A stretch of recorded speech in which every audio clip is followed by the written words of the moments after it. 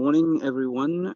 My name is Akhtar Adil Mohammed. I work for a company based in Mauritius, FRCI.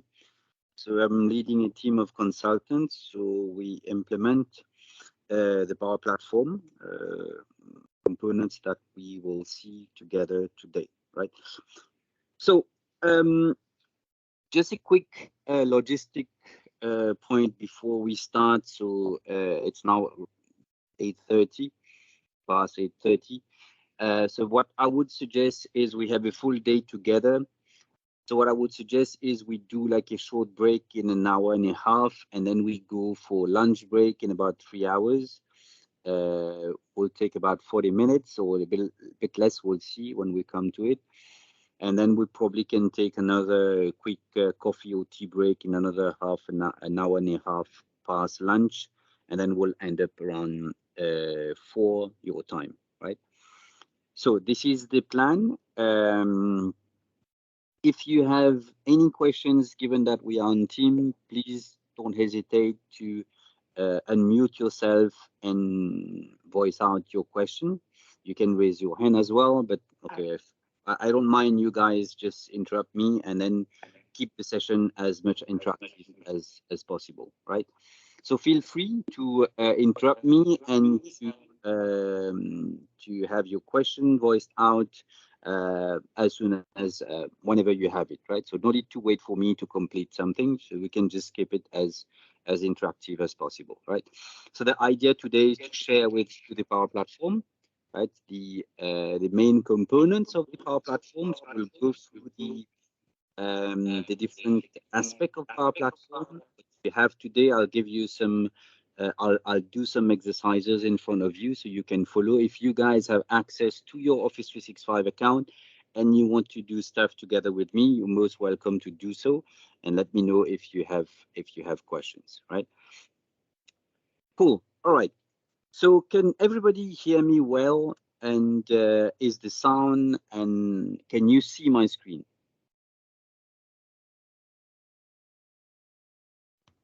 Yes, we can. Yeah. Okay. Perfect. Right. So. All right, so I think we have a lot of people in the room today.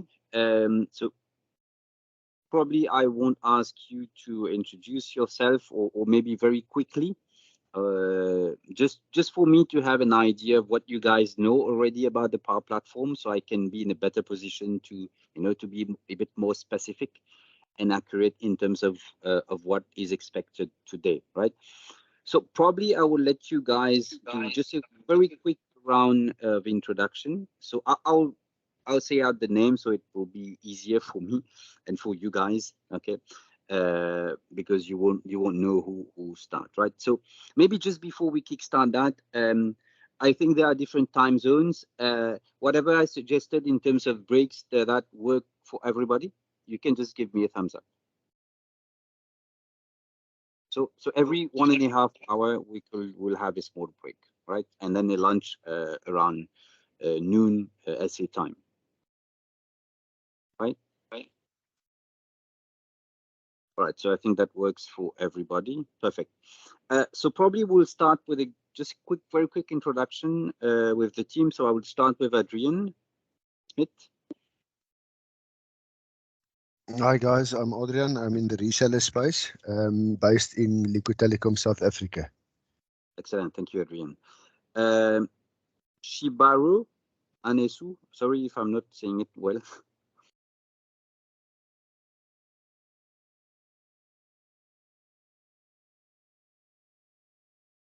Anesu? Am I saying it right? Shibaru? No, I'll just move on. Hi guys. Hi. I'm Anesu. I'm from Zimbabwe, and currently I'm the Japan administrator. Excellent, thank you. Auxilia. Hi, good morning, everyone. I'm Auxilia Chimambo. I'm a key account manager in the Johannesburg office in enterprise space. Thank you. Motsi Bonke.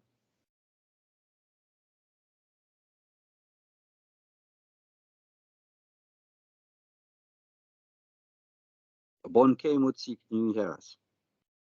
Mutusi, excuse me, Mutusi. Mutusi. Hi everyone. This is Bonke Medusi from Cloud of Kenya. Thank you. Brenda? Hi everyone. I'm Brenda Wesonga, Senior Brenda, there's some echo on your side. I don't know if you're sitting together in another room with other people. Can you hear me? Yeah, but there's a lot of echo on your side. Are you sitting with somebody else in the same room? Not really. There's an echo. Anyway, go ahead, please. I'm Brenda Wesonga, Senior Sales Executive. Right, cool. Thank you. Bright?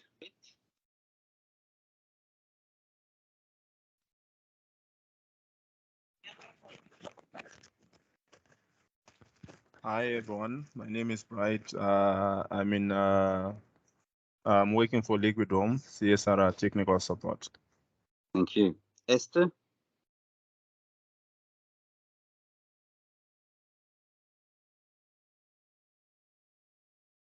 Esther? Wabomba? So maybe we'll move on to George Enslin. Good day, George Enslin in wholesale here in Liquid, Johannesburg. Thanks. George and Degwa. Hi guys, George Ndego here from CloudOp. Thank you. Pagnota? Juliana. Hi, it's Julia. I'm based in London. I'm a global account director managing international wholesalers. Thank you, Juliana. Glenn Remington.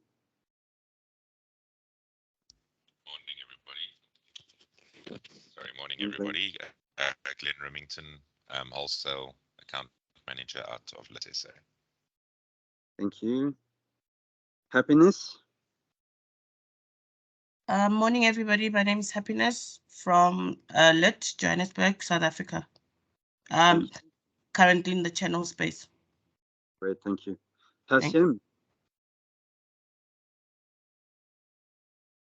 Hashem. Krosa. Okay, Imran Hossein. Imran. Morning, guys. Hi. I'm Imran Hussain from Channel Partnerships, Lit SA Johannesburg. Thank you. Let's move on to Blake Jacobus.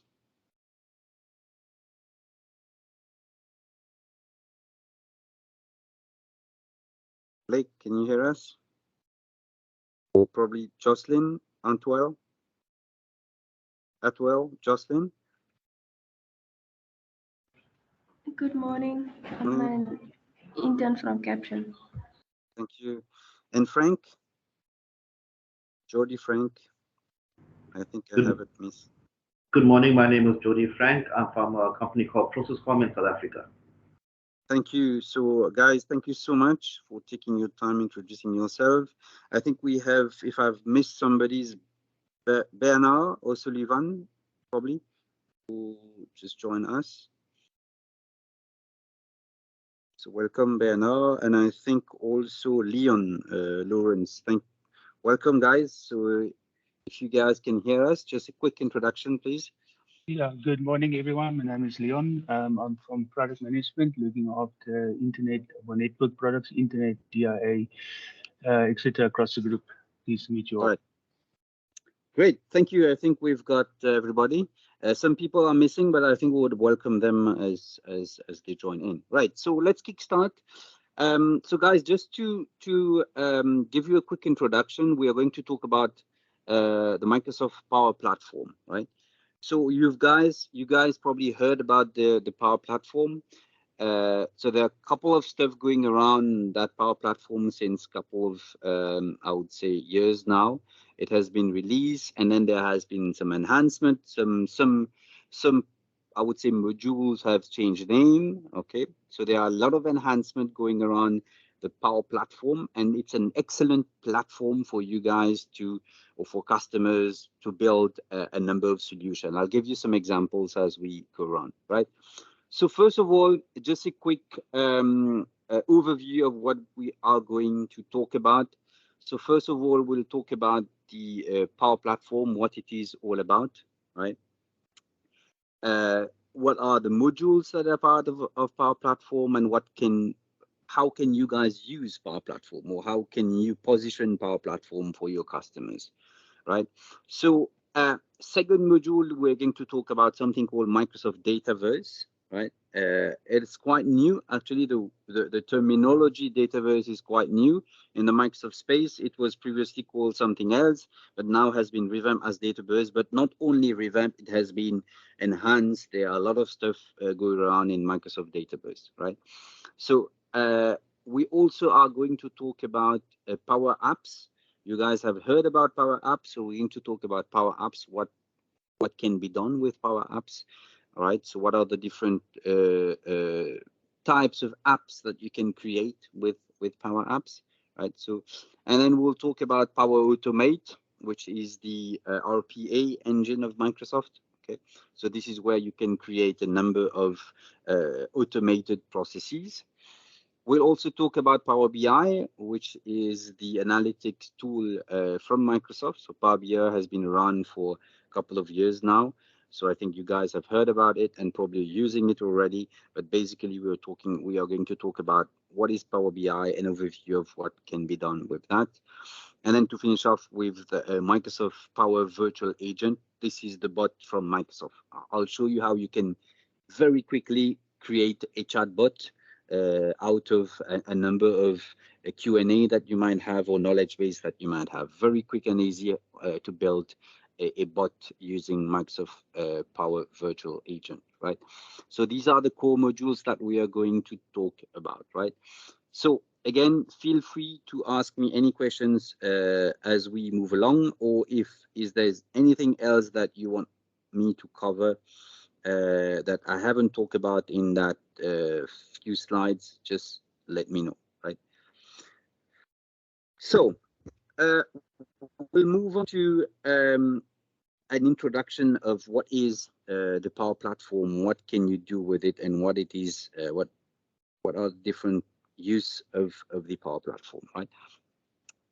So I'll start by giving you an overview of, just very quickly, I'll show you, you guys are used to your Office 365, right? So you have seen that there's a lot of apps when you go to your app launcher, right? So there's a lot of stuff going around. There's a lot of options that you could see there. Couple of stuff are recent. You would see Viva, for example, which is quite recent, a number of stuff. So for us, we're going to concentrate on Power Apps, Power Automate, Power BI, and Power Virtual Agent, right? These are the key, I would say, apps from an Office 365 or Microsoft 365 perspective. These are the different apps that we're going to talk about. So to access those apps, it's directly on your Office 365, and you have access. Let's say you want to go to Power Apps, you have access to your Power Apps from there, right? So this is one way of accessing that. Same thing for Power Automate and Power Virtual Agent, right? Or Power BI, right? So we'll get back to that. So this is just to show you where you can access all those apps, right? So we're talking about apps here, right? So when we talk about those Power BI, etc., we basically talk about apps, right? So let's kickstart. So first of all, what is the Microsoft Power Platform, right? So since Microsoft Office 365, there has been a release of what Microsoft called the Power Platform, which is basically a set of tools that has been put together, right? So if I go back, not too far, but if I go back, you guys would have heard about SharePoint, right? Which was one of the key platforms Microsoft had and has already. For collaborating, okay, for a number of stuff, right? Collaboration, process automation, archiving, etc., etc. So what has happened is SharePoint was a tool where you can store documents, where you can have workflows, etc., etc. But it was not that much powerful, right? The workflow that you had in SharePoint was not much powerful. The apps that you can build, right? Because SharePoint was also a platform where you can build apps, right? But because today we're talking about mobility, today we're talking about responsive app, progressive web app, etc., etc. So we are talking about more apps than web application. So it's more like a device kind of app. So what has happened is Microsoft has created, when Microsoft decided to, not decided, but when we had the new launch of Office 365 with SharePoint Online, there are a number of stuff that was also developed in line with that SharePoint Online, right? So remember, SharePoint has got a capability to do workflows, but the workflow was a bit limited. So what Microsoft did was, okay, they had to create a powerful engine, an intelligent engine, and with AI and machine learning and everything that is happening, so there has to be a tool where you can integrate all those mechanisms together, all those algorithms together, and all those intelligence in a tool where you can democratize, AI, democratize machine learning, and bring it to literally everyone that has got an Office 365 account. So this is the idea of the Power Platform, is to empower everyone that has got a Microsoft account or a Microsoft 365 or an Office 365 account, right? So what is there in that Power Platform, right? So first of all, you have to understand that today, well, I would say the jargon Power Platform is just a branding name to have all those tools together, okay, under one roof, right? It doesn't necessarily means that there is a product called Power Platform. So from a sales perspective, there are no products that are called Power Platform. It's just a branding name that, regroup a certain number of solutions. So you have to individually buy those products, okay, from a pure licensing perspective, right? So first of all, what you need to understand in the Power Platform is Power Platform is a low-code platform. Means that you do not have to write code, right, to be able to use the Power Platform. So it has been democratized today. A lot of people can do Power BI, as you have been doing that most probably, right? So you need to have just Power BI desktop installed, and then you can get started with creating reports easily, as you would have done that in an Excel today, right? So this is the idea, is to bring, is to lower down complexity and bring those tools to the users, to the business, so that they can use it on their own. Power Apps, Power BI is the tool that you use to create reports, dashboard, etc. Power Apps is the tool that you would use to create small apps, right? When I'm talking about apps, it can be apps that can be used on your phone, on your tablet, or on your laptop or PC or whatever. So it's really multi-device. So now if you need to add intelligence to those apps, right? You need to bring, I don't know, you want to do some validation, so you want to do some automation, like we were doing that in SharePoint, right? A couple of years ago, we were using SharePoint workflows to send documents for approval, etc., etc. So today, you have a specific tool that can be used for that. So you are not really bound to use SharePoint as the platform. So you can use Power Automate on its own, based on some files that sits on OneDrive, or on SharePoint Online if you want, or on any other location. You can go and connect. Power Automate is a process automation tool, right? It allows you to create a process, to create an automation, to create some kind of a bot, not a chat bot, but a bot that can do a number of repetitive tasks for you. This is Power Automate, right? Power Virtual Agent is the chatbot, right? It's the bot that you're going to interact with. On the contrary, Power Automate is the engine that will do stuff for you, right? But Power Virtual Agent will receive orders from you, commands from you, instructions from you, and then probably send those instructions to Power Automate that will actually do the job. Because Power Virtual Agent doesn't have the ability to do the actual job. I'll give you a simple example. You want to book, like, I'll take an example of a hotel where you have a chatbot and you ask the bot to please book a room for me. The bot will just take the request, probably route you to the proper channel, but the actual booking, the Power Virtual Agent can't do. The chatbot cannot do that. It will just transfer that to the Power Automate engine that will go and do some stuff. Probably write to some database or interact with some systems at the back to create the booking, right? So this is how basically all those 4 components can be seamlessly connected together, right? So one will take the instructions, the other one will execute the instruction, and in terms of the app, you can use the app to book your hotel room by yourself, right? Instead of asking the chatbot to do it for you. So this is how the full ecosystem works, right? So, and then eventually, if you want to analyze how many rooms are being booked, etc., you would use Power BI. So this is how all those 4 components connect together, and they are naturally and natively seamlessly connected to each other, right? So the thing to understand there is Power Virtual Agent or Power Automate or Power Apps or Power BI, they are just platform, okay, that can do a certain amount of stuff for you, either present information or allows you to key in information or allows you to, you know, to create some records or to do some actions, etc. And if you want to interact with a number of applications at the back, for example, I just gave you that example of that hotel booking system, right? So you want the ability for a customer to log into your or to connect to your website and to book a room, okay? So then you want to use those tools to do that. You can perfectly do that.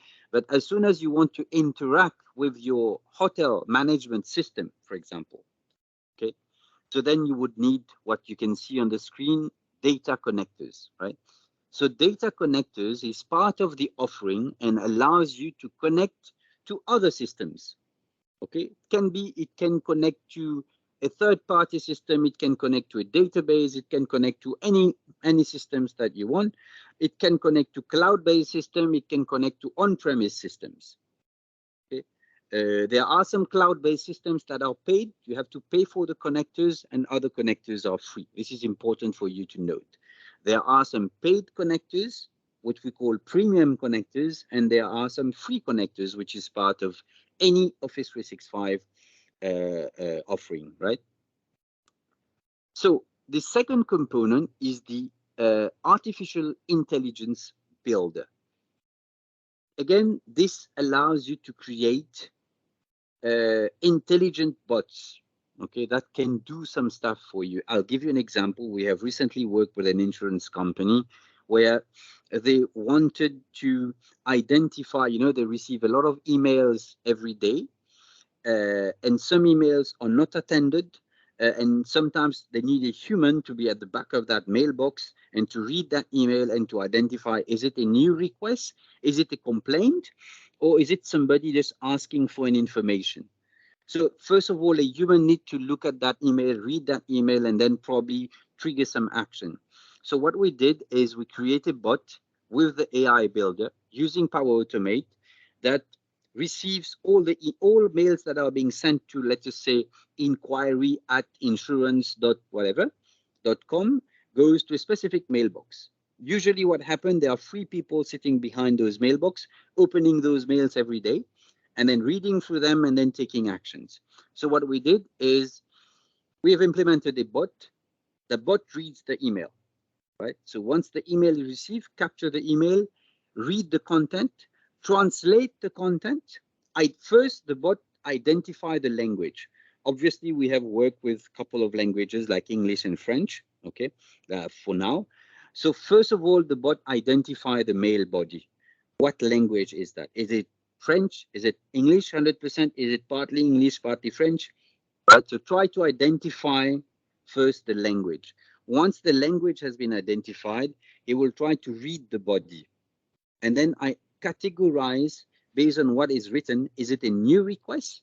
Is it a complaint, or is it just an information, or is somebody that would like to know where his claim, we're talking about insurance, your motor vehicle claim, where does that sit? Okay, you have filed a claim, what is the status? Somebody sends email for that. So that bot is responsible to identify and to categorize those emails, right? So we did a POC around those lines. There are a lot of fine tuning that you can imagine that has to be done, because okay, we did that for a customer base in Mauritius. As you can see, people write probably not full English, or they might use partly English, partly French, depending on who writes the email. So then we try to fine tune. So this is where you can use the artificial intelligence builder.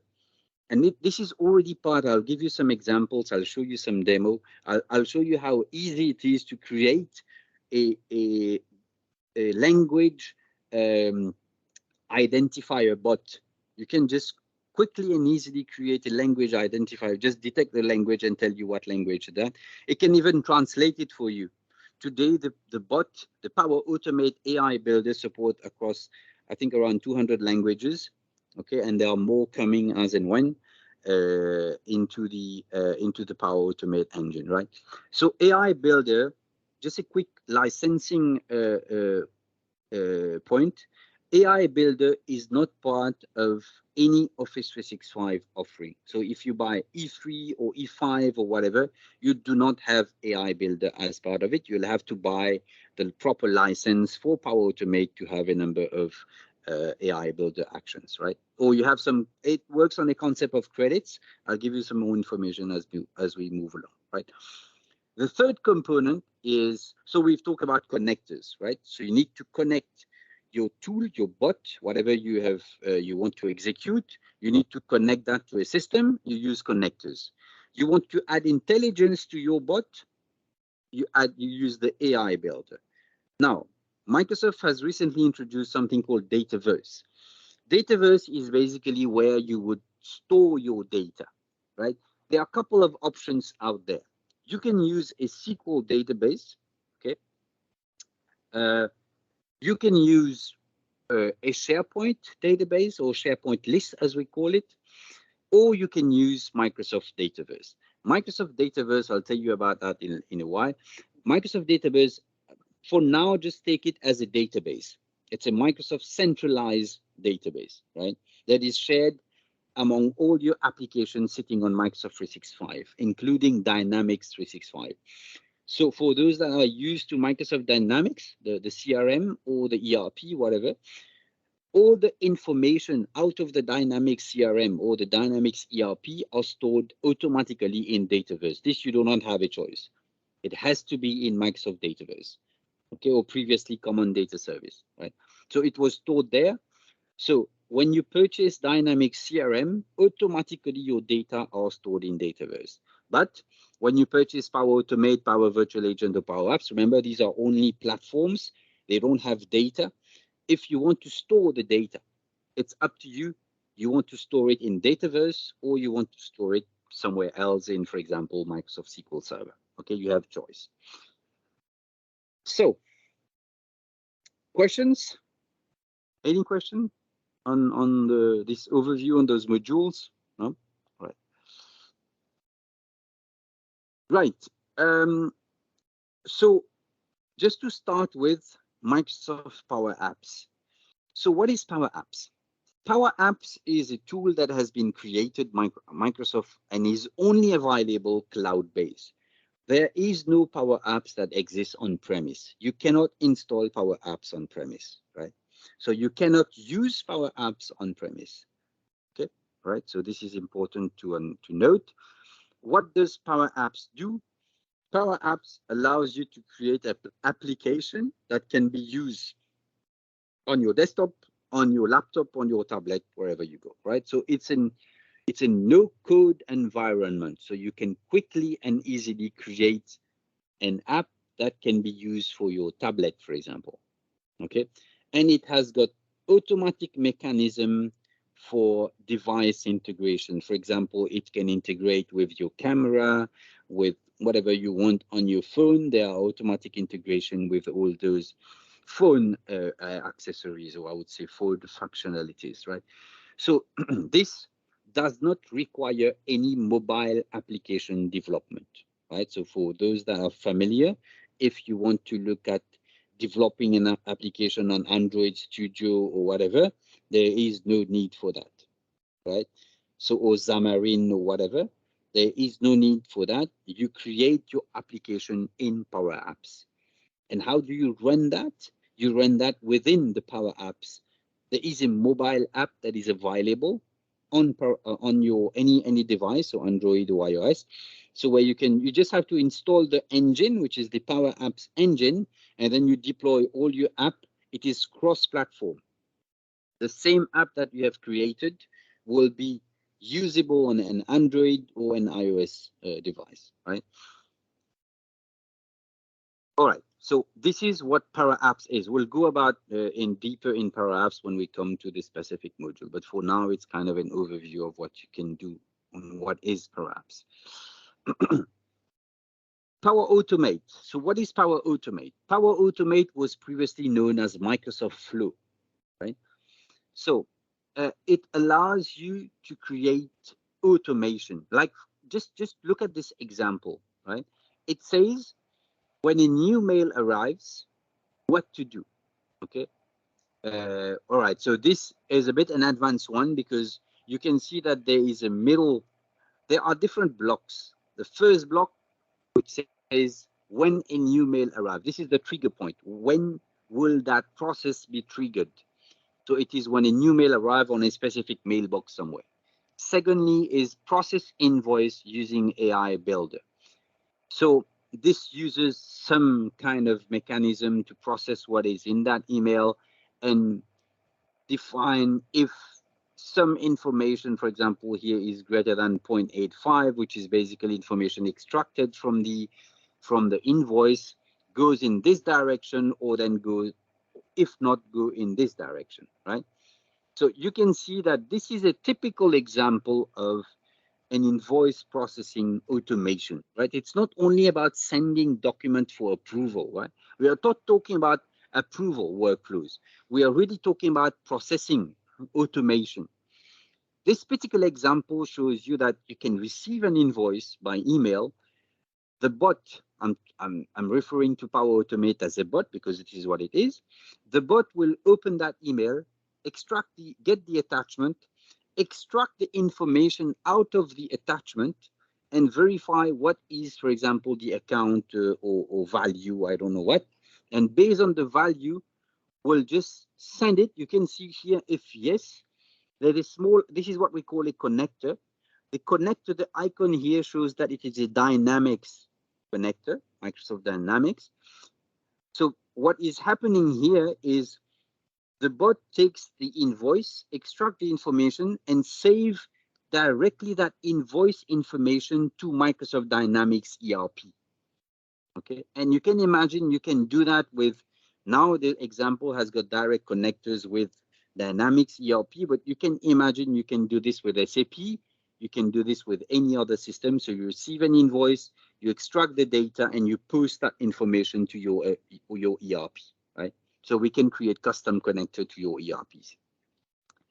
So if it's no, it goes in another direction. So it's quite easy to use, right? This is the interface of Power Automate. It's merely a click and drag interface. You do not need to write a single line of code to use Power Automate, right? So this basically allows you to create a business process, right? This one is invoice. You can imagine the other example I gave you, which is email recognition. There's a lot of examples like this that you can use in terms of invoice processing. So there is a key point, which is the trigger point. Okay, when do you want to trigger the action? Okay, and what should happen after the triggering? And all those are actions that you have to define, right? So this is basically Power Automate, and this is what it looks like, right? Let's move on.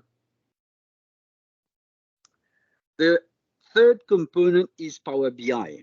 This one probably you guys are a little bit more familiar with. It allows you to create dashboards and to retrieve data from core systems it can be your existing systems, it can be Excel, it can be a number of sources. Today, Power BI can connect to a lot of sources. Okay? It can connect to your social media account, it can connect to some websites, it can connect to some web service somewhere, it can connect to Excel, it can connect to CSV, to databases, etc., etc. Connect, retrieve information, and present that information. As you can see, the presentation is being done on a laptop, tablet, or mobile.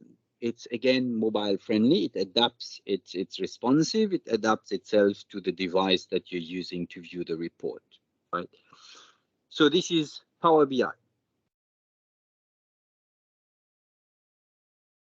Power Virtual Agent. Again, this is your bot. This is how you create the bot. Again, it's a zero code environment. Obviously, you can put some code behind the Power Virtual Agent, right? But you can also use it without code. Okay, we'll take some example as we move along, right? So basically, the Power Virtual Agent can interact with people based on questions. It can propose them choices to route them, in the proper direction, and you can put conditions. Basically, it's a set of conditions here. If the people in front of the bot choose this way, go this direction. If it choose this way, go this direction. So the bot has got the ability to route people. It can be based on a routing concept. So you ask the bot asks question, and based on the answers, it goes to in the flow. It can be a little bit more intelligent, where the bot analyzes the question. If somebody would write like long phrases, etc., analyze the phrase and then propose what are the next steps, right? But this you need to write a little bit of code to make the bot a bit more intelligent, right? But basically, if you don't want to make it intelligent, you just want to write a bot that guide users or guide your people that would like to interact with the bot in a specific manner, you can just write your bot as Power Automate. You can see there's steps. So first condition, if this equal that, ask a question. If based on the answer of that previous question, go in this direction or go in that direction. So it's quite easy to build, and quite graphical as well, right? Cool. All right. So this is Power Virtual Agent, right? So all the data that you would need, or you might need to store, all those data can be stored in Microsoft Dataverse. There are some of them that would definitely be there. You don't have a choice, like I've said in the beginning, like Dynamics, etc., etc. So this, you don't have a choice. You can't say that my Dynamics data, I don't want them to be in Microsoft Dataverse. This, you don't have a choice, right? But for others, you can write a Power Automate and then save the data somewhere else. This is not a problem, right? So the advantage of Microsoft Dataverse is a complete data environment. It allows you to do a lot of stuff. Like, it's like a full-fledged database, but even more powerful than a simple database. It allows you to do a lot of stuff. And Microsoft Dataverse, I've told you that it is a centralized database within the Microsoft data center, or within Microsoft ecosystem. But it is also regional, right? So if you are based out of, for example, South Africa, most probably your Microsoft Database will be in the Microsoft South Africa data center, or the one closest to you, depending on where is Microsoft Dataverse available, right? So it's quite regional as well. Doesn't mean that it is centralized in a specific data center. But the concept of Dataverse is centralized database. But centralized for Microsoft mean it can be located in any of those Microsoft data centers, right? Depending on whether they have the service or not, right? But the cool thing about Microsoft Dataverse, it gives you everything readily available. It's as if you have a database and a table readily available. You just populate information. Obviously, you can create new tables.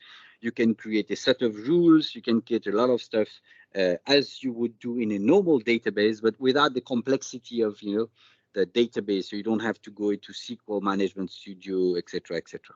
Right? So it's a simpler interface that you can do a lot of stuff if you just want to store data. Right.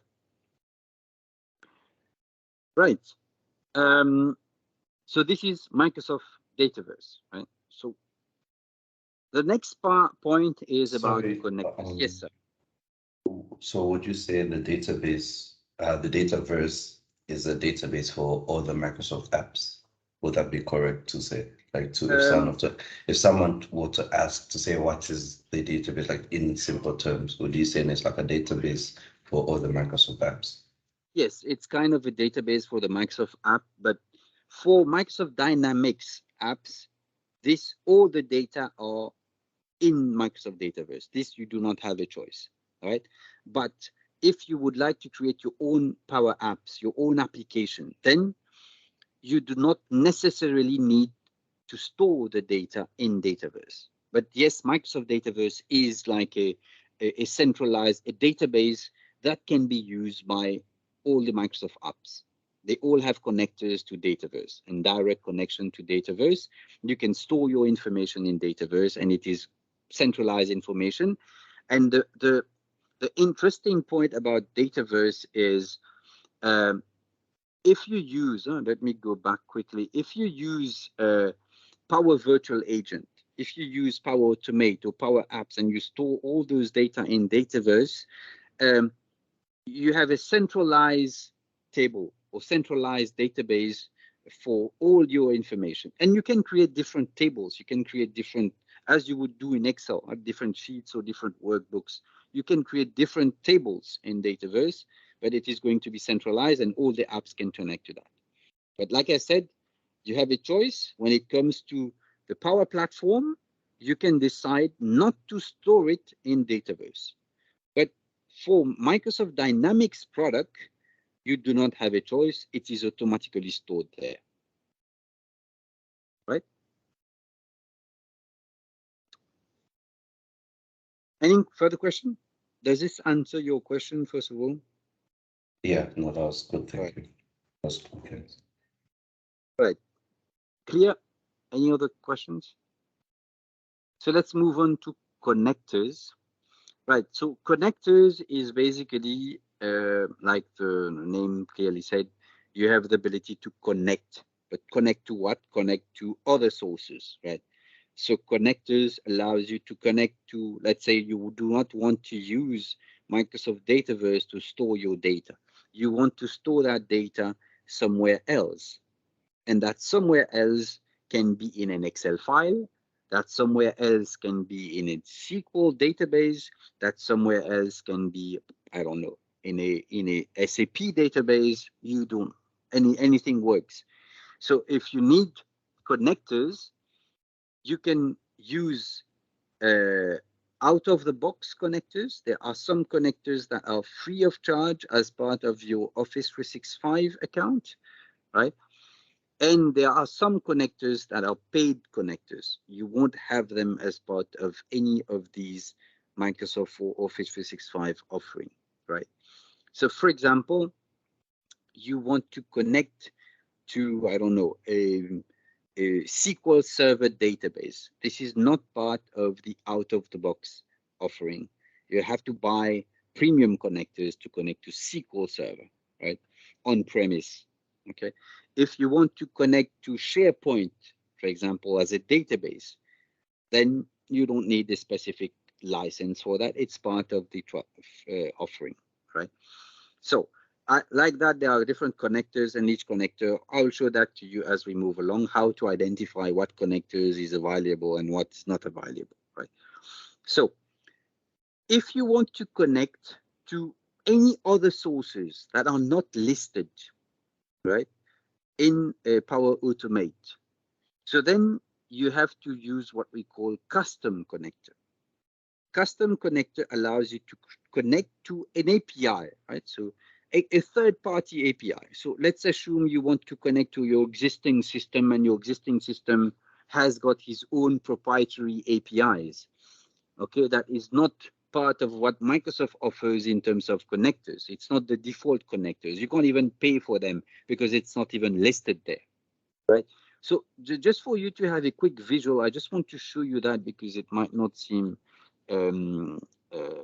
interesting when I'm talking to you like that. So this is my Power Apps window. I just want to show you what connectors are so that you have a quick idea of what is that all about, right? So if I go to custom connectors, for example, I first of all I go to connections. So you can see I can create different connections, and these are all connections that exist. I can connect to SharePoint. I can connect to Planner. I could connect to Teams. You can see SQL Server, it says premium, means that I do not have it in my Office 365 is free account, right? So Microsoft 365 sales inside, I can't have it, but I have a connection to Microsoft Translator. I have a connection to OneDrive. You can see non-Microsoft stuff there, okay? No, Salesforce, Dropbox, okay? You can connect to Dropbox, okay? For free, you have connectors for that. And there are a number of other connectors that are non-Microsoft connectors where you obviously have to pay for it, right? But they are non-Microsoft product. Microsoft offers you the connectors to connect to all of those systems, which are basically cloud-based system. You can see Amazon, etc., etc. So if I go on like this, there's a lot of stuff.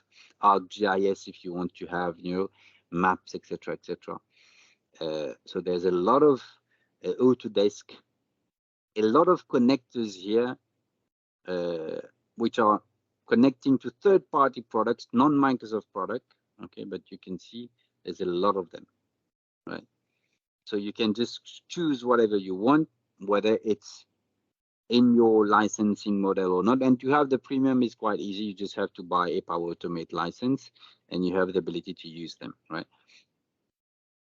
Right. So yeah. So this is just to give you an idea of what are connectors. And if you don't find what you need here because you have a specific application that is not provided by Microsoft, not a problem. You go to custom connector and you create here you can create a custom connector, right? So so there are a couple of stuff. I don't want to go into those details, but this is how you create a connector to a non-existing these are some connectors, so to a non-existing Microsoft connector, right?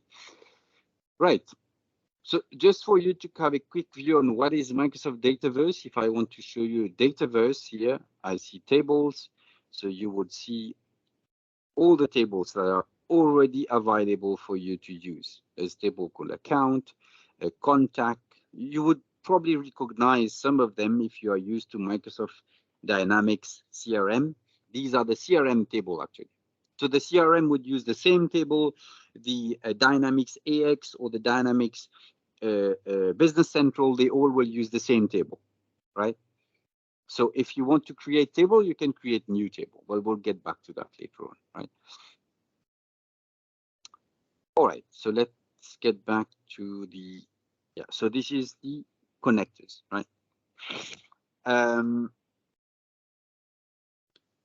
So these are the different data sources for connectors. If you want to connect to for example, Microsoft Dataverse, you have the ability to connect to a tabular data, right? Tabular data is like a normal table, right? Like an Excel table, okay? Or a function-based data. Function-based, a little bit different, is just a function that returns a certain number of rows. So it's a function compared to a table, right? So these are the two types of data sources that you can connect to when it comes to the Dataverse, right? So once you have, a connector allows you to just create a bridge, right? Connect the Microsoft platform, the Microsoft Power Platform, to any of those systems. As you can see here, it connects to a OneDrive, it connects to a SharePoint, it connects to a SQL Server, right? And a common data service, this is the previous name, it's still there, sits in the, probably you will see those words coming from time to time, depending on where you are.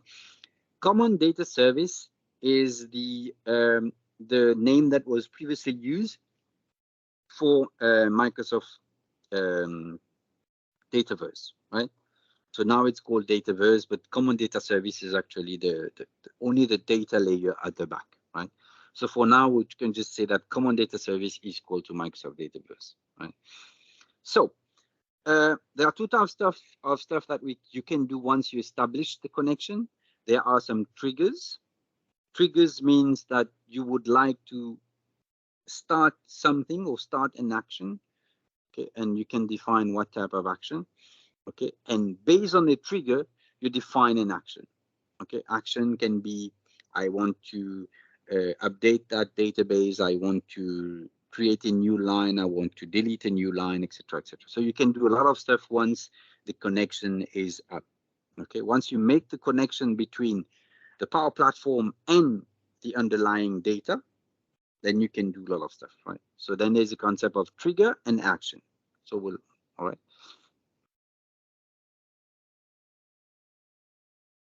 Right. So because we are talking about data, it's important that we talk about what about how can I protect my data? Okay, what are the options that are available to me? So first of all, if you want to protect your data, okay, in terms of nobody's allowed to copy the data, etc., etc. So what we call data loss prevention. You can set up what we call DLP policies that are available as part of your Microsoft Office 365 offering. You can create policy. Policy allows you to say, you are not allowed to copy that data locally. You're not allowed to send that data through to mail. You're not allowed to do this, to do that. You can access it, but you can't do a certain number of stuff with it, right? So this is DLP, right? And then when it comes to compliance and privacy, so this you have, Microsoft has got his own commitment in terms of GDPR, or in terms of data protection, in terms of how those data are securely stored in the Microsoft data centers, etc., etc.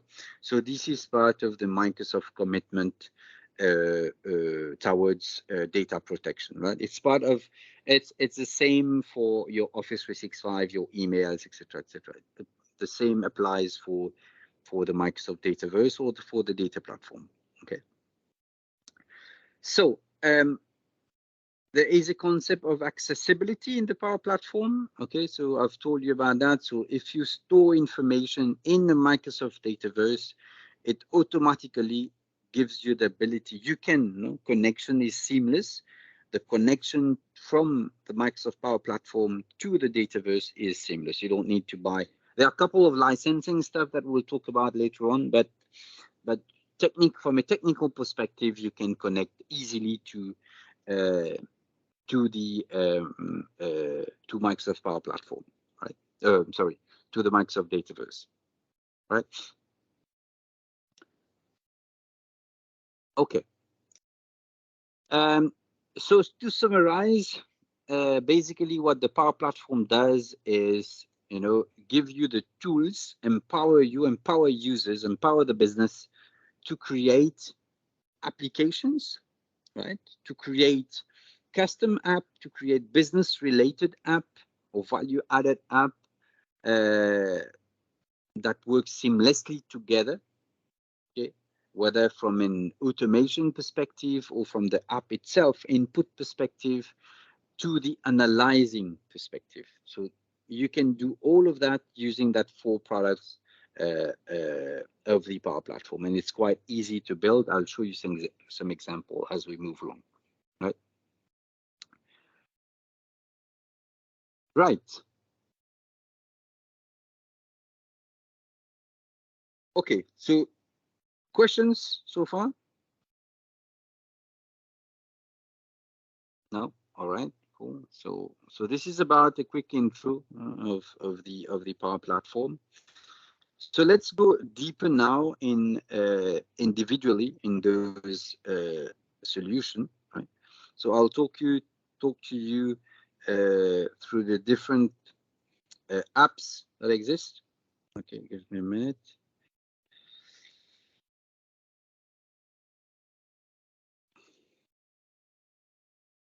So we'll first of all start by looking at what is Microsoft Dataverse. And for that, I will just show you something that will better help us to better understand what is in the Microsoft Dataverse.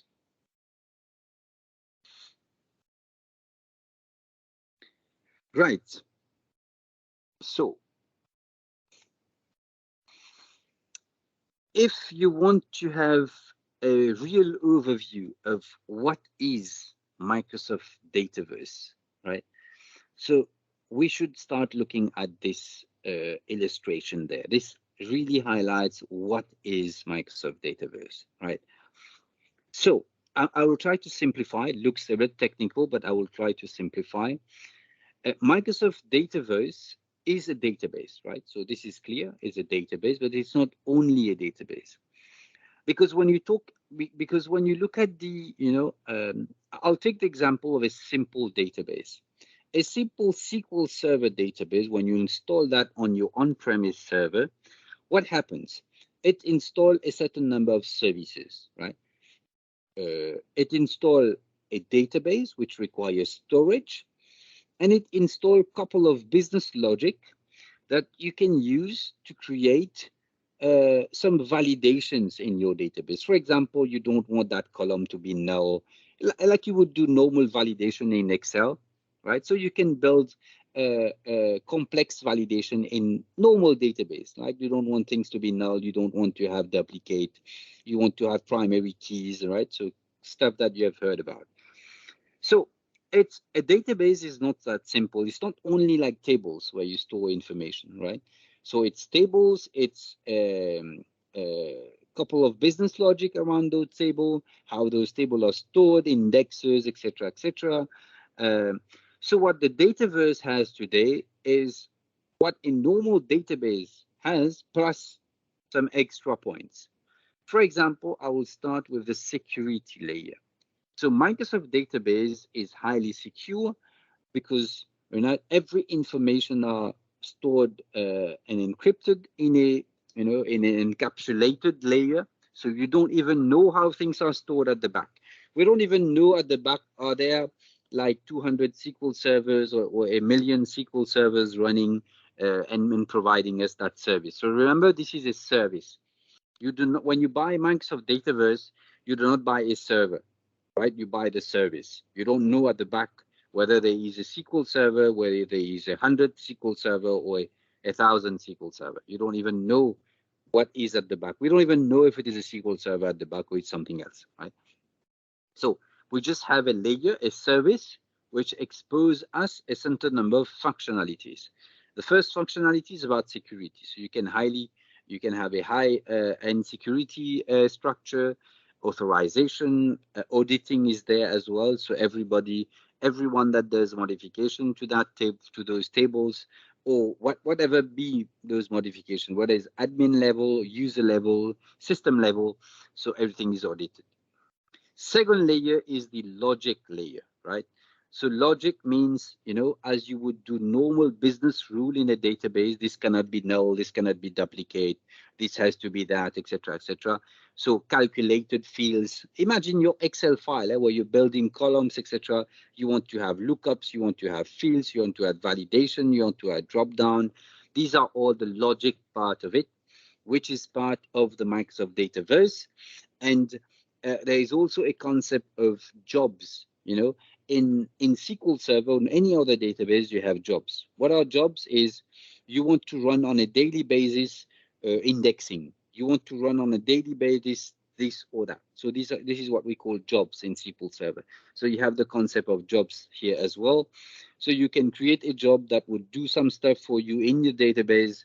This is purely in the data, right? So in the data, that would reindex the table, that would delete that, or remove that, or do some cleanup, etc., etc. So these are jobs that you can create in the logic layer. You can see that there are plugins, there are duplicate detection, there are workflows.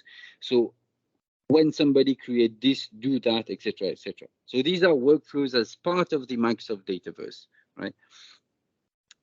And then you have the data layer, which is where the actual data manipulation happen, right?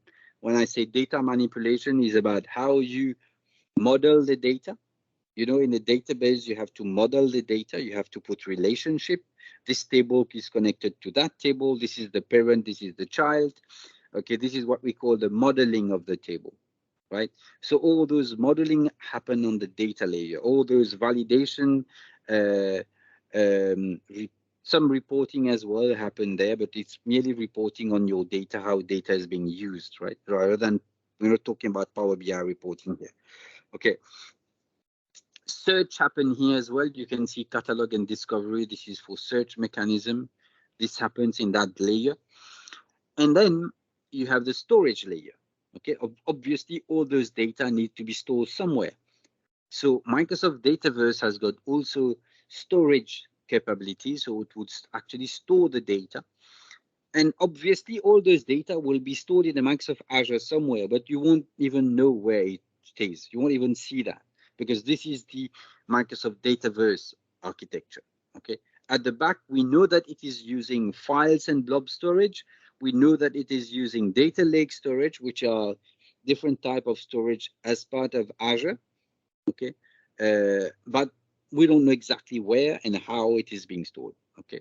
But we know that storage happen definitely, because you need to store the data, and it uses all these different components, which is part of Microsoft Azure, okay, in terms of components. And then the last layer is about integration. Integration means you can export to SQL, you can do a number of stuff, right?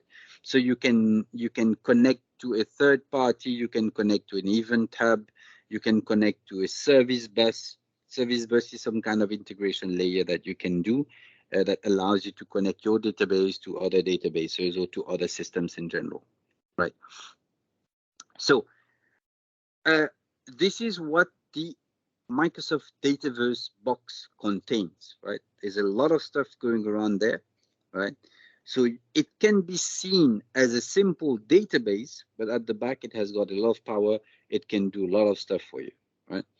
So, and it's quite, it's a very, very high-end performing database, right? So you don't need to increase memory and do this and do that. You don't even manage all these. This Microsoft manages for you. Okay, if the more you have users connected to it, you don't need to worry about performance. Microsoft has got automatic scaling mechanism. As soon as this system, this box require more power, automatically the Microsoft Azure data center and ecosystem will provide him the required. Because remember, you are not the only one using that. Obviously, if you have one tenant, you will see only your data, but it's a kind of a centralized system. It's quite complex at the back how it is being stored and segregated, really, right? But each tenant has got his own space, right? So you won't get mixed up with other tenant, etc. Right? All right. Any question?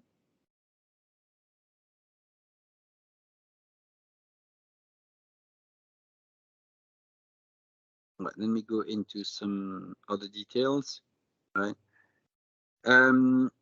So this is the overview, right? So it's part of what Microsoft had at some point, you know, at some point, I remember it was like 5 years, no, not 5 years, but maybe 6 or 7 years ago, Microsoft has got an open data initiative together with SAP and Adobe. And as part of that initiative was to create a common data model, right, where you can easily share data, etc. So this Microsoft Dataverse is part of that open data initiative to have a common, like a sort of data set, you know, that we could use and share across different platforms, right?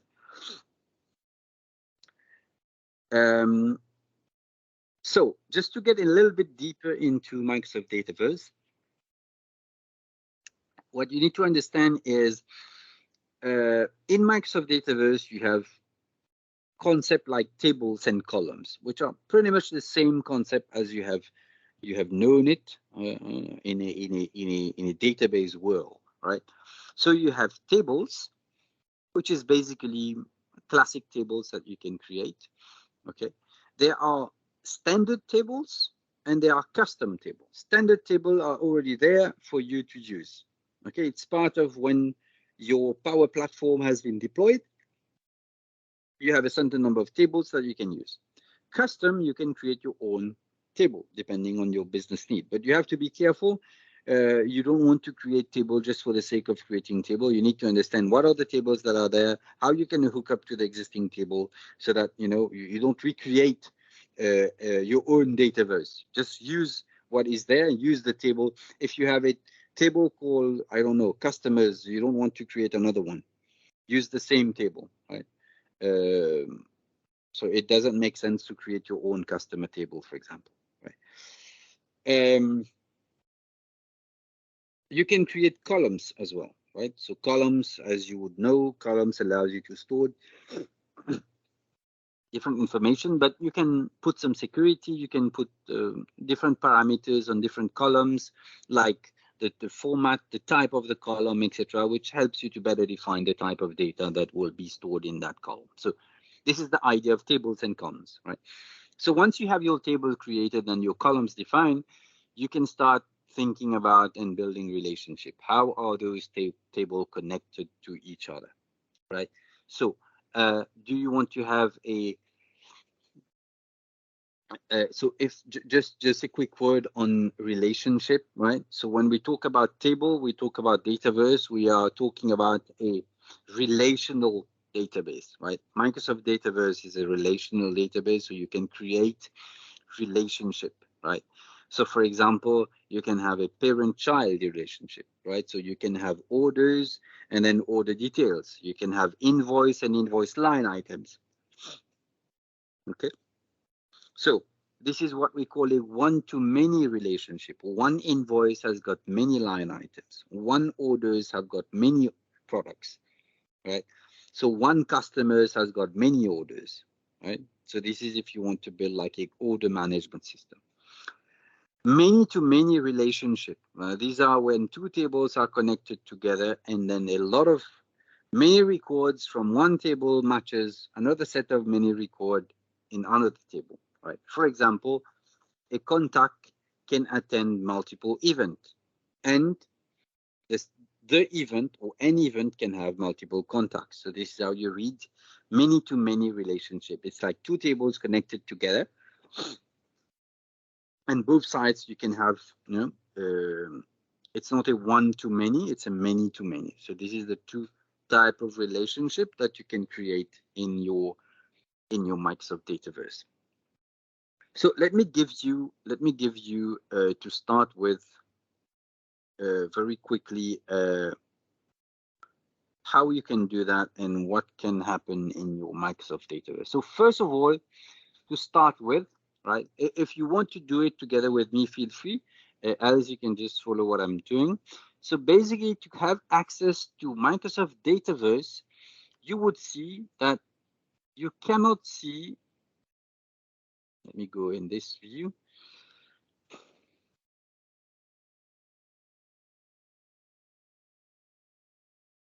You cannot see something called Dataverse here, right?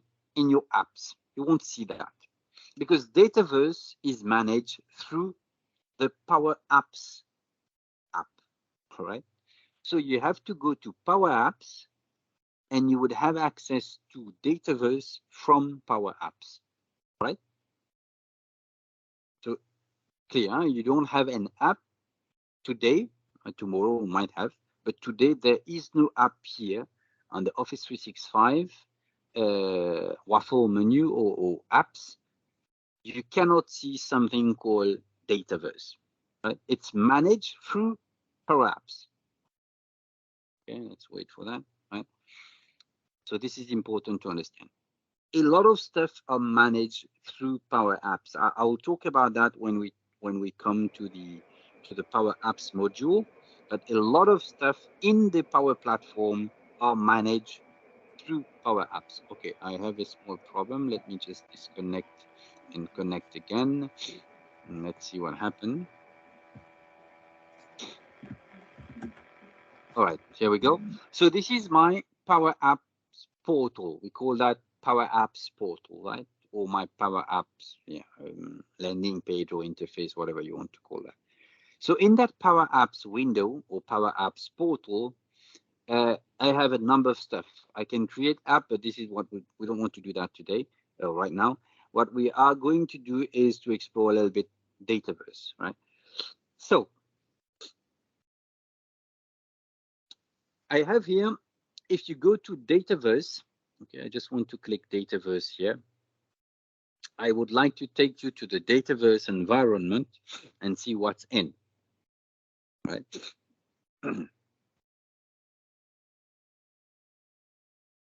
So let's wait for that to connect. Oops, sorry. I don't want to go this way, excuse me. I just want to go Power Apps again, because this has taken me in the Power Apps Create App window. I don't want to do that. So let's wait for that Power Apps admin screen to come up. It's not really the admin screen, it's your Power Apps home page, right? So everybody that's has got a Office 365 license can have the access to create an app. You can block it as an admin, but basically if you don't block it, everybody can create an app. So if I go to Dataverse, you can see here I have table, choices, data flows, etc., etc. I'll go through them one by one. So tables is where you see your table, right? Whatever has been provided as part of this Office 365 offering. If I go to account, this is one table. It will give me the properties of the table. Okay, the table name, the columns, etc., the schema, what are the columns, what are the relationship, what are the keys. Keys are where you can define primary keys, etc., etc. Right? If I want to add data, it says the table doesn't have any data yet. If I want to add data, I have a button here where I can manually add data to my accounts table. Accounts basically here is company, right? So I can say, for example, primary contact is me. Oops. Oops, it doesn't want. Okay. So account name is FRCI, address is Phoenix, and something like that.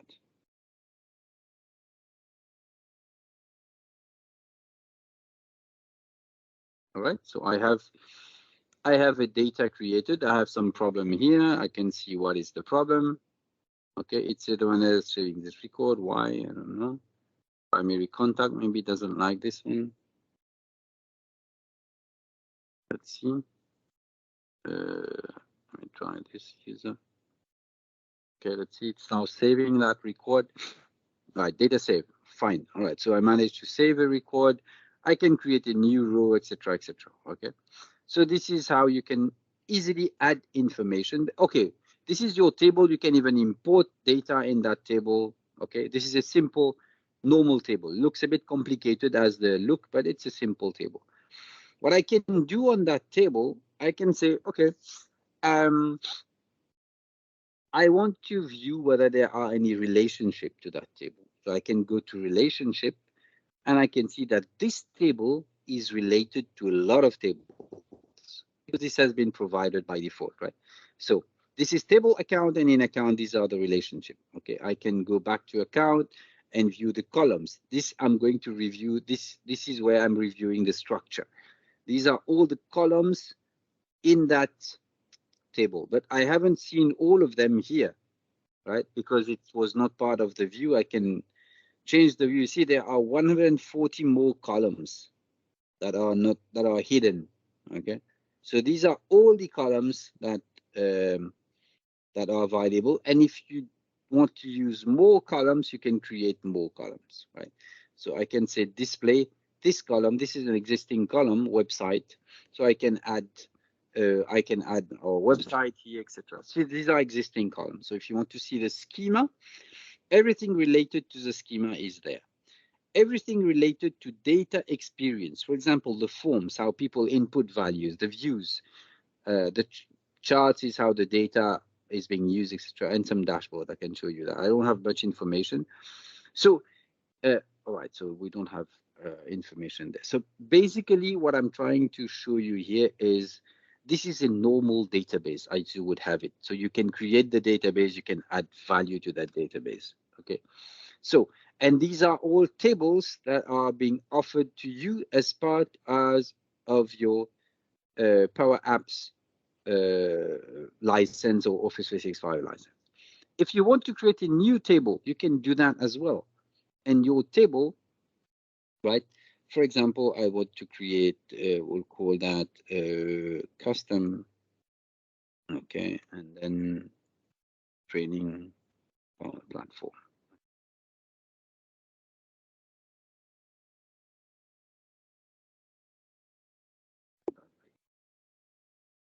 Okay, this is the full name if you want, okay, description. So this is the table name. I'll just create that. So you can see that what I'm doing right now is I am modifying the structure of the database. I'm creating a new table. Obviously, it doesn't affect anything, won't break anything. It doesn't affect existing table, but it is just I am creating a new table which is going to be stored in the new metaverse architecture, right? So I will have a table in the dataverse, right? So, and then here, if I would like to create, see, I have only one column. If I would like to create a new column, I just click here and create a new button here. For those that are used to SharePoint, it's a little bit like SharePoint, but I can create a column to say, for example, training name, okay, for example, a single line of text. I can put whatever I want here, single line of text number, etc., etc. Or a file, I can say if it is required or optional, the behavior, simple or a calculated. Do I want that to be calculated field? Do I want that to be searchable? Yes or no, right? So I've created a new column, okay? And you might have seen here that it didn't require much technical knowledge for me to build a column. Obviously, when you go to business rule, you go to commands, then it can get a little bit more technical, but so far I've managed to create a table with some data, okay?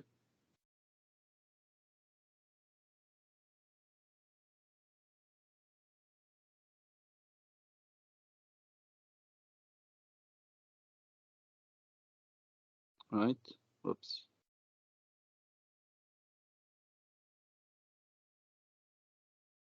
Excuse me.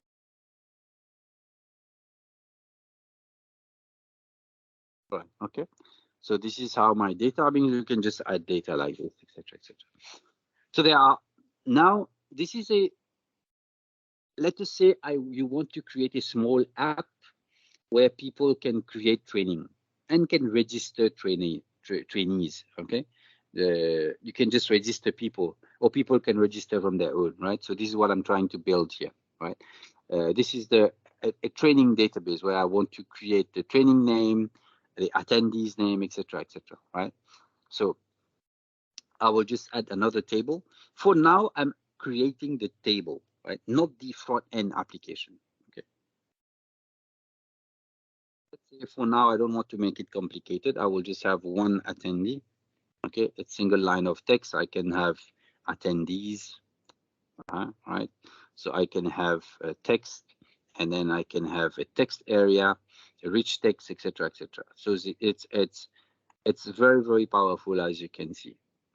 Okay, right.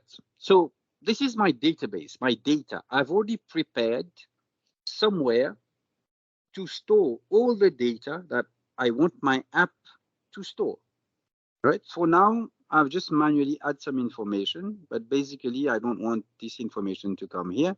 Right. I would delete that record. I want this table to be populated by an app, by a front-end app that I would like to create, and I'm going to give that to my trainers or trainees, whoever.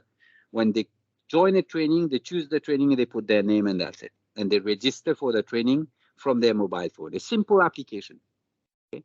Very simple application, right? And I want to have a list of trainees here, attendees here, probably directly from their phone they have registered, right?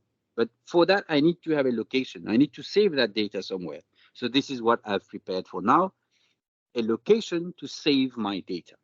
And this location, you will be able to use that location to exploit that data from Power BI if you want to view a report. So this is basically what we're building during this training today. We'll create a training registration app where people can register, put their name, even sign if you want to, put their name, their details, training that they're attending, and then at the end of the day, you as the training center, you can have a Power BI report that tells you, okay, this is how many trainees I've received for that training from this date to that date, right?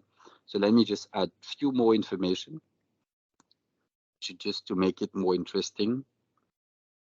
Training date, right?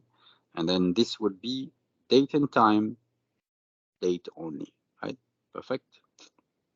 Simple database that I've created so far, right?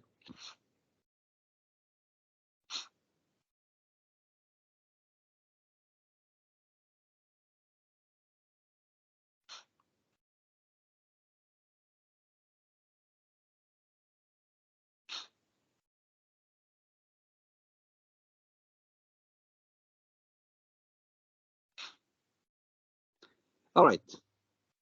Excellent. Any question so far regarding the Microsoft Dataverse?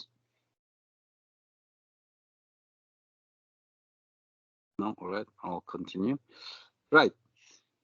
So now what I've created is a simple table, right? A simple table that allows you to store information. So what you need to understand here is Microsoft Dataverse has got what we call environment, because when you are developing an application, you have different type of environment, a development environment, a test environment, and eventually production environment, right? So Microsoft Dataverse allows you to create those environments, right? So if you want to create new environment, for example, all your development, you will do that in one environment, and then you will have another environment for your test, another environment for production. You can create that environment. So what is an environment? An environment is a set of data plus Power Apps and Power Automate. All those would be in one environment. If I show you what is an environment, if I go back to my Power Apps, you see here it's written environment, right? So if I go to environment, I have different environment. I have demo environment, etc. And I can create new environment. I will just show you very quickly. It's not part of, but I will show you. You need admin access. Do I have admin access here? No, I don't have. All right, okay. I'll show that to you after the break. I need to get into an admin account, and then I will show you. But basically, this is where you see the environment, and you can create more environment. Okay, you can create a lot of environment. I don't remember whether it's limited or not, or to how much it's limited. But basically, you can have in one tenant multiple environment. Okay, multiple dev, multiple tests, multiple prod. But one environment is a set of Power Apps, Power Automate, and Dataverse, right?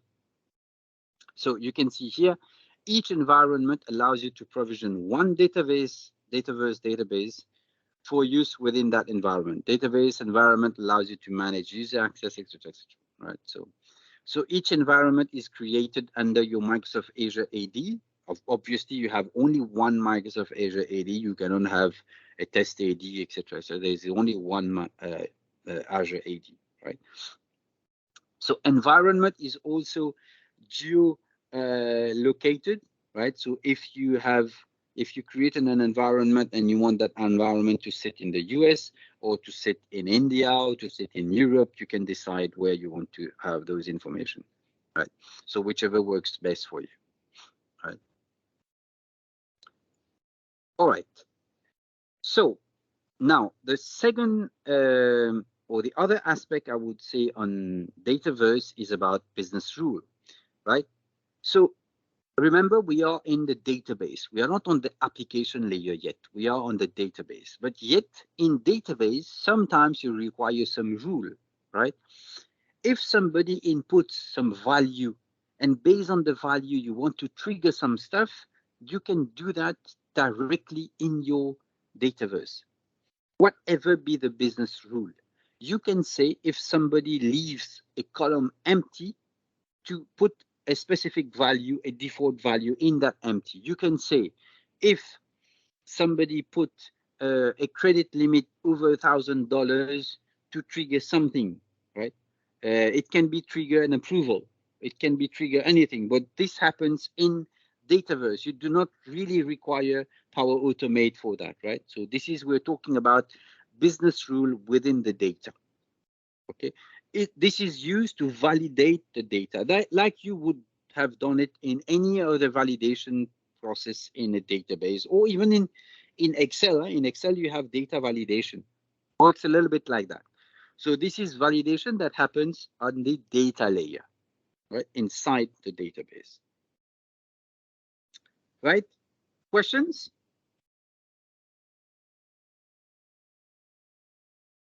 All good?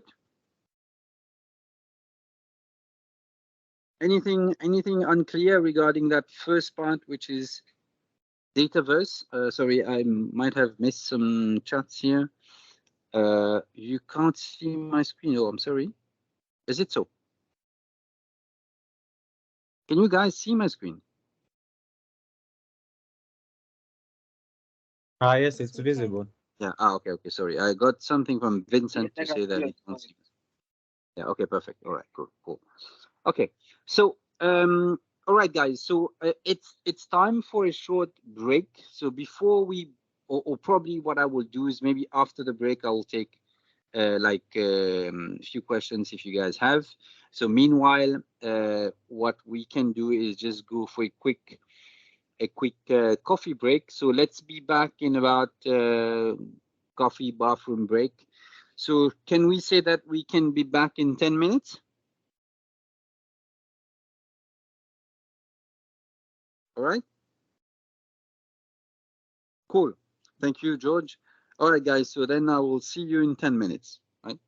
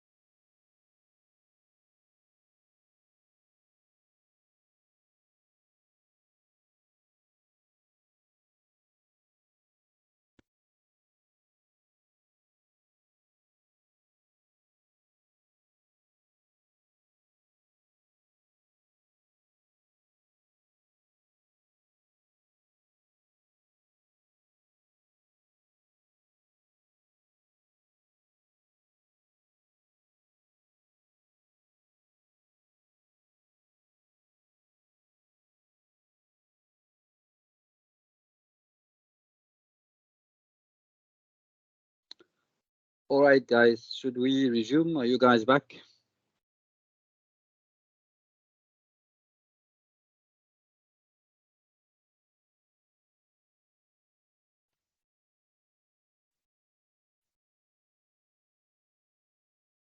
Okay, we'll wait 2 more minutes. All right. Okay, I can see Stephen is here.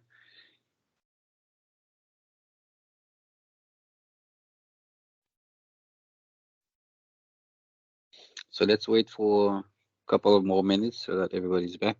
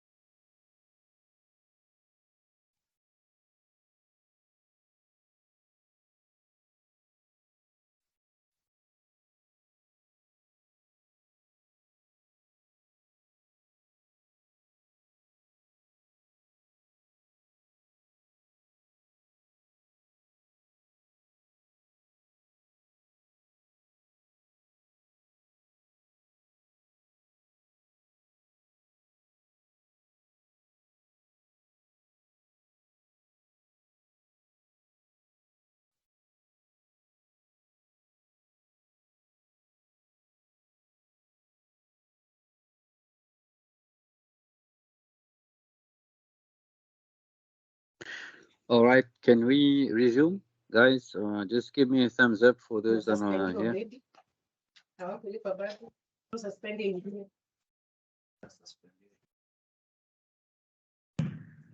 Yes, yes. Okay, so Jean is there. Everybody else, we are good to go? Okay, perfect. So I will resume.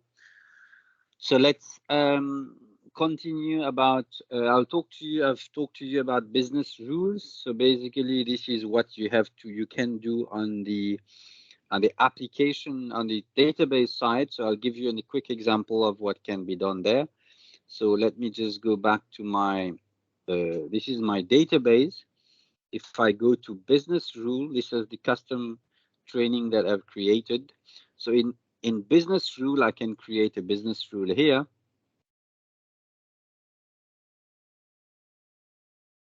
And again, I don't require to write any piece of code there. So it's all graphic visual interface. It's a little bit slow there. Let's wait for it.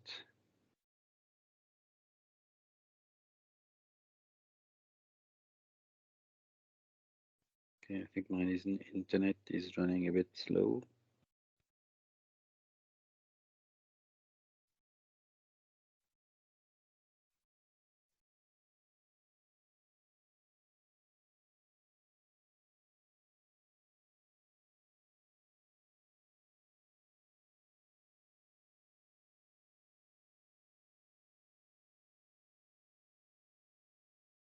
Well, okay, it's coming. All right. Okay, so basically this is what we have. It's a condition, right? So you can choose what field do you want to base that on? For example, training date.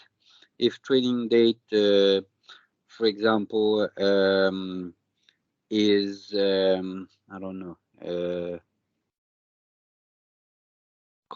does not contain data. For example, this is my condition. You see that? So it's building like an if condition for you. If training date does not contains data, what do you want to do? So then in terms of the action, I can do some values here. I can say I want to set a value, right? Set the value, okay, like this. So, and then it says which value you want to set. So I want to set the training date value to be, for example, today, right? Or I can put a function there, doesn't matter. For now, I want to make it simple, right? So you see that I can create business rules. So the rule says, if the training date is empty, so somebody didn't fill up the training date for some reason, I still want to have a date and I want to set it to today's date. I can put a formula there, I can put a fixed value there, etc. Right? So this is what the business rule looks like. It's quite graphic interface, right? It's quite easy to build. And once you have done that, you can just validate it, right? It says validation successful, you're good to go, right? So you save it, you have your validation in place already for that training table. So whoever is going to input some data, if it's blank, it is going to put some message, some value.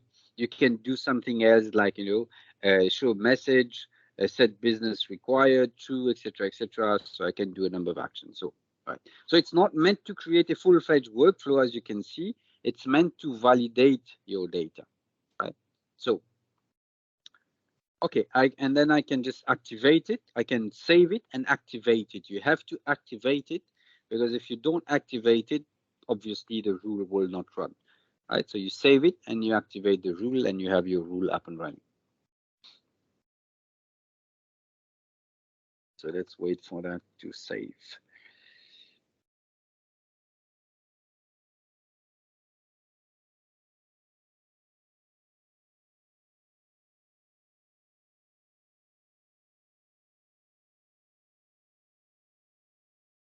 Questions? Any questions, guys? No? All right.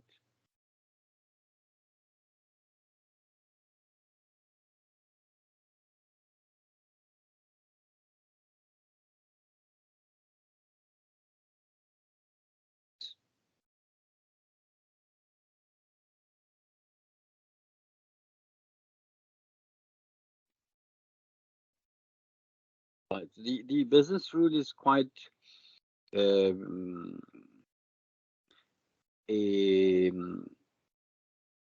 complex one, so this is why it takes a bit of a while when you interact with it. Let's give it a few minutes. I need that to save so that I can use that in the next exercise. Anyway, let's see. Right. Okay. So this is about Microsoft Dataverse, right? So this is the topic about Dataverse. So I just want to make sure that I've got, while this is running, just very quickly.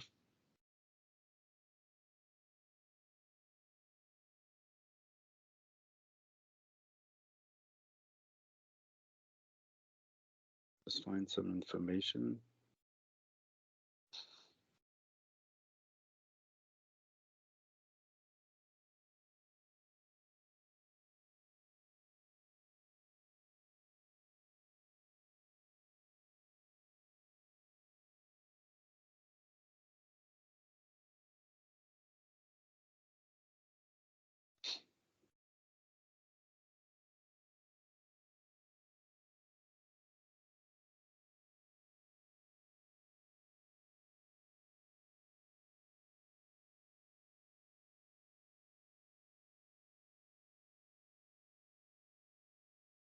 Okay, a bit slow. Anyway, let's move on to the next module, which is PowerBI, right? So let's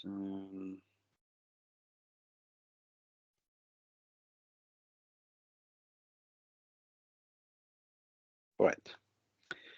Okay, so once you have created your table using a Dataverse, now what we want to do is create an app that can store that information, or that can create an interface or front end, an interface for users to be able to capture information. So this is where Power Apps come in play.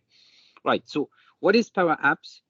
Power Apps is a platform that allows you to create small apps, right? So we are not looking at designing a core banking system or designing a full-fledged ERP, right?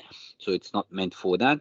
It's meant to create small apps or apps that can, that can rotate around your core business application, that can bring value, that can you create value-added apps on top of your existing line of business application, right? So instead of using .NET to create an app, and then on the other side using, I don't know, Java to create another one, and using XYZ to create apps, so you can use Power Apps, okay, that creates app for you to be used internally, right? This is important to understand. Power Apps has got 3 different type of apps. Okay, let me just finish up with the Power Apps platform. So it's a zero-code platform, right, where you can create app, you can make the app available on phone, tablet, etc. So there are 3 different offerings when we talk about Power Apps. First is something called Canvas app. Is an app, it's a mobile app, let's call it this way. It's a mobile app, right? A mobile app that you can create from scratch, doesn't have to be connected to Microsoft Dataverse. It's a complete independent app, okay, that still runs under the Power App platform, but it's completely independent. It can have its own storage, it can have its own way of doing things, right? Second type of app is a model-driven app. This is an app that you use and is connected to Microsoft Dataverse, right? So this is model-driven app. You cannot create a model-driven app that connects to any other sources apart from Microsoft Dataverse, right? So typically, the data that I've created, I can use a model-driven app to connect to my training database, training table that I've just created in Microsoft Dataverse. The third type of Power App that it could create is what we call Power Apps Portal. The name has changed. I think it's called Power Apps Pages. Recently has been changed. But basically, portals is to create external or public-facing website. Because remember, the Canvas app is app that you can use only with an Office 365 account or an M365 account, right? You cannot create an app and deploy that as a public consumer app. This you can't do. Power App is not a consumer app, right? You can't put that on the App Store and everybody can download it, right? Or on the Google Play Store, whatever. It's for use only within the tenant, users internal, right? Model-driven app, same thing, for use internal only. Portals, this is different. This create nothing to do with app. It creates a portal, a web portal, right? That is obviously mobile friendly, etc., etc. But it creates a web portal, and this has got the ability to be public facing. So here you don't need a user to have a license to access that portal, right? So imagine you want to create, I don't know, it can be your website, or it can be like a member site where people sign in for a member zone, etc., etc. So you use that to create public-facing website, right?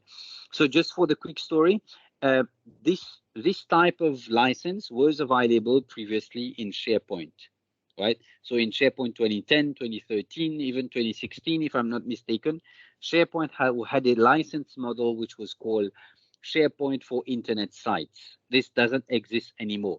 So which means that you cannot use SharePoint on premise anymore to host your public facing website. So you will have to go for Power Apps Portal, right? So these are the 3 type of apps that you can create on Power Apps. And on top of that, obviously you can create your AI model, you can make your app more intelligent, etc., using the AI builder, right? So you can type something and the AI builder can guess something, or can convert it, or can translate it, etc., etc., right? So this is some stuff that you can do using the AI builder, but let's come back to that later on. So let's start with the Canvas app, right? So the first type of app that you create is a Canvas app. This is the typical app that you would find on a mobile device, right? So it's a mobile app kind of solution, right? Again, it's deployed on the Power Apps portal. You cannot find the app on its own sitting on the App Store, on the Google Play Store. You have to download Power Apps as the app. This is on the Play Store. And then within Power Apps, you have your apps that you have deployed, right? So this is how it works. So you have to sign in using your tenant account, 365 account. Then you will have access to the apps and then you can use the app. So you have to be an internal user, right? So let me start, before continuing to other type of app, let me start by showing you how you can create simple app using the Power App Canvas app, right? So, wow, this is still running. Okay, let it run. Okay, let me start another Power App window. Oops, sorry. Right, so I go to Power Apps.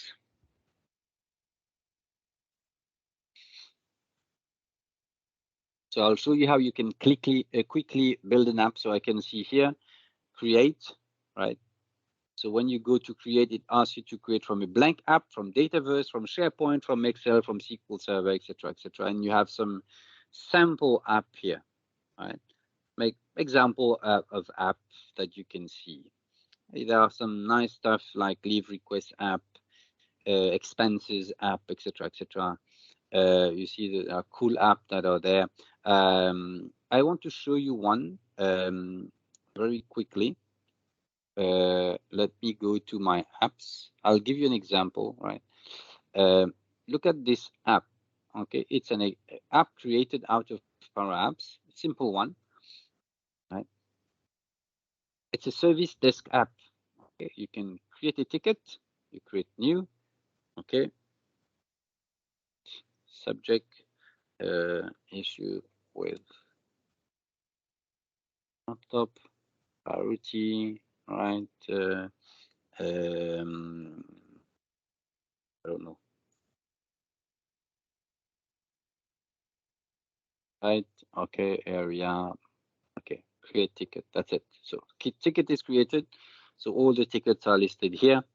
Okay, if you want to go to any one of them, for example, new tickets, issue with laptop, I click here, I can see the details, etc., etc. Right, so I can put it on hold.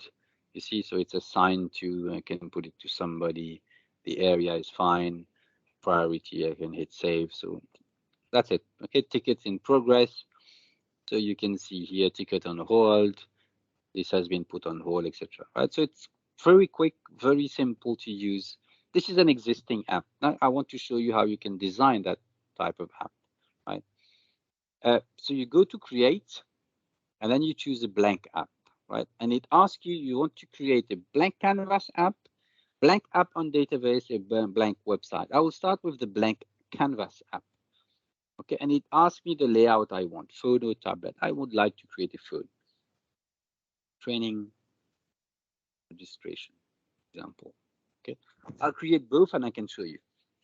Right, you can see my screen, right? So I'm sorry, I haven't asked you. I think you guys can see, right? Okay, so let me skip that. So this is my app. This is what we call the app studio, right? You are in the app studio. You're basically designing an app, right? So again, nothing complex here, so I can just put some nice stuff. I can just say I want to add a background image. Let me, is this a good one? See,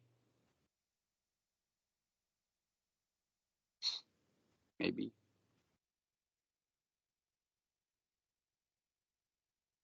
I'm just trying to do some, you know, layout and make it fancy, make it nice to look. So I'm pretty much doing simple stuff. Right, Power Apps sometimes can get.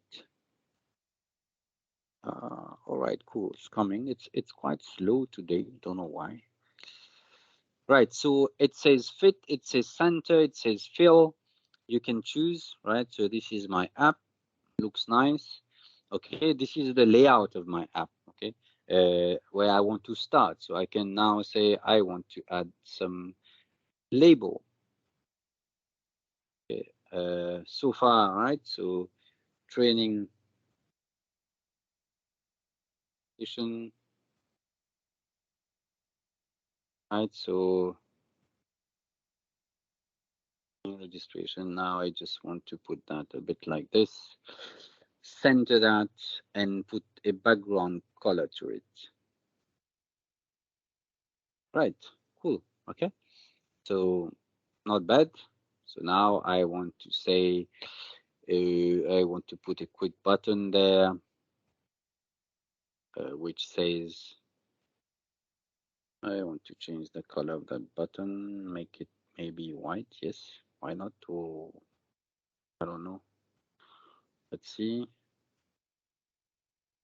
Let's see. Okay, maybe. Okay, and say register, for example, right? So I have my form. I would say register. When I click on register, something should happen. So what should happen here? I would create a new screen. You see here, I can create a new screen. So when I click register, it brings me to that other screen. And on that other screen, what I want to happen is, again, I would have a label. I just copy and paste that here, so I don't want to do, right? So let's put it blue, background color, and the text color is going to be white, right? So now I want to have some forms here. Okay, I want to display some forms here, right? So it's very simple. I create a form. Okay, I correct it there, and now interesting things start. Where do you want to store that data? Where should that data be coming from? Now I can say connect to data, and it asks me, where is your data? You see, now this is where I was telling you it has got direct integration for Dataverse. So I would say it comes from the table that I created a few minutes ago, which is called custom training, etc. Perfect. Training, just like that, training is created. I select my data, I connect it to my training table, and that's it, right? So look pretty much easy. I add the field that I want, attendee's name, custom training, is it that one? And then the training name, training date, etc. Other stuff I can just remove, right? Okay, I have my form. Maybe I don't want to add, I just select that form. If I go here back, you can see how many components it has added. All the components that I have chosen add up here as an object. So I can just go back here and just say created on I don't want. I remove that. So name, okay, fine, I will get it. Attendee's name, maybe what I want to do is put training name and then attendee's name and then custom, this doesn't, I don't need that. And then training date, that's it. Cool. Okay, and then from there, I would say, now I need a save button. I'll put a button there. Right, now I need a save button. I'll put a button there. I'll put the button here, back. Okay, or I can just be a bit more fancy. I can say, okay, let me put something else. I'll put icons, which might look better. Okay, save. The save icon here. And I put a cancel action like this. It's right. Cool. My form is ready. So I just registration. Okay, register, excuse me. Just put it back, register.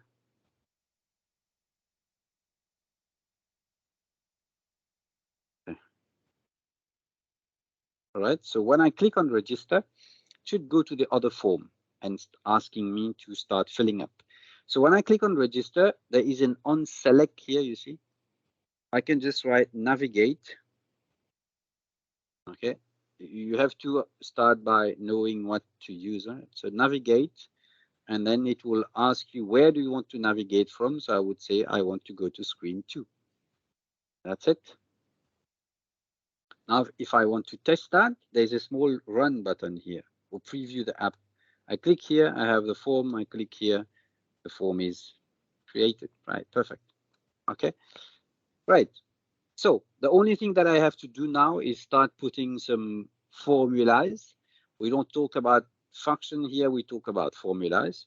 So I would say navigate. First thing that I want to do is navigate, and then I want to, or maybe first thing I want to do is I want to create a new entry for the form. My form name is form 1. So I would like to have, I would say form 1. Okay, new form, form 1. Then navigate, right? So form 1 is that form that I've created here, which is form 1, right? So why I need to create a new form? Because I want to tell the system I want to create a new entry in the database. So to create a new entry, you just say new form and you put the name of the form. That's it. Let's see, register, and that's it. Tuck, tuck, tuck. I've got that. So my form is there. Now, how do I do to save that information back? I click on my save button here and I say submit form, as easy as that. Submit form, form 1, that's it. Okay, cool. Let's see. Let me go back to my training, wait for that to come up here, and we'll see. I just want to show you if the data is properly populated, yes or no. We'll see. Right, do I have, okay, so no data yet, perfect. Right, so now I click on run, I have my register button, I say like this, training name, Power Platform, attendees, John, for example. And I say that the date is today, I get okay. The time is, for example, 8:30. I hit save. Right, so well, you can put some message successful, etc., etc. But for now, I just want to make sure that the data is saved. Let's do a quick refresh and see, is it properly saved? We'll see.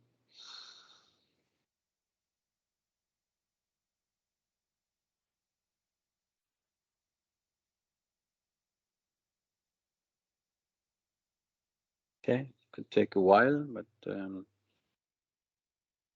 okay, here we go. Data is saved. John, save in my database. Small app, took me like 10 minutes to do.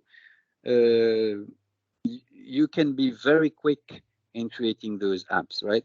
Once you have the database right, the form can be very, now where you will spend some time is to do some look and feel presentation. You want to put your logo, you know, you want, when you click on save, you want to have a thank you message. I can do that as well. I can create another screen. This is another way of looking at application, right? So it basically tells you that there is a number of screens. So you jump from one screen to the other. Right? Training registration, I would use the same thing. And then I'll put different colors so you can see, right? And then I can say, well, I don't know, thank you for, you know, for registering. Thank you for your registration.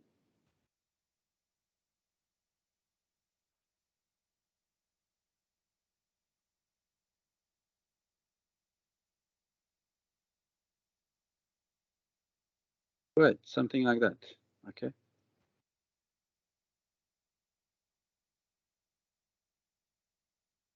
Okay, with a small icon, whatever you want, right? So something like that. I don't know if I can change the color of that icon. Can I? Yes, I can. Right, cool. Okay, so and then that's it. So you can do simple stuff like that.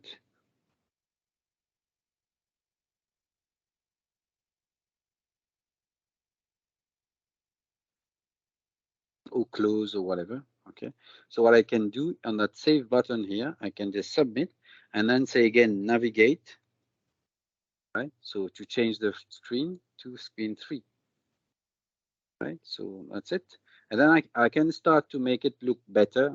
So if you don't want to, you can have a border color, start looking, sorry, a background color, so it's not that dull when you start.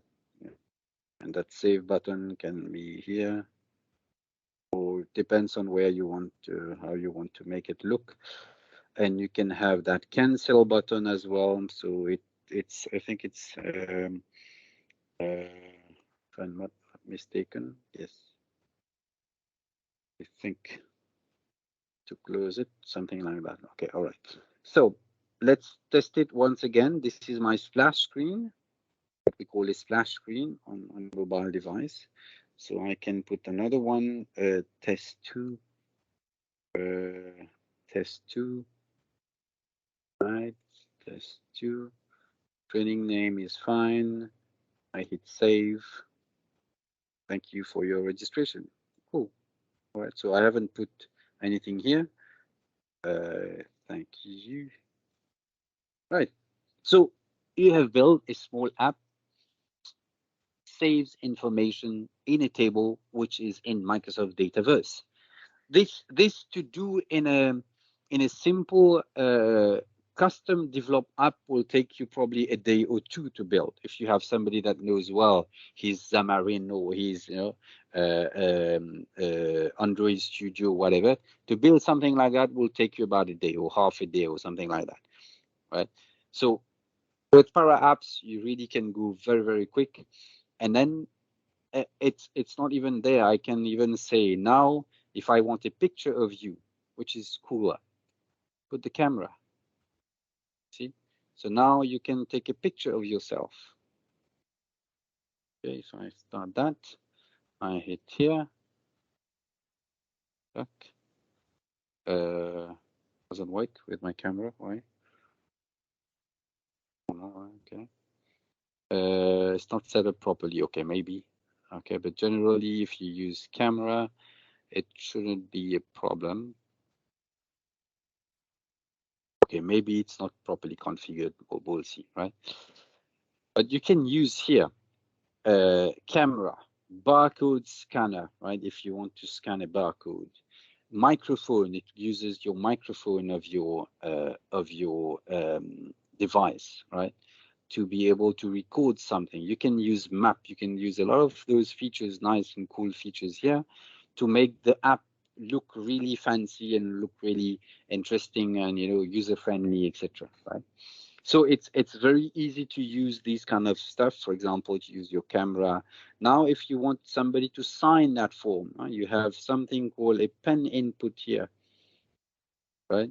He can just take a picture and then sign the document, the training registration, if you want him to sign. This is what we call a pen input, right? And the input, you have text input, pen input, radio, all these we have used so far. You can even put a timer. You give him 30 minutes to fill in. After 30 minutes, the form closes automatically. Yeah.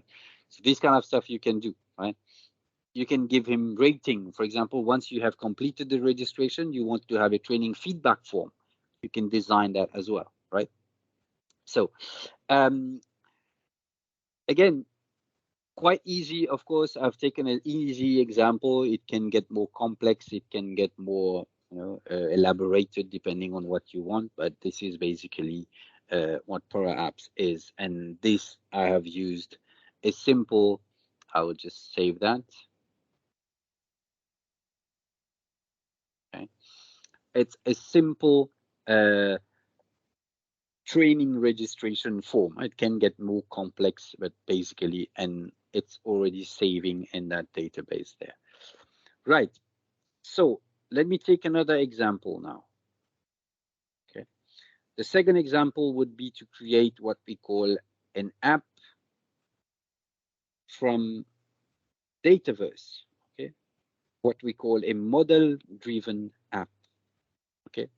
So let's do the same thing.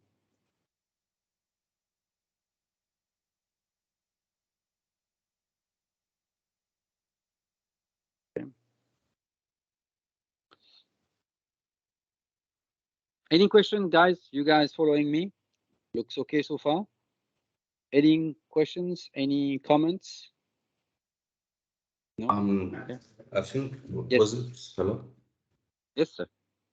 Yeah, I remember, 'cause I think we were saying that the Canvas app is for internal. So yes, exactly. Meaning, are you able to, so meaning this, like this app that you made can be shared with someone who's outside the office, Correct. your organization? Correct. Oh, okay, all right. Yeah, you can't share it to somebody. Well, you can share it using the share concept, but it's being used for people within the tenant. I think it can be shared with external, but you still need a license. You still need an Office 365 license. Even if you share it with me, I'm in another tenant, you still need a license. I just want to confirm if you can, just give me a minute. I'm not sure if you can share it with somebody really external to your tenant. I'll just confirm that in a minute. So basically, if you want to share that app, if you can still see my screen, you go to your list of apps, you would see the app and you can say share. Okay, not this one. Here's the one that I did.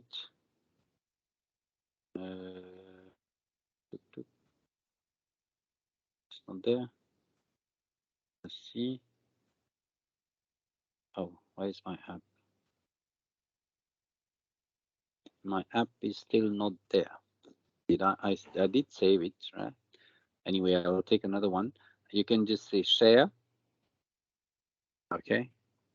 And here you can start typing a user. Okay. This is your internal user. I'm not sure if you can, let me start typing something.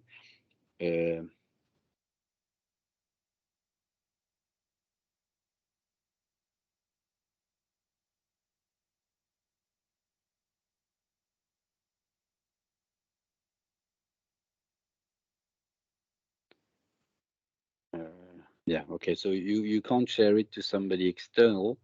It has to be somebody internal, okay? Right. Okay, so let's get back to that model-driven app. Model-driven app looks a little bit different. You can see from the look, it's a bit different, right? It doesn't come like a mobile device, even though you can use it on a mobile, right? It's a question of pages. Right? You can start by adding pages, and it works on a page concept. I can say, for example, I want to add a model-driven app. I've told you that it works only on a Dataverse, right? Doesn't work on any other database, right? So, for example, here, this is my model-driven app. I've created an app, and I want to show my my list of training. So you can see here, what is different really is, let me show you how it works, okay? Let me save that app. I have done nothing about, just create a page, connect that page to my Dataverse, right? That's it, to my table. This is the only two things that I did, okay? I've just selected model-driven app and connect that model-driven app to Microsoft Dataverse. That's it, okay? And I will show you what has been done. So let us preview that app, okay? If you preview that app, you see that there's a lot of stuff that has been already added, including a new button. You have you can add your training name, okay? Test 3. You can save it. I can add all the other fields, obviously. I can save it, okay? Save and close. So you have it's a lot of stuff already created for you. I can delete it. The other one, I have to create a delete button. I have to create this and that. This has got a lot of stuff already available. The search is there. It's as if it has created the application for me already there. Okay. So I got a new button here, but this is a little bit different because it's not, you see, it's not completely disconnected with my Dataverse environment. It's always connected. You have to use a model-driven app when you want to create something additionally to your existing Dataverse system, right? Here, for example, when I click on the add button, it will ask me to add an account. I don't want to add account, but it still gives me that because it's part of the Dataverse, right? This is part of the, I don't need Flow, but it still gives me Flow because it's part of the whole Dataverse. This for those that are used to the Dynamics family, this looks like the Microsoft Dynamics screen. Okay, so I don't want the menu. I can hide the menu, but you can't go with it, right? So a number of stuff that you can't remove. I can go and further customize and remove stuff, but you see that it comes out of the box with a number of functionalities as soon as you create a page, right? As soon as you create a page, you connect it, you can do a lot of stuff with it, right? So this is the difference between the model-driven app and the Canvas app. Canvas app is straightforward, right? Or always is really separated, whereas model-driven app is really connected to the Dataverse. Is when you have to use model-driven app only when you're using the Dataverse fully, right? Else you might get a little bit. It's not a separated app, right? Okay, cool. So let me go to my right. So this is Canvas app, right? Model-driven app. So this is what you can do with model-driven app, right? So you can create some screen which looks like this. Okay, it's like the dashboard screen from Dynamics, right? So you can create something like that. You can create a dashboard. You can add up all those. What you're seeing on that dashboard is basically data coming from your Dataverse environment, right? So it's a concept of a page, and instead of an app, but which you can definitely use on your phone as well. But right. So it's basically responsive. It's not an app. It's a responsive kind of web application, right? The third aspect is portals, right? So this is for you. If anybody has got Power Apps license, you can use this solution, this module, to create public-facing portals, right? So I'll give you an example of what can be done. Again, it's a little bit different to what you know so far. So let me go there and create an app, and then choose blank and choose website. Okay, it's written website, but you can see here it's called Power Apps Portal. It probably will be renamed to Power Apps Pages shortly. I've seen that. I don't know if they will. They are releasing the name already, but anyway, let's do that here. Okay, this is going to be our name, and this is going to be the address of our portal, powerappstraining.powerappsportal.com. Obviously, it will check. Okay, so it's in use. Let's call it FRCI. Right, let's see. Okay, perfect. Language, use existing data. I don't want to use existing data. I create my portal, right? So basically you're creating a website, right? So now it's provisioning. You see, it says portal provisioning in progress. We'll have to wait. We'll have to wait till this gets provisioned. Okay. So it's not that you create it and then you have it, but you have to wait for it to be provisioned.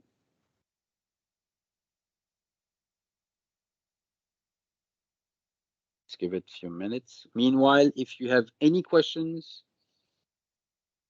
anybody, any questions, comments? Okay, maybe I have a question.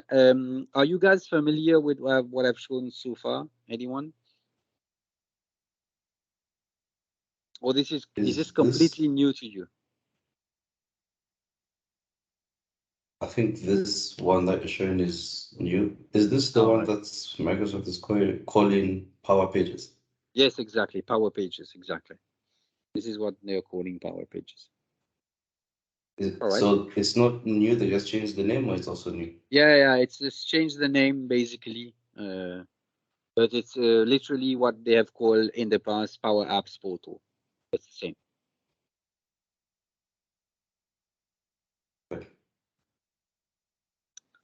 All right. So anyone else? So you guys are okay. Some of you guys are used to see that, but probably maybe it's new for others. I don't know. Okay, give it a minute.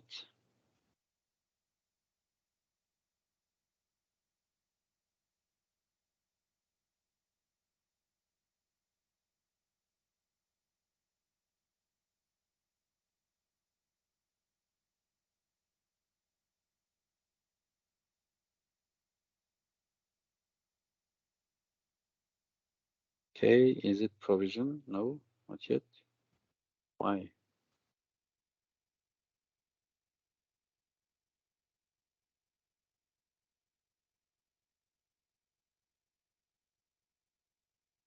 Ah, okay, it's running. All right.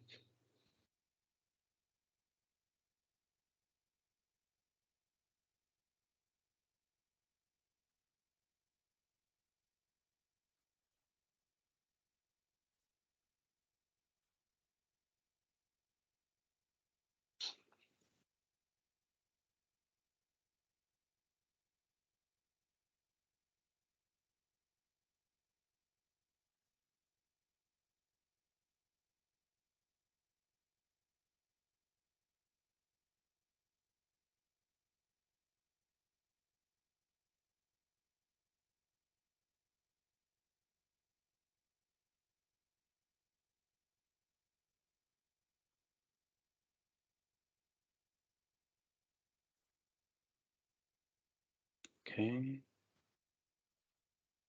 Right, so let's have a word on probably licensing while we are waiting for this.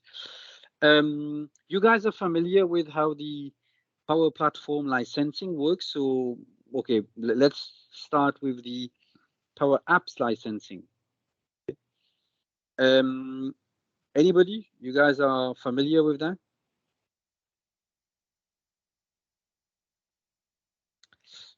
All right, so let me know. Okay, let me probably share with you my screen in terms of what is available.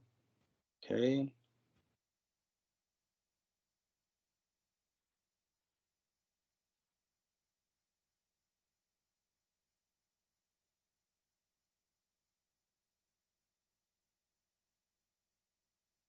Okay, so first of all, if you go to your, all right, so let me do something. Apps.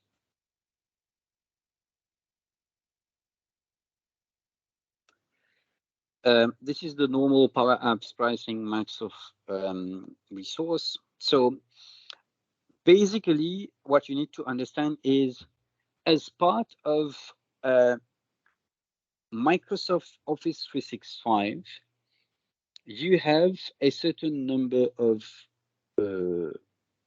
access or a certain number of capabilities when it comes to Power Apps, right? So you can create a certain number of apps. It's based on number of license that you have, right? So the more you have licenses, the more you have a certain number of views or apps or flows that you can use, right? Apart from what is included in your 365, I'll come to Power Automate in a while. But to start with Power Apps, there are different type of pricing. So you have a per app plan, which is a per user per app per month. What is per app is you can run one app, or when I say one app, it can be one app I created or a portal per user, right? So if you buy that $5 per user per app, right, you can buy a per app plan or a per user plan. This is what you have. You have the ability to fully use the app, and within that $5, you get 250 AI Builder Service credit per month. I will show you what is an AI credit. So AI Builder is when you want to use, artificial intelligence, learning mechanism, etc. You have 250 credit service, right? It's not so easy to understand. I will show you a bit when we talk about the AI build. So you have 250 that, right? And then if you go to that $20, this is a per user plan. Per user means unlimited apps and portals. But it's a per user. So you pay $20 for that. So you have 500 credit for the AI builder. Okay. You can have a per app plan, okay, which is per active user per app per month. Okay. But this requires Azure subscription, so it's something quite specific. Okay, if you want to go per app plan, you can still go for this one. But the most common one is you either go in a per user plan or per app plan, right? So this is what you have, right? So this is if you want to buy and no limitation, right? Because in your Power Apps, existing Power Apps, you can still create apps like I'm doing here. Right? I've got an E3 account. I still create apps, right? But I can create my own app that app would run under my user context, etc., etc. A lot of people can create app. I can see all the apps that have been created and probably shared or not with me, right? Depending on my access. What I won't have is in terms of my connections, right? So as part of Office 365, you have a certain number of connections that are out of the box for free. Others not. You can see SQL Server not. What do I need to do to get those connectors? You need to buy a Power App license. Okay? Either the $5 one or the $10 one. When you buy that, automatically you unlock those premium connectors, right? This is key.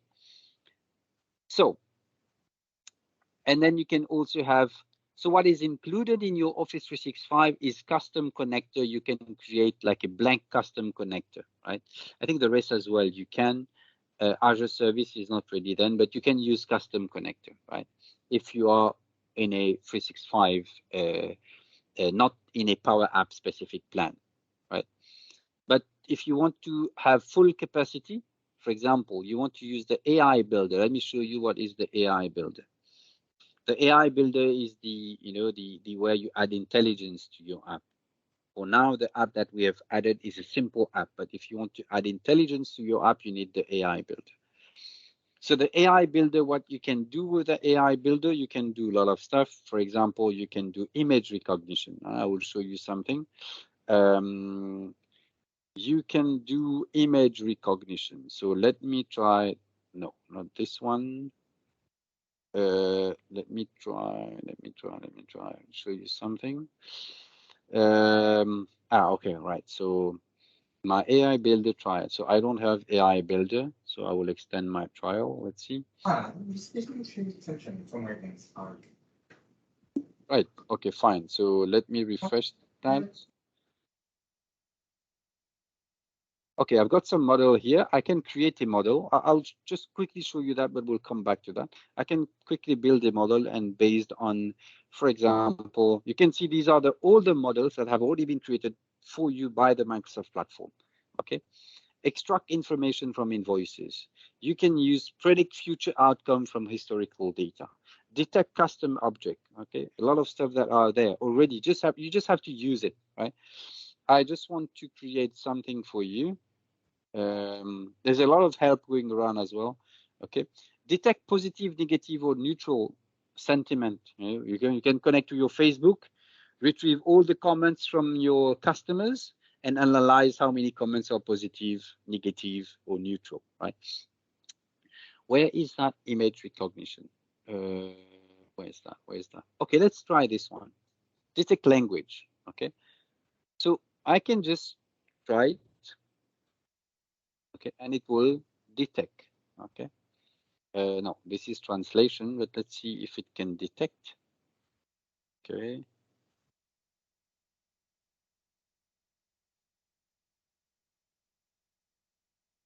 No, this is not detection. This is detect. Okay, yeah, it should be like that. Detect and translate. No, I don't want to translate. See, this is all the AI engine translating some stuff. Okay, you can see the detection here. It detects in the language is Ian, and then it says bonjour. Okay, so let me try something else. Let me try something like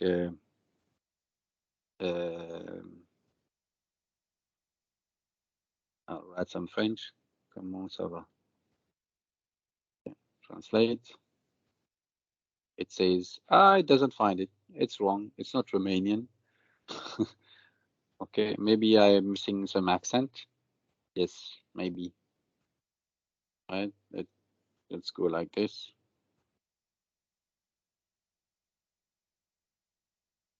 Try to write proper French.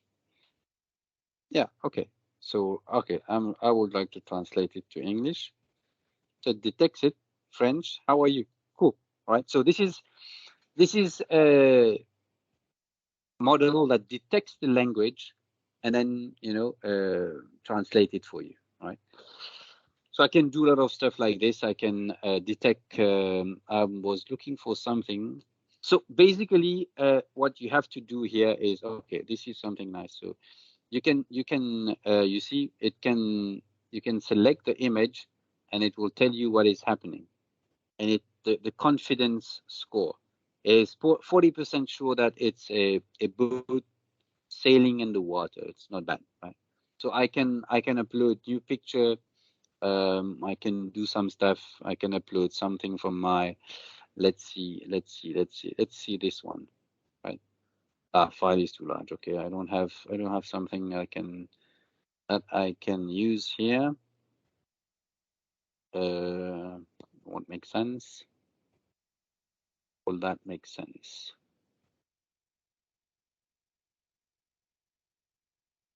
All that makes sense.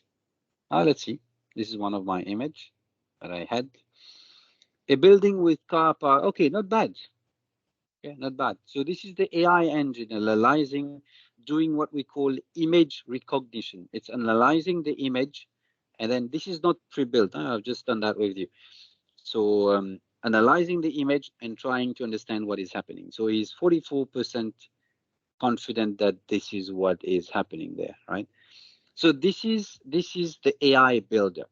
So every time you use the AI builder, you consume 1 credit, okay, out of your credit. You remember you had 250 credit.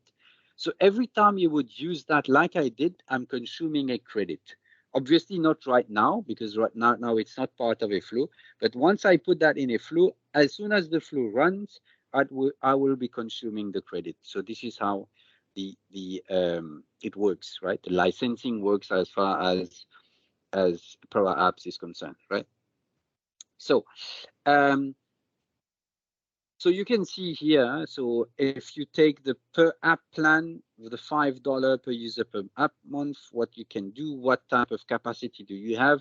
You see, when you take this plan, you have access to Microsoft Dataverse, but you have 15 MB of storage capacity, okay, of database capacity, and 400 MB of file capacity. File is when you are not using the Dataverse directly, you want to store information on a file. This is also possible, right? Execute workflows, right? Power Automate. You can use Power Automate, including premium connectors. This is key, you see. Now you have the ability to use Power Automate with premium connector, right? So this is what you can do when you buy that subscription based on the per user plan or per app plan, right? So this is what you have, and this is how you are going to sell it, right? If you need Power Apps Portal, it costs a little bit more. Power App Portal, depending on the volume, it can cost you about $100 or $200 per month, right? If you buy $100 per month for the Power Apps Portal, you will get 100,000 views per month. This is what you're buying actually. So you buy based on the number of page views. If you need more, okay, you say that your page will be visited more than 100,000 times per month, then you have to top up, you have to buy more. Or you can buy per login session, right? This also you can buy. This $200 is for 100 login session, right? So, and then if you need to buy AI Builder more, you can buy for a $500 per month. You can have unlimited AI use, okay? You use unlimited AI Builder, but it costs a lot of money, okay?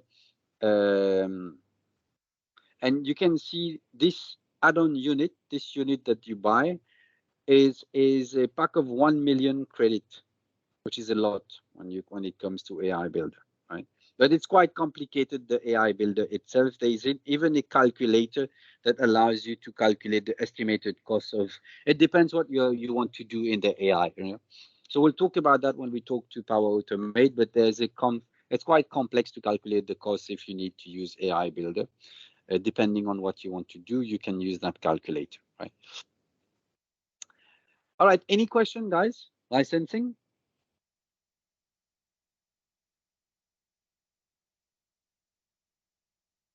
No? Is it clear for everybody? Licensing concept, it's not too clear because sometimes it can get a bit complex and a bit messy when you look at Power Apps and Power Automate license, right?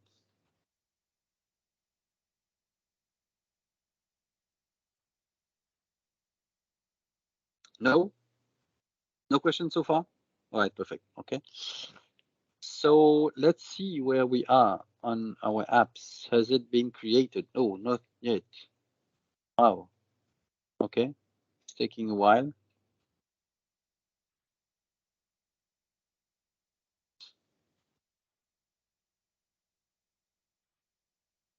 Yeah, still provisioning. Okay, can take a while. Okay, all right. Okay, fine. So let's continue on the slide. So now let's move to the Power Apps admin, right? So if you are the Power Apps administrator, okay, what do you have an option and what can you do? I will just show you the Power Apps admin screen, right? So, and you need to be tenant admin for that, right? So let me log in to my tenant with an admin account.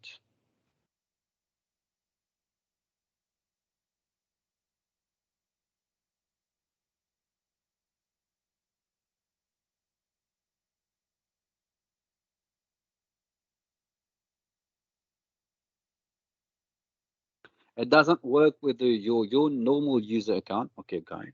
Okay, cool. Okay, I have to get a little bit of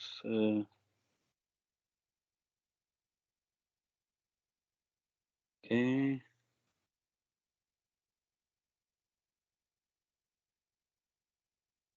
Okay, let's go. Oops.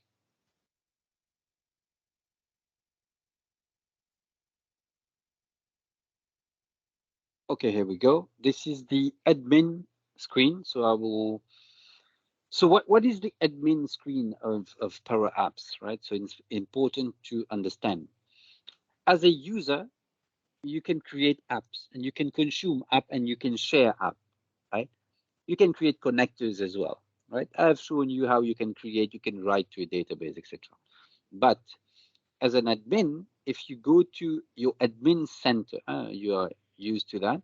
If you go to the Power Automate admin center,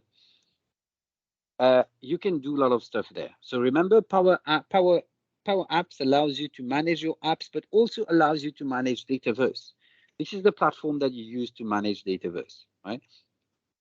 So if I show you the Power Apps admin screen, right? So now I'm logged in as a tenant admin. First thing I got here, environment. I've mentioned earlier today that there's a concept of an environment. So you can create multiple environments. So this is my environment. I can create new environment here depending on my license capacity. Okay, you see there are some capacity constraints. So you have to understand that there are some constraints. Okay, you are not unlimited. Okay, depending on your license, you can have, you are entitled to a certain number of constraints, a certain number of access or storage, right? So you can create, you can choose your region, you can create the type of environment you want to create, whether it's a sandbox, it means it's a closed environment, production, etc. Right? So let's do that. Okay, this is environment. Something else, so you can here have a look at the analytics. For example, for Dataverse, how many users are using that, right? How many API calls have been done, right? So it's some kind of analytics on how Dataverse has been used, right? So who has been using those, right? In terms of systems or users, right? Same thing you would have as on Power Apps, okay? How are Power Apps being used within your tenant, okay? So this is the usage. You see, so it's Power BI report coming up, but anyway, okay. Okay, nothing much. We are not using that much. I don't think that will have enough information as well. Anyway, this is analytics as far as how your information are being used, right? So there are a couple of stuff that you can use here as well. If you look at resources and capacity, you will have an understanding of what do you have in terms of capacity within your tenant. For example, in our tenant, we have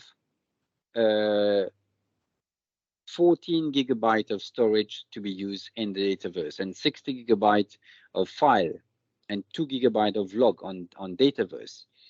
All right, so this is how it has been used so far.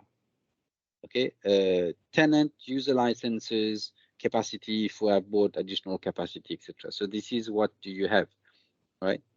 So if I want to look at Dataverse only, I can see Dataverse only. We are on a pay-as-you-go model, yes or no. What is the database usage, file usage, etc., etc. Right? So I can see the same thing for teams, etc. Okay.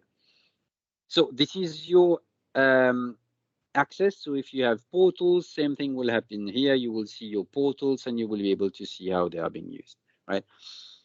All right. Okay. So this is your Power admin, Power Platform, I would say admin center. There are some policies there that I've talked about. You can create data policies that allows you to control your data, right? So you have default level policy. You can create custom policy and define what are the scope, what are the policies that you want to create. I don't want to go into that for now, right? All right. So this is your admin center, right?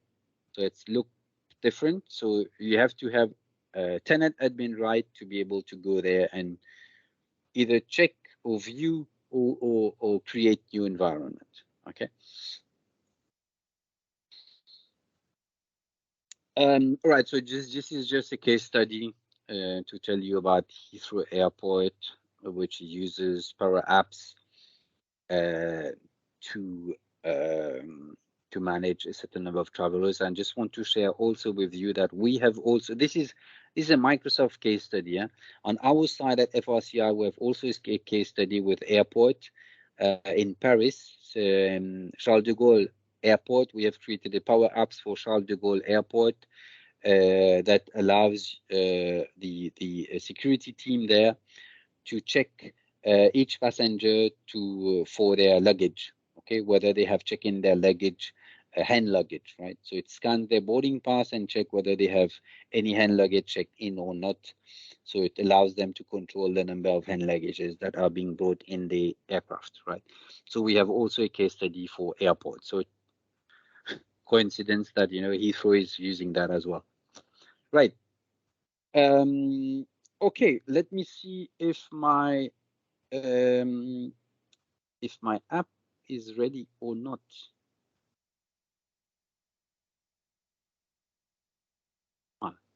Still running, huh?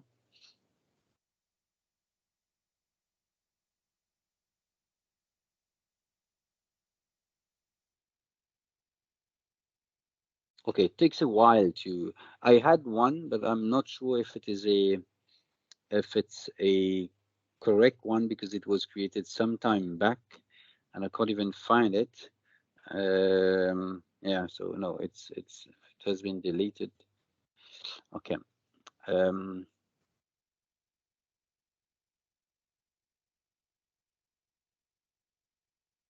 Okay, let me tell you something else about apps. So when you create an app, whatever be the app, okay, any one of those app, let me take the Canvas app, any one of them, right? So for example, that training registration app. So you have the ability to view a certain number of stuff on this app. For example, you can view the analytics on this app. Analytics mean how many people are using that app, etc., etc. Okay, you can see how many flows are connected to that app. Power Automate are connected to that app. Okay, you can see how many connections it's being used, right? So for now it's blank because it's a new app, but you can also monitor what is going on with this app. So every single app that you have the ability to view the analytics and to monitor what is going on with this app, right? So something else, when you create an app, for example, here my training registration app, okay? When you create an app, okay, so this is, I just want to make sure, yeah, this is what we've done. So what you can do is, if you want to take that app and deploy it to another tenant, take it from one tenant, deploy it to another tenant, you have the ability to export the package. Exporting is kind of a way of creating a local copy as well, right? Like a backup. So you can give it a name. Export. And then you can choose what do you want to do with that? What type of export? What is the objective? Is it to update the app which sits in another environment, or just to create a new one? If you want to create a new app in a new environment, you create import setup as a new, and then you export that. What this gives you is a package that you can re-import on another tenant, right? So this is the idea of the export. It will create a file here on the local file system, right? So it gives you a file that you can just take, copy and paste, and re-upload on another tenant. If you want to move it from one tenant to the other, from one environment to the other. So you see, it creates like a zip file for you, right? So this is the interesting to know if you want to, if you want to move that app from one tenant to the other. Okay, and of course you can add it to Teams, but this is basic, right? Fine. All right. Okay, I don't think my, no, it's not ready. Okay, let me close that. Okay, fine. So all these apps are readily available on your phone. As soon as you do this, right, you don't need to publish and anything. As soon as the app is here, okay, you can use it directly on your phone. What you have to do on your phone is you have to install Microsoft Power Apps, and as soon as you log in your Microsoft Power Apps, you can see that app in that in your on your phone, right? And you can directly straight away use that app. You don't need to get into that portal like this. Once you have Power Apps installed, you can easily have your. I'm trying to navigate, and I'll try to share with you what I'm seeing on my phone. I don't know if I will be able to. Let's see.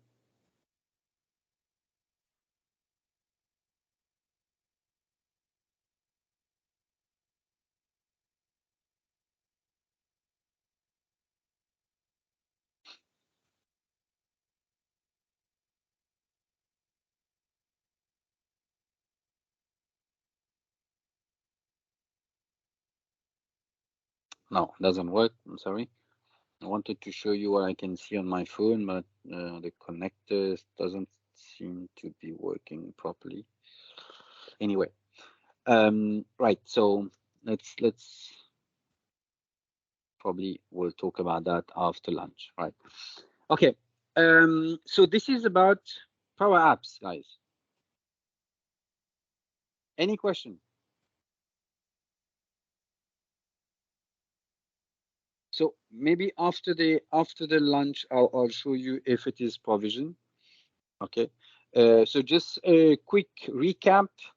So remember, to build your app, you need Power App Studio, tablet or mobile app if you're using Canvas app.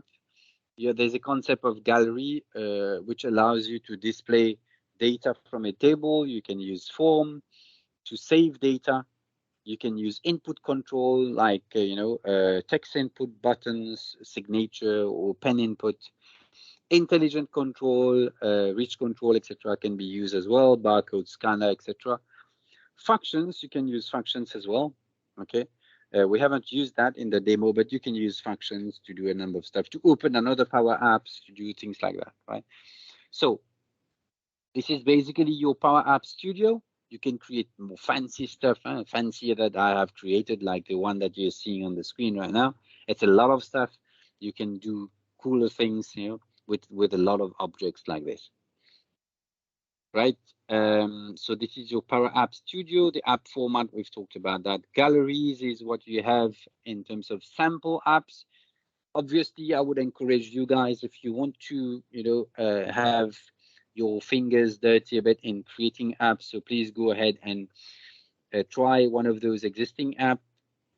Create your app from one of those templates. You can go inside the app and see what has been done, so that you can, probably leverage on that and create something else. So the templates are cool and nice to have a look at. Forms are key. So if you want to use forms, please go ahead. So it's quick and easy. If you want to use forms, customizing the forms is quite easy to do, especially if you want to connect that to an existing database, right? Input controls are there as well. Easy to use, radio button, drop down, etc. So these are cool stuff.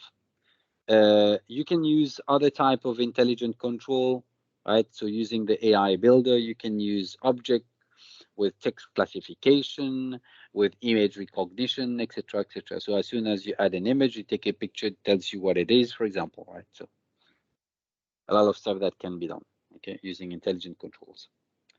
Functions are there as well, so you can use functions. Basically, function is where you can interact with the different controls, right? So you can create formulas, you can create, a little bit like the Excel formulas, okay? So you can say button 1 or text input 1 plus text input 2, it gives you like a calculated column, right? These are functions, right? So there's a number of functions that are being used. It's pretty much as you have with Excel. You can see on my slide, it's written functions are model after Microsoft Excel functions, okay? So you have to be careful when you use some of them, right? But rest is pretty much straightforward to use, right?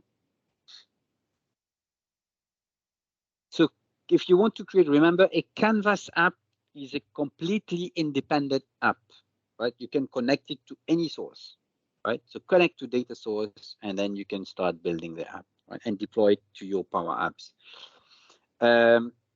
And you can use a number of functions, right?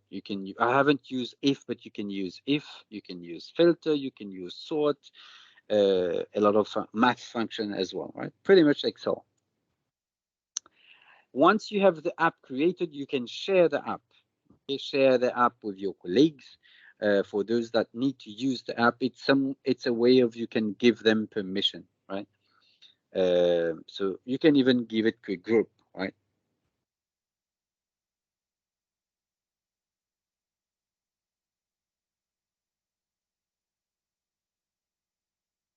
Right. So the next step was a model-driven app, right? So what we have seen in model-driven app is an app that is connected to the Microsoft Dataverse, okay? And it creates for you a screen with a number of functionalities like the add functionality, the save functionality. All of them are already built in. And you have the ability to create a layout like this. I've created a simple layout. I've connected it to a table, and it has given me already a number of stuff, but you can also design it in this way. It's a concept of pages, and then you can have multiple layers, what we call it's a dashboard page. This is what we call a dashboard page, right? For those that are used to Dynamics, CRM or Dynamics 365, so this is what you see in Dynamics in general, right? But this is what you have in model-driven apps. Okay, so the model-driven app has got different blocks, tables, user interface, logic. Okay, so you can build logic on the model-driven apps. What are logic? Logic means what happens to your data. Okay, in the Canvas app, I've shown you that the logic, you build the logic. You say when I click on the button to show, to navigate to this screen or to show that screen. But in the model-driven app, you have something a little bit more complex. You have something like a model-driven app flow designer. Okay, it's what we call a business process flow designer. It tells you what happened next when you click on save, when you click on activate, when you click on this, on that, what option do you want to give and what should happen, right? But this is really very, very integrated into Microsoft Dataverse. Everything happens in Dataverse, but you can create your flow. Okay, you can design your business process, and the business process comprises of a certain number of screens and actions, right? So this is what happens. Okay, so you create your forms, you create your views, and then you create your actions, right? So what happened when you save, what happened, what options you want to give, right? Right, so this is, you have what we call a data model, which we talk about, but you have also something which is new in the model-driven app, which is a business logic, which is not the same as the business logic that we have seen in Dataverse. It is a new business logic, which tells you what happens to the screen, okay, one after the other, right? So this is the difference. The key difference is really there. Between Canvas app and model-driven app. This is the key difference. It's about the business process or the business logic that you can implement in the model-driven app compared to the Canvas app, where there is nothing as such. You have to create everything from scratch. All right. All right. So any questions, guys? Questions so far? Questions, comments? Anything you want to share?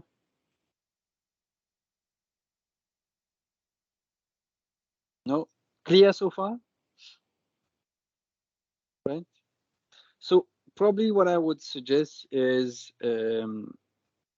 if it's okay for everyone, that we go for lunch break. It's what time is it? 11:30, right? SA time. Yes. Yeah. All right. So probably what we can. Oh, let me just complete that, and then we can go for lunch in about 20 minutes. Right. So at noon. Right. So let me continue. Okay. So if you want to create a model-driven app, so you have to have Microsoft Dataverse, else you can't, right? You cannot connect it with any other database. It has to be on the model-driven app, right? So the concept is to create the model-driven app, to add the component, to create the forms, okay, what we call pages, and then to create the view, add the column to the page, right? Like I've did, but I did something very simple where you can easily create a page and have access to a lot of functionalities on the page directly, right? So another important aspect of model-driven app is you can create security rule, right? Which you can't really do in a Canvas app, okay? Security rule allows you to define what information, what screen you have access to, okay, compared to the Canvas app where you can't really do that, right? So you have to, first of all, you have to create security rule, put people in the rule and define what access these rules have, right? In Canvas app, you can only do share, whether the user can edit or can view, that's all. Okay, you can't go into detail level of action. You can't see this screen, you can't see that screen. You have to find a way of tweaking it, of doing it yourself in a Canvas app. You don't have a proper structure to do it. But in a model-driven app, you can have security role defined and assigned to different screen or assigned to your model-driven app. Okay, this is key in a model-driven app. Right. The other app has been really made for mobile app use, where you can pretty much use every screen and do whatever you want on those screens, create, add. All right. So.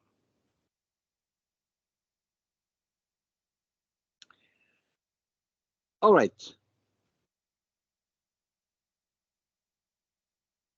So the last part would be Power Apps portal. This is where we are waiting for the portal to be ready. So I'll try and see here. So I've told you about the portal, right? So the audience is public-facing audience, right?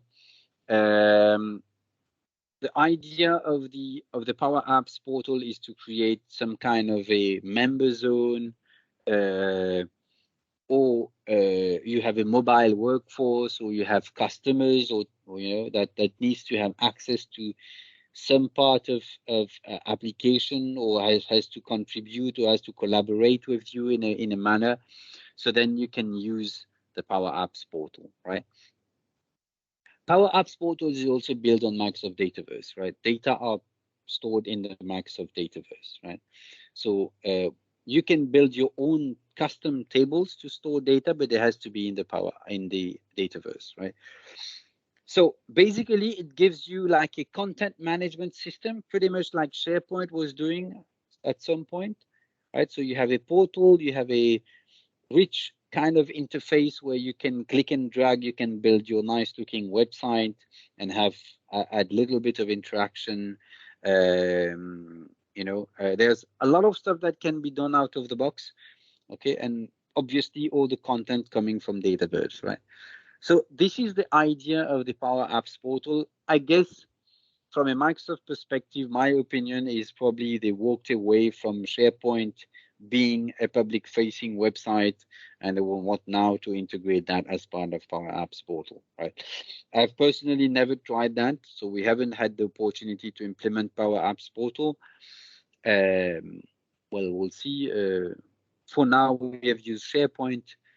From past experience, we have used SharePoint as customer-facing, as public-facing portals, but we have never used Power Apps portal. We'll see. I'm just waiting for it to become, to have a little bit more functionalities and to be able to, to really have all the ability of a content management system, which is the direction in which Microsoft is going. Right. So Power Apps portal has a concept of provisioning. So you have to provision first and then be able to use it, right? So what you need to understand is there's something called Power Apps Portal Studio, where you can create your web pages. You can use templates, and obviously you can use entity, okay, which are basically the tables in your Dataverse, okay, or code content snippets as well, right? If you want to bring content, save contents as template, we use them, etc. You can use that you can do that in the Power Apps portal, right? So the Power Apps Studio, Portal Studio rather, look like this. It's kind of a web page that you can use to design, put a logo, a home page, some menu, create pages, as you would do in a normal content management system, right? So there are a couple of stuff that are available to you. Quite out of the box stuff. If you want to integrate form to that, you can use Microsoft Forms. Okay, this can also work with Microsoft Forms, right? You can't use Power Apps, right? Canvas app, because remember it's for internal use only. So if you want to have some kind of forms, you probably can look at using Microsoft Forms, so you can build your own form within the Power Apps portal, right?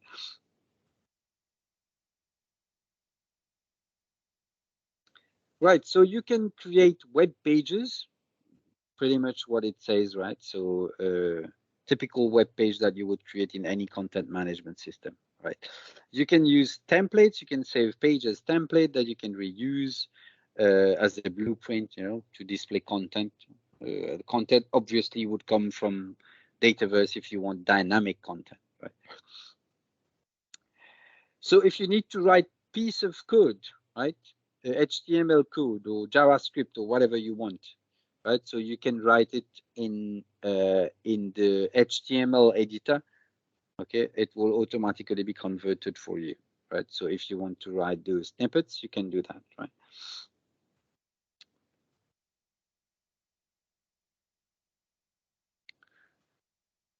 So the whole idea obviously is, you know, to be a bit more dynamic. And if you want, like I said, the idea of this is to create like a member zone for your customers, for example. So when the customer logs in, yeah, there's a concept of logging in. When the customer logs in with an account, you can decide what account. It can be his own account. It can be, you can integrate with it's an OAuth based authentication, so you can integrate with Facebook, you can integrate with any OAuth kind of mechanism. Based on that, you allow your user to connect to the system and to do some interaction, right? Depends on what type of interaction, but it can save some information, it can just query some information. So there are a couple of stuff that you can do in a member zone. You can imagine there's a lot of stuff that could probably be done. Right. So from a look and feel perspective, now there is themes that you can use, right? If you want to have some nice look and feel, you can use the out of the box theme, right? You can create your own custom theme. You can change the look and feel of the portal. So it could give it like a new look, a new design, or brand your portal according to your corporate branding strategy or corporate branding guidelines, right? So this you can do on the Power Apps portal. So from a security perspective, you can create different type of users. Yes. So do we have a question? No. So you can create different type of. You can create first of all users. You can have all those people that will connect, right? You can allow different type of connection. You can, you have a proper user management, okay? That is part of the Power Apps portal. You can activate user, okay, locked user out, etc., right?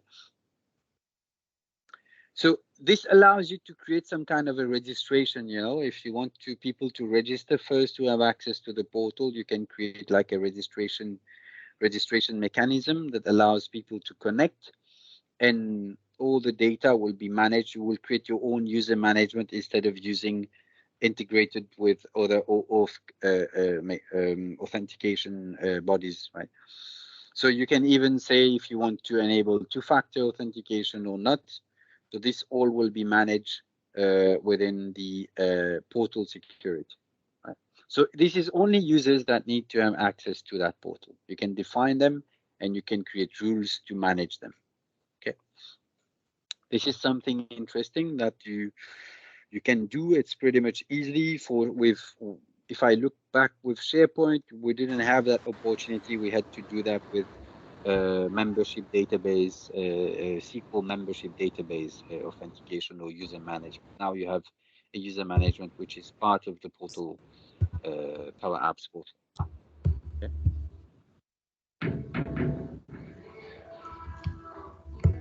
Right. So if you do not want to use and you want to integrate to other authentication bodies, like I said, this is open authentication OAuth, so you can connect to. You can allow people to connect through using their Facebook account, their Facebook ID, their LinkedIn ID, Google, Twitter, Active Directory, obviously, etc. So these are the identity providers that you can use, right? You can integrate with them. What this gives you is when your customer connect to your portal, they can connect with their Facebook ID, because the authentication is going to happen on Facebook, and then you don't manage that user. Whatever happens to the account is managed on Facebook side. Obviously, you transfer the user management to the authentication provider, right? Whether it's LinkedIn or anybody else. So once the user is authenticated, then it is redirected to the Power Apps portal, to your application. Then you recognize it as this or that user, and then you can give him permission to interact. Okay. It's not that you're giving Facebook access. You're just giving that. You're just saying that once this user is authenticated, then he has access to the portal, right? So the authentication happens on this on Facebook side or on Google side, but access is still controlled. Once he is authenticated, then you decide what you want to do, what access do you want to give him, right? So this is typical normal stuff that we would do in open authentication. So once the user is authenticated, the next step is to authorize him, okay? So if he's authenticated, he's a genuine Facebook user, or Google user, LinkedIn user, whatever, he logs in the portal, then you can decide what role do you want to give him, okay? Then you start thinking about security role, okay? You can define security role, you can add users to a security role, right? So what are the different rules that you have? So you have rules that allows users to edit the website itself. So they can have editing, page editing permission. Okay. You can decide what page would be visible to him, yes or no. Or you can give him entity level permission. Entity level is to tell this user has got access to that Excel table in a way. It's if you want them to have access to that table or that table, this is where we talked about entities, right? So you can go up to the level of which entity the user have access. Can he obviously view, edit, delete? This is something else, but you can go to the entity level, right? So there are three different levels: website level, web page level, or entity level, right? So these are the rules that you can define. Okay. Okay. So all right. So let me just double check my. Is it ready? No, it's not ready. Okay. We'll come to the portal once it's provisioned. Take some time to provision. Okay. Anyway, doesn't matter. For now, we'll just let it run.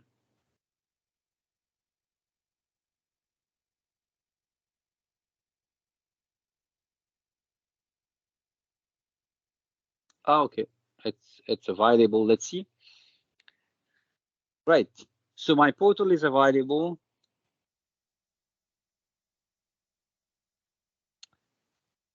Right, cool. So it's called FRCI Power Apps Training. You know, if you access that, it should be accessible. Now I want to do some changes to that. I would sign in. Okay. So you see, this is how the sign-in works. You can register. Everything is created for you. You can register. You can sign in. Can admit that. So this is the normal process, right? There are some pages that are there. Yes. So there are some pages that are there. So this is how you view the portal. Now, if I want to modify the portal, I can click here and I can say edit. Now I am in the editing mode of the portal, right?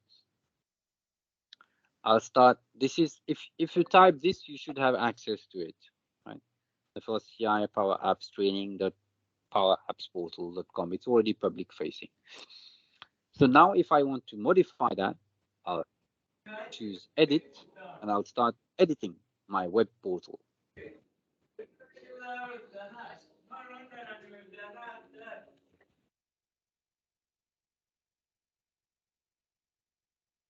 Right, so this is how it looks like in an editing mode. I can,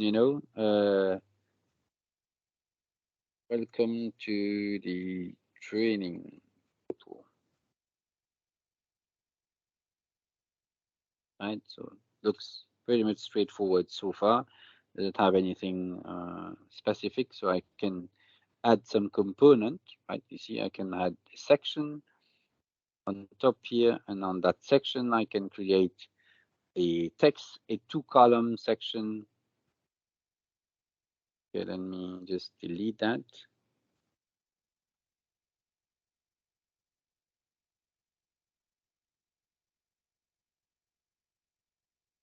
Oops, okay. Let's create another one. new, new 2-column section. Okay, all right. So then in the 1 column here, I can say I want an image. And in here, I can say I want some text, or an iframe, or a form, whatever. Okay, right? So I can start designing my screen like this. Okay, a bit like this one. I can start designing my screen. Okay, the image can be dynamic. Okay, it can come from an external URL. It can be dynamic. I can format that image, etc. It's pretty much straightforward. I can choose a theme for my portal. Okay. You see, so I can choose a theme, I can choose a color set, etc., etc. I can decide what would be my template, page template for access denied. Okay. What would be my page template, sorry, for a full page, a search result, etc., etc. Right. The profile page, what are all the pages there? I can create a new page, okay, like a blank page. So I can, and obviously I'll have to manage all the navigation, etc., etc. Right? But you have to start creating pages, define your page templates. What happened for access denied? You have to customize the page, etc. So this is a new page. And the whole idea of that page, this is a blank page. The whole idea of that page is to add section and add components, right? So the components would be pretty much text, iframe, form, list, breadcrumb if you want, Power BI or chatbot if you want to insert that, right? Form can be a form that, you can create an existing form that you have. It's like a contact form or whatever. You can create some form as well in your pages, right? Okay, so there's a lot of stuff that you can do here, right? So you can see it's about configuration, page designing, if you want form designing, and do you want to have an insert form where people can insert? Do you want to have a specific form layout? It's pretty much a lot of configuration going around here. What happened on a form success? Okay, when somebody submit that form successfully, this kind of stuff, right?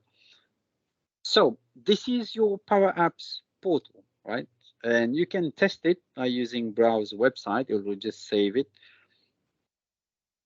Okay. So once you create that, a lot of stuff are created for you already, right? All this sign-in mechanism is already created. That profile page, that sign out, everything is created for you, right? As you can see here, I didn't create that sign-in. It was created as part of the contact us was not created. The only thing I did is just change the layout, right? I didn't do much. So now you have to start customizing. Your signing is already created for you. A lot of stuff is already created, right? So you just have to add pages and start building your look and feel, right? All right, so this is the Power Apps portal. Questions, comments? Anyone? What else can we use the Power Apps portal for? Because this is the one that's public, yeah? Yeah, this is, yeah, it's being used only for public facing portal. That's it. Okay, you can imagine you want to use it for your customers, to allow them to sign in and have like a zone where they can provide you some content, or provide you documents or upload documents. It's basically like a portal that you would like to host on Microsoft platform. Instead of using, for example, you can even imagine that this is your website. Customers can use that for their website instead of using I don't know, WordPress or whatever for their website. They can use this. Okay, but it's a bit expensive for a website, I would agree. But if they have a more complex website, okay, like a real portal, I'll give you some example. Like if you look at airlines, okay, airlines have got some complex portals where it's not only about visiting a website, but it's about bookings, it's about a lot of stuff. So then you can use system like that. Okay. If you look at government portals where you have, not only like a front pager with some pages, but you have the ability for citizens to log in, to apply for service and to interact with the government, then you have to look at a system like that. Instead of going for WordPress or going for any other system, probably you have to look at portals. So in the content management area, I would say that I don't know really how Power Apps Portal position itself today with regards to the Gartner quadrant.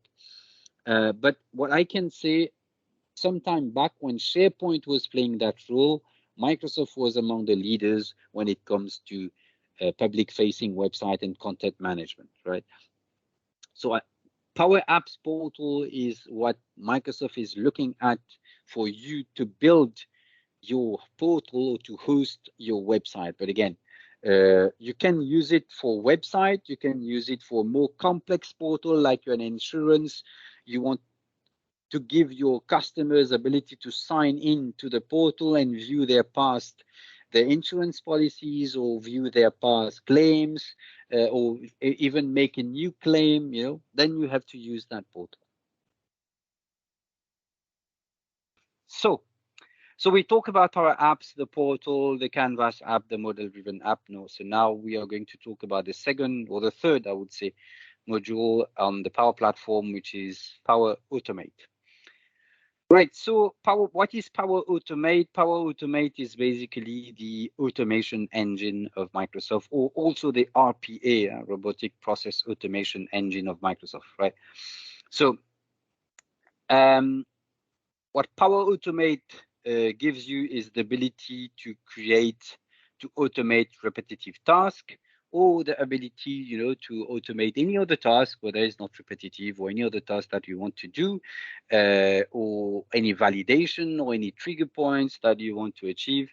You can do that with Power Automate. Actually, it completes your Power Apps in a way, right? For example, the training registration that we did in the morning, what you can do is as soon as somebody submits his name for the training, the name goes for approval. Once it's approved, then he's accepted in the training, something like that, right?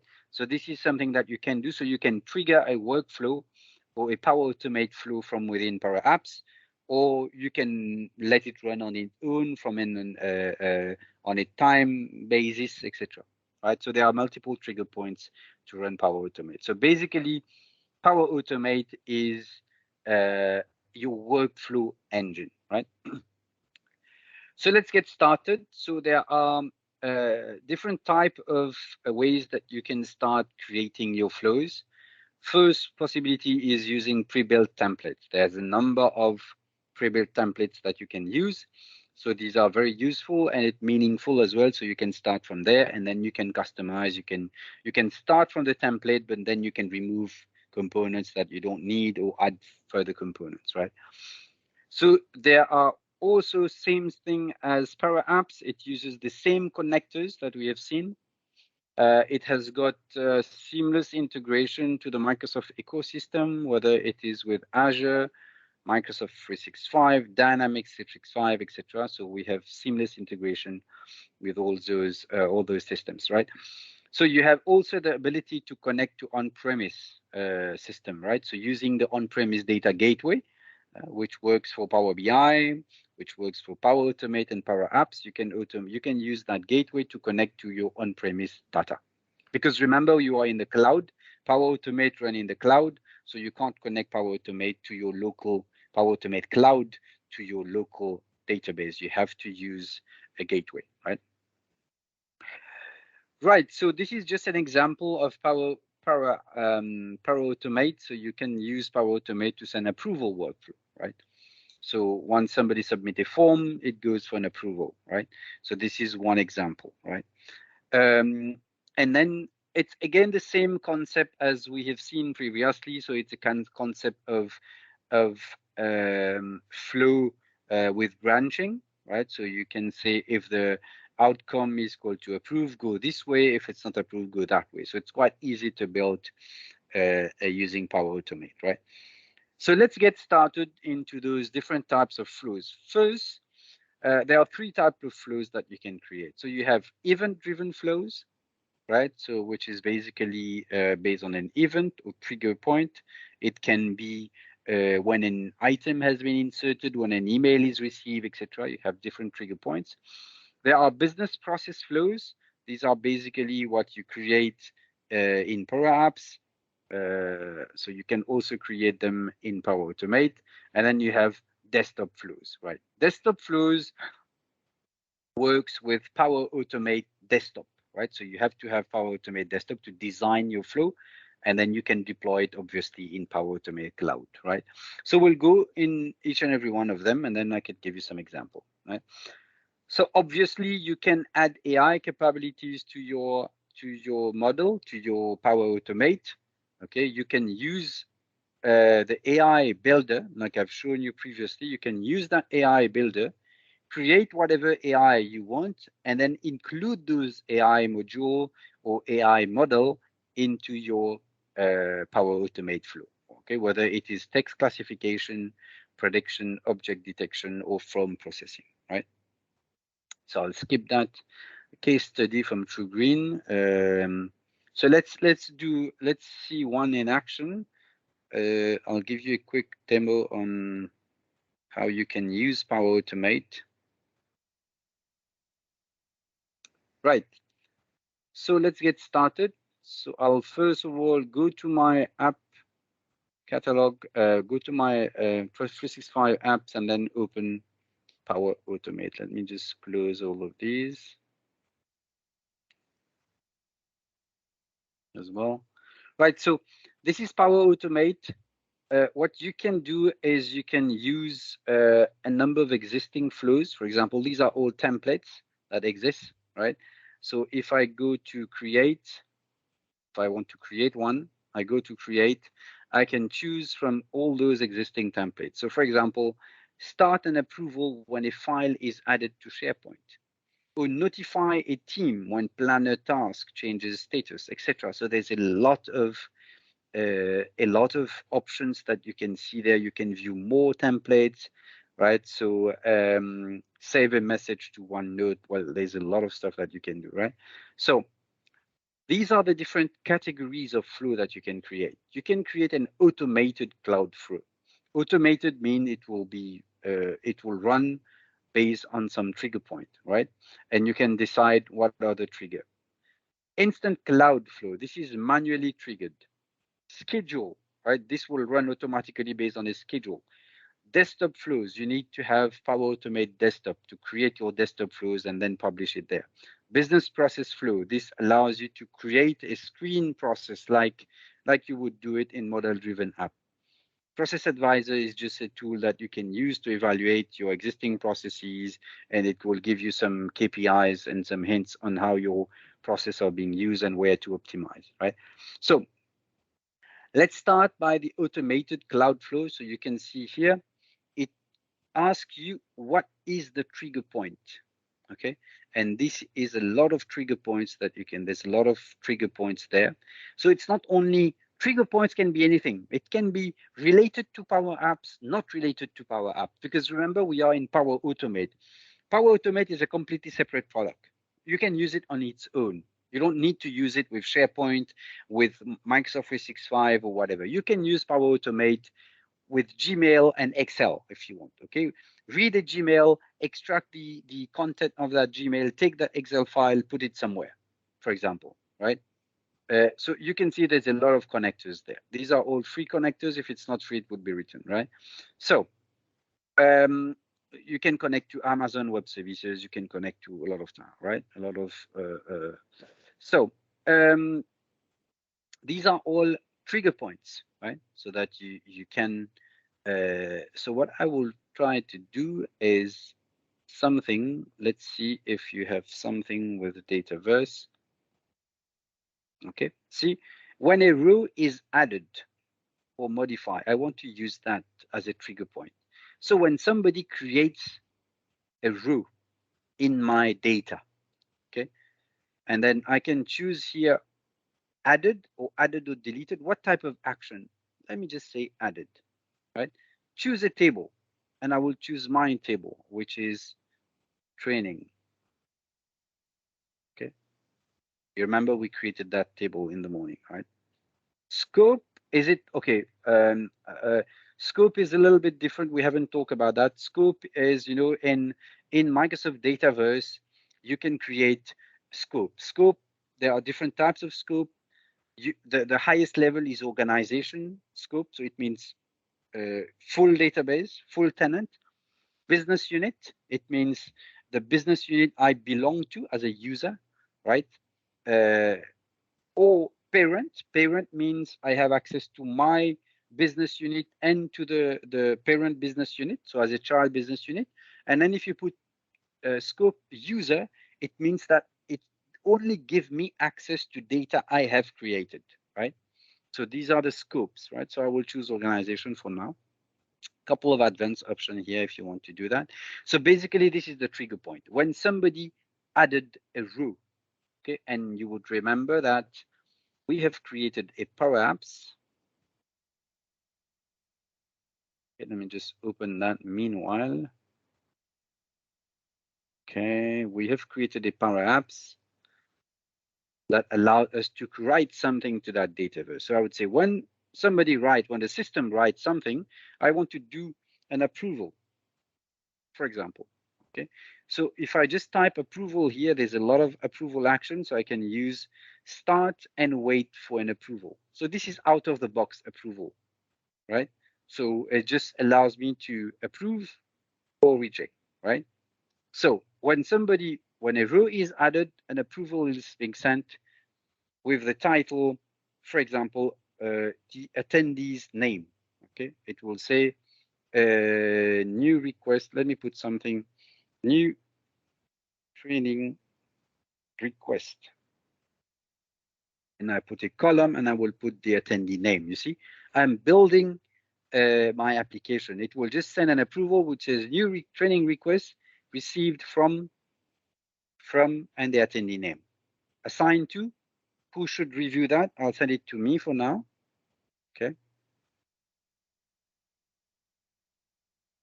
Let me send it to me for now. Some details about I can put the attendee's name. I can put the training date. Okay, these are all the data coming from the table, right? Training date, training name. I can put it in a much fancier way, but for now I'll put it like this. If I want to give a link to approval, if not, not necessarily. So I want to add a next step with a condition. So now I would say I would add a control, and I want to check, because remember this is start and wait. So it means that the workflow will stop here, will pause here, and will wait for an action. So the action would be a response. So you see now when I click here, I have automatically, now it's telling me that these are all the outcome from this action, start and wait for an approval. This is the action, and this is the outcome. So I will choose the outcome is equal to proof. Then I go this way. Then what I will do is I will send an email. Okay, so and I have a lot of options there. I can send a Google mail. I can send a normal Office 365 email. So I would say send an Office 365 email to the person that has made the application. For now, I'll put like me, and to say your training registration, and I will put some valuable information like the training name, okay, and the training date, or maybe yeah. So I would say dear, okay. I can even write down the attendee name, right? Dear, your training, excuse me, proof.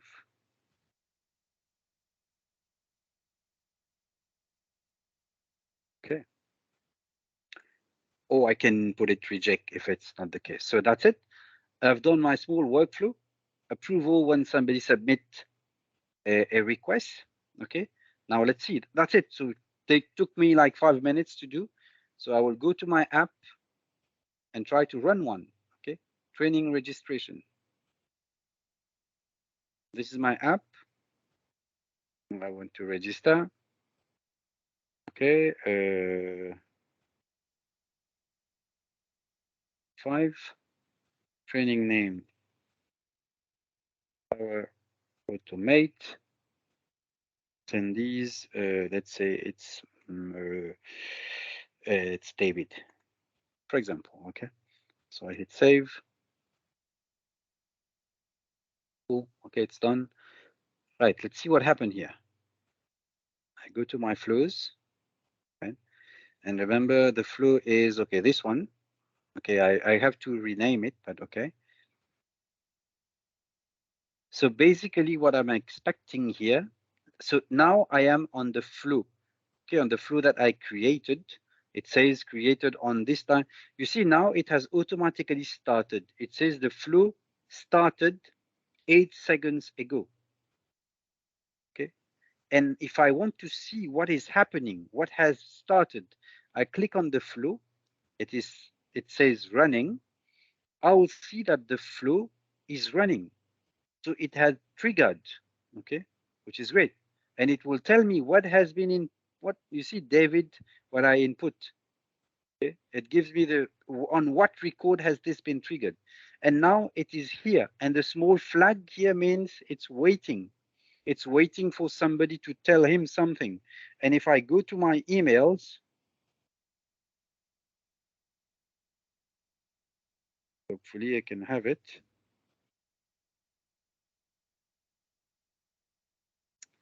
Where is it? Right, it's not even, yeah, I can have it in my email, but better, I will show you in Teams. I receive it new approval request automatically in Teams, if you can see that. It says new training request, sorry, I wrongly wrote that, from David, okay? It says David, the training name. I could have added a lot of requests here. So I can just say approve. So from Teams directly, I approve, I got the request, I approve, I could have approved that in mail as well. So then I got another Teams message to say, you have approved the request from David, etc., etc. Let's see what happened to the flow. Now the flow moves and it says, okay, tack, tack. So it goes to this way, okay? You see the value is true because it is equal to approve. It should have sent an email to me saying your request has been approved. Let's see if I show you my email. You can see the mail is here. I open that email and it says, dear David, your training request has been approved. Here you go.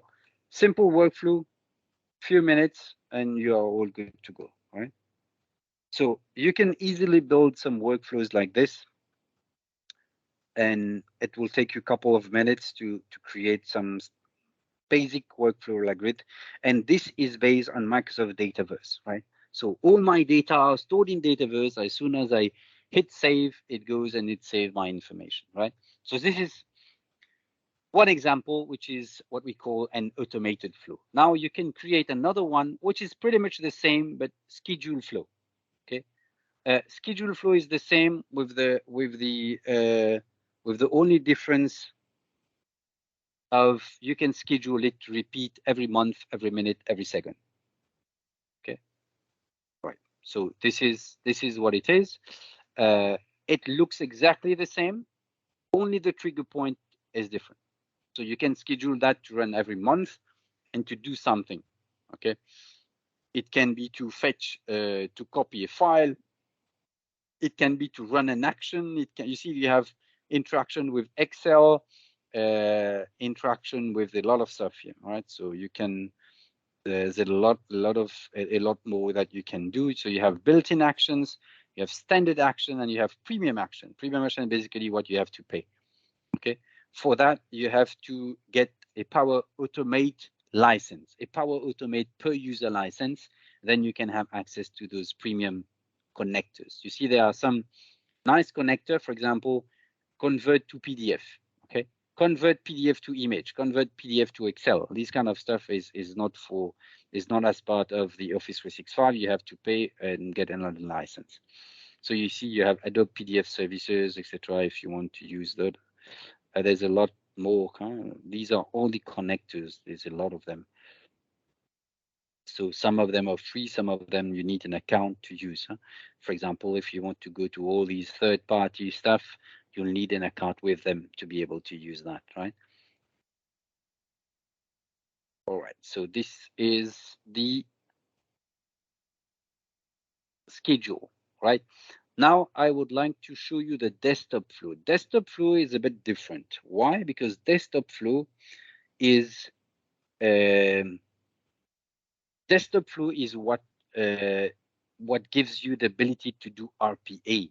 Okay, by RPA, I mean to replace the human by a bot, to open an application, log in the application, go to a menu, etc. So this is what we call desktop flows. It allows you to rerun, for example, I'm clicking here, I'm doing this, I'm clicking here, I'm opening that, I'm doing that. All of this, you can record all of those steps, okay, and rerun all this. I'm trying to open my Power Automate desktop and show you what it looks like, right? So this is Power Automate desktop, right? It is free of charge. You can download it, install it, run it if you want to run it on a desktop. But if you need to publish it, then you need Power Automate license. So if I create a flow just to show you, okay. Create, this is desktop flows. I'm on a desktop client application. I'm not on the portal, right? So it looks a little bit different. You will see. I've shown you how Power Automate looks like in the cloud. So now this is Power Automate desktop. Looks a little bit different.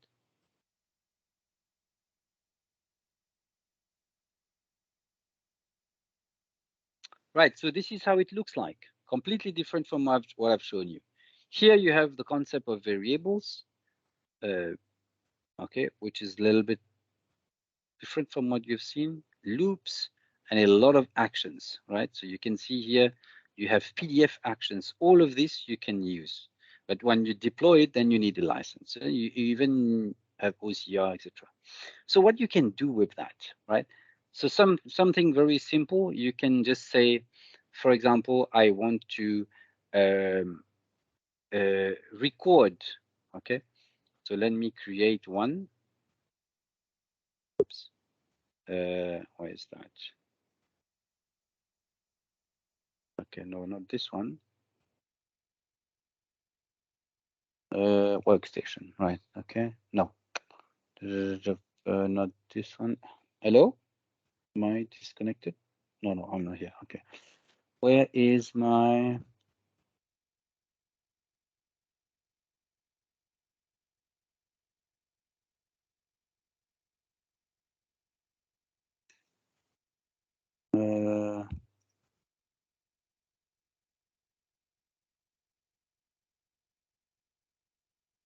Terminator.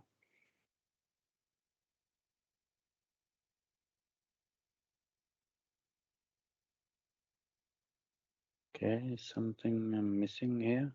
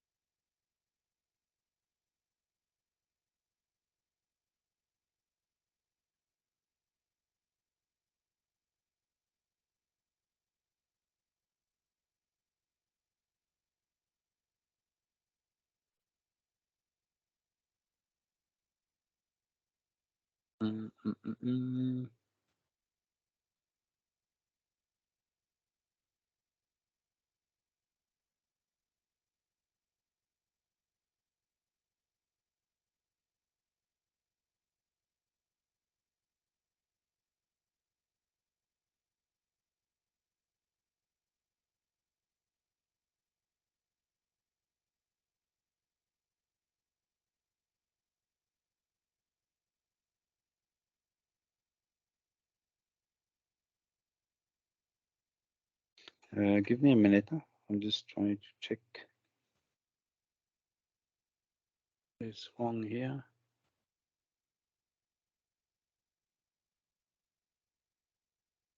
Okay, seems okay.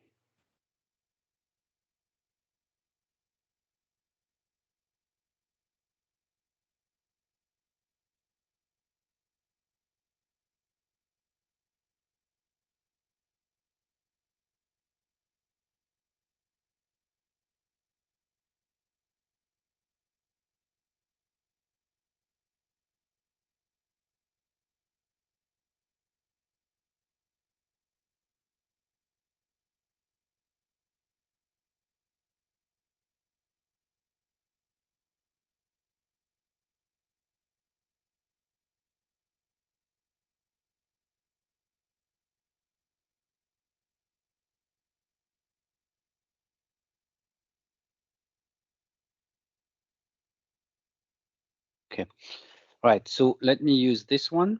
Sorry, let me start again. So this is my flow. This is a new flow. Okay, I will start by using the recorder, right? So to show you how I can capture steps. I can use recorder. Okay, where is that screen? And it will give me something like that. And I would say record, right? So in record, I can do whatever I want here. Here, let's wait here. So I go Power Admin Center. I can do anything. I can pretty much, you see that it is recording and capturing whatever I am doing, okay? And it can replicate those steps, okay? So let's say here I will type in Power Automate pricing, right? So I'll go to here. So this is what is happening at the back. He's recording all the steps and everything I'm doing so that I can reproduce that step afterwards. If I go to buy now, literally I can reproduce those steps. Now it's not only browsing. Imagine you log in an application, you open SAP, you type in your username and a password, log in, you go to a specific menu, you open an item and doing this or that, whatever you want, you can do it using Power Automate Desktop. So you basically record whatever you do, and then obviously I will show you what happened when you record. This is what the result of the recording, right? So now on the result, you can come and change some stuff. You can say, I don't want to do this. When login, use this username, use this password, or dynamically ask the user for a username and a password. So you see there are some keys which I wrongly type in. For example, I can say this one I want to remove, okay, or move up or move down or disable this action, etc., or delete that action, right? So once I do that, okay, I can save my desktop flows is basically recording whatever you do on your screen, but the purpose is to be able to redo that step with some intelligence behind or with some parameters behind. So if I say run, okay,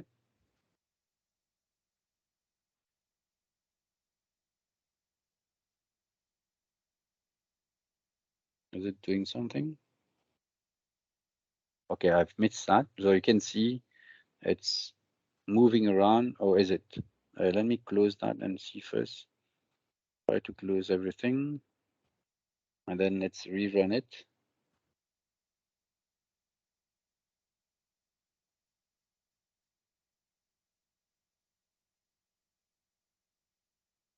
Is it doing something?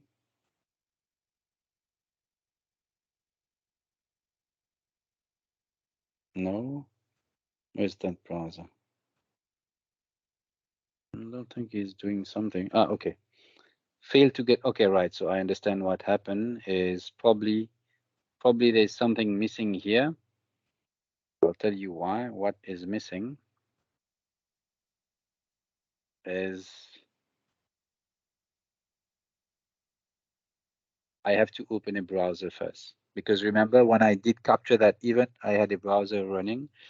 So I have to open a browser and then run that within that. So what I can do is go to browser automation and then go to a web page.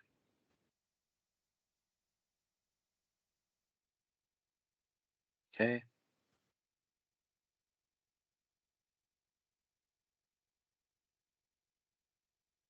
Okay, let's see.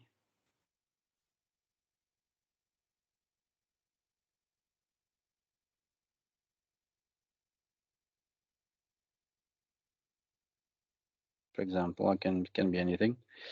Let's see if now it works. Let me see.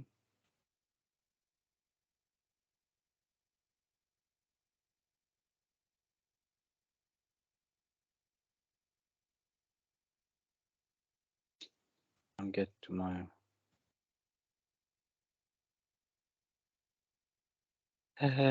wait a minute. So I will do this instead. Yes, exactly. So save, and then here uses the previous instance. Here you go. All right, okay. So let's do that. URL can't be empty, okay.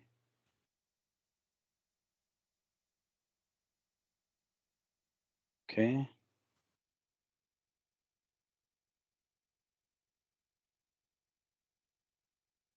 All right, so let's do like this. Run. Let's see. Okay, seems to be running. All right, so this is the browser. Oops, open up here. Okay, what else? Oh, that's it. Ah, okay. All right, so something else is missing. Or is it?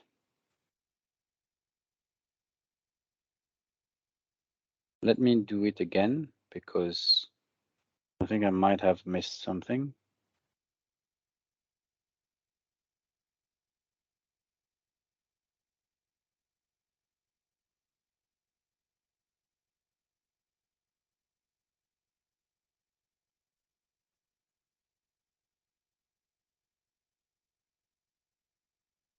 Yeah, let's start again. So, okay.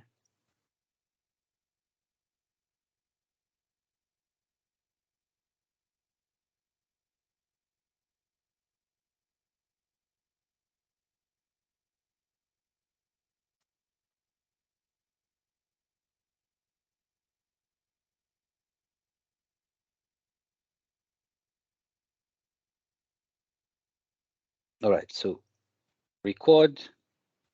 I'll do something else. I'll open Excel. So recording started. Okay. So what I will do is open Excel, you see, right? So choose a blank workbook. Okay. Type in some values. Right. Close that Excel. Don't save it. For example, that's it. Finish. I started from scratch, right? So let's see. Right. So let's see what happened. Right. So run that.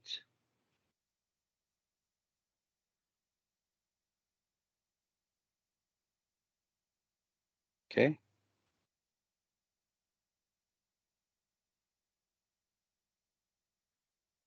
Close everything so you can see what is happening. Run.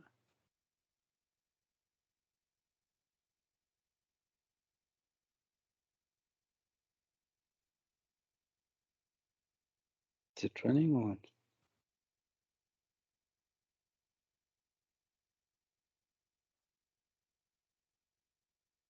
A minute now. So again.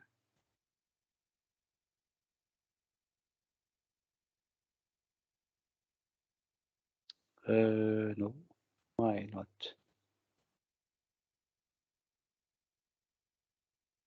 Okay, failed to press button. Ah, okay. Okay. This is all right. Okay. Let me start again. Huh? I shouldn't have pressed the button because it doesn't understand the button. I've used the window button, so it doesn't understand that window button. So I will start again.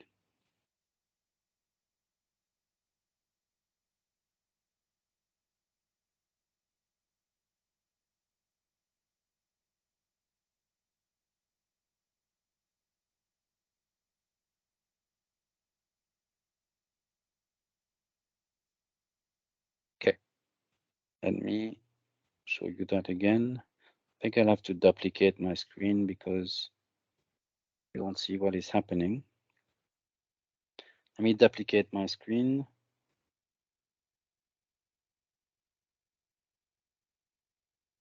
Let's see. No. Okay. Run again.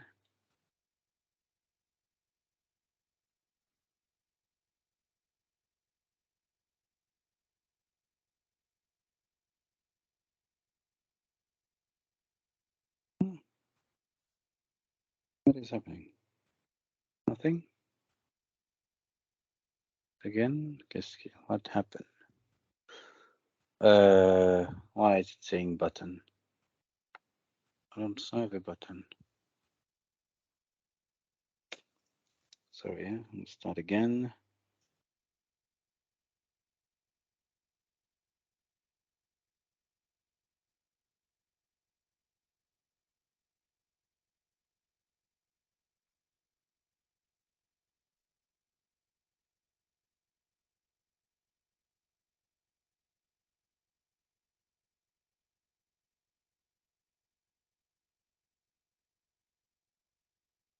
Okay.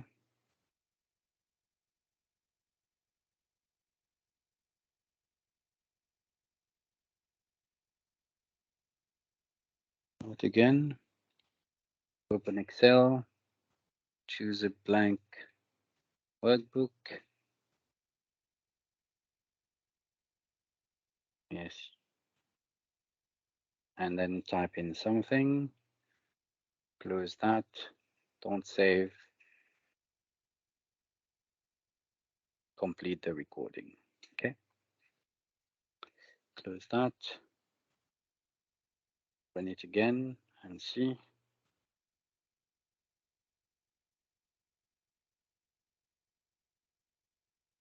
Okay, now it's doing that on its own. I'm not touching anything.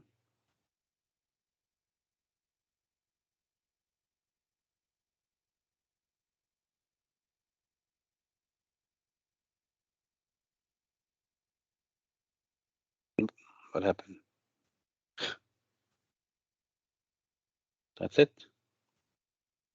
Just again.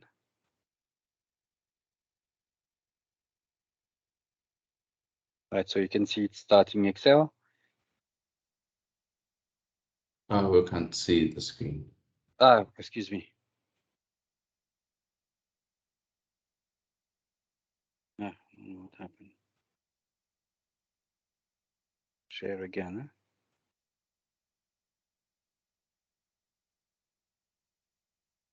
Okay. Let me start again, right? So this is the what has been recorded. I'll run it through. So you can see it presses the button, open Excel, choose a file, open a blank. Now it's doing it on its own, right? I'm not touching anything. I need to start it again, boss. We did it the same. Excuse me? You need to start it again because we couldn't see the screen at first. All right. Okay. Let me start again. Sorry, Okay, just trying to follow. Yeah, of course, yeah. All right. So can everybody see now my screen? I'm on desktop flows, right? You can see my screen. I'll create a new flow. Okay, I'll give it a name. Create.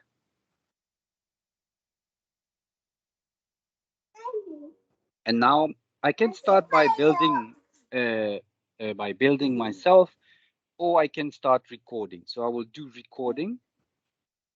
and we'll choose something else. So I would say recorder. I go to the recorder, and then I would say record.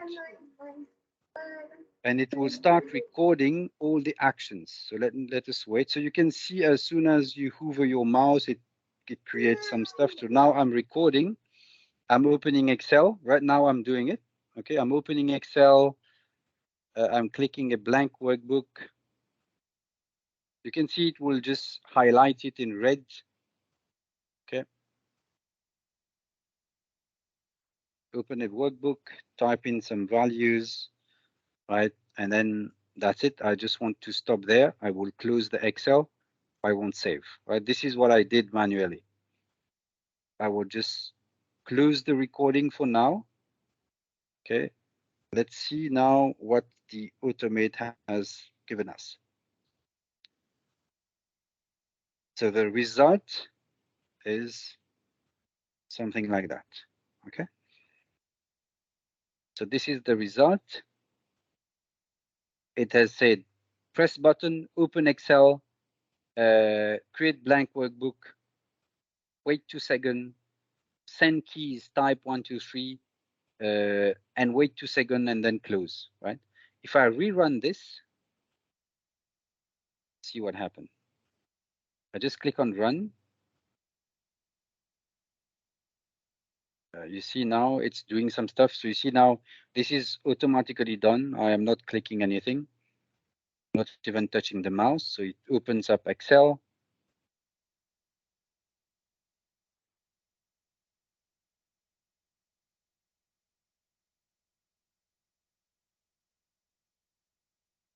And then we type in some values or not. Okay.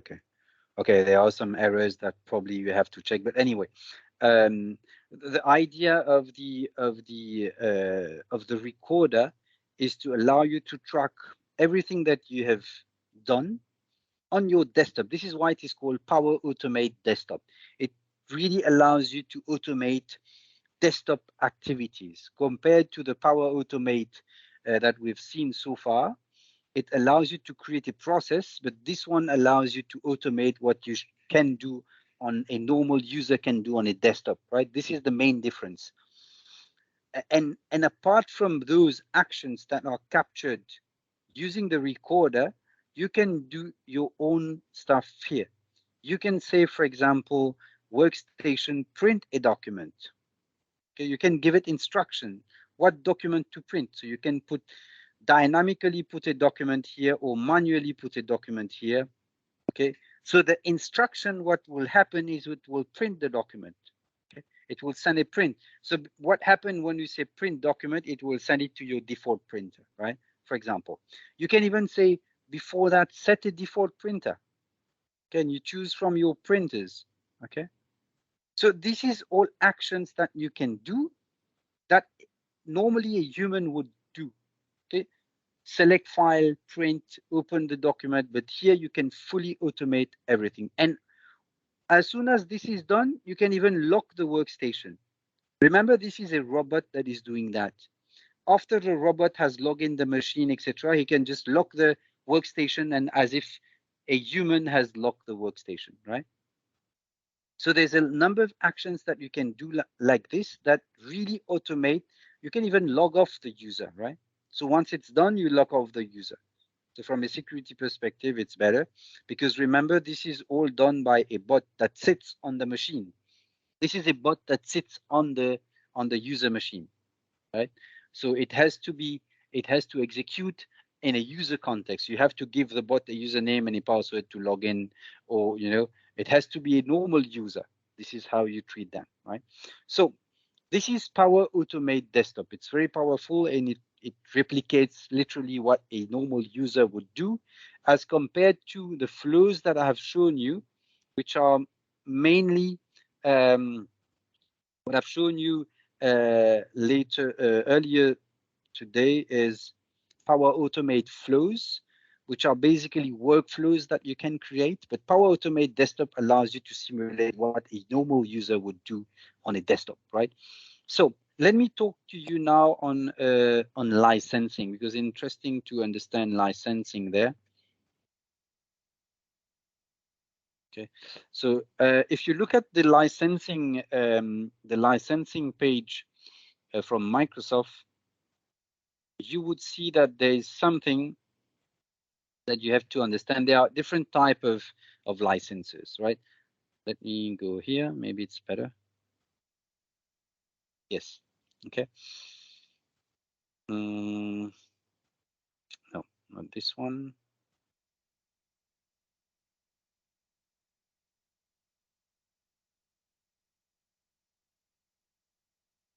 This one. Right. So from a licensing perspective, Power Automate, same as Power Apps, you have licensing. So you can buy Power Automate per user plan, right? So this gives a user access to unlimited number of flows. Right now we're talking flows, right? Flows, just to understand what we are talking about, so we are on the same line here. Flows is whatever I created, right? So you can all see my screen, right?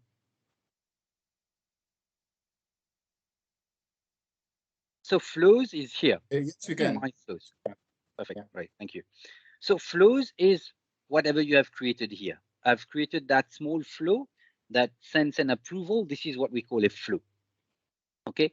So you want to start an approval. You want to do an automation. These are all flows. So to create flow, you need a license. Okay. You need a license per user. So it's $15 per user per month, allows you to create unlimited number of flows. So now what you have to understand and what you have to know is, as part of your Office 365 offering, starting business standard or business premium, I'm not sure, but I think business standard, the minimum is business standard, you have the ability to create flows, right? But there is a limitation, and I want to show you the limitation. So whatever you have in Office 365, it's not really properly documented. You have to look for it, and I will look for it for you because it's important that you understand. I often have the page and then I lose it. So Office 365 Power Automate license, right?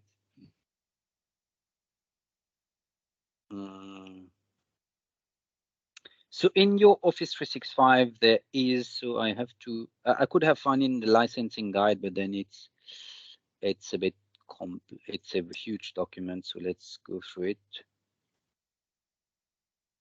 What's another?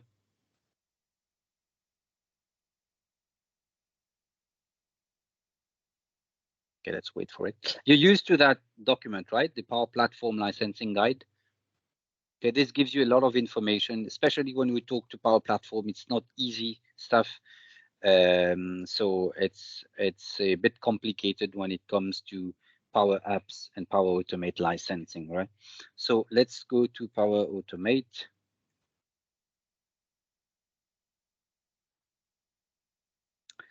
Right, so Power Automate, right? Not this part.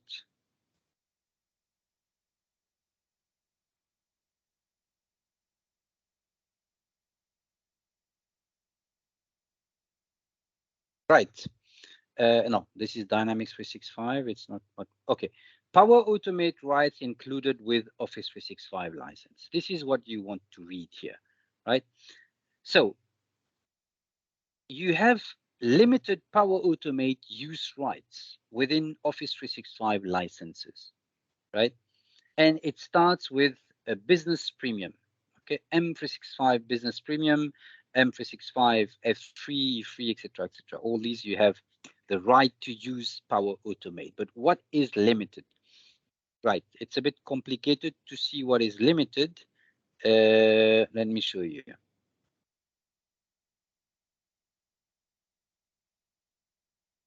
Right, first limitation is this. Power Automate in terms of context and connectors. You are limited to embedding, you are limited to using connectors which are part of the Office 365 ecosystem only. You do not have data connectors to go to other applications apart from Office 365. So it means that the flow that you would create can interact with Power Apps, can interact with Power Automate, can interact with any other Office applications, but not with other applications, right? Not even Dynamics 365. Okay, this is important to you to understand, right? So you can create cloud flows, automated, instant, and schedule. This you can create. It's included, right? Business process flows, it's not included or limited. Desktop flows is included. Connectors, standard connectors are included. Premium connectors and custom connector not included. On-premise data gateway not included. Okay, there are a couple of stuff that you can Dataverse or common data service. You have some use rights that you can do, but it's limited, right? So what you have to understand, I'm looking for that piece of information. It's not so easy. Not here, not here. Where is that?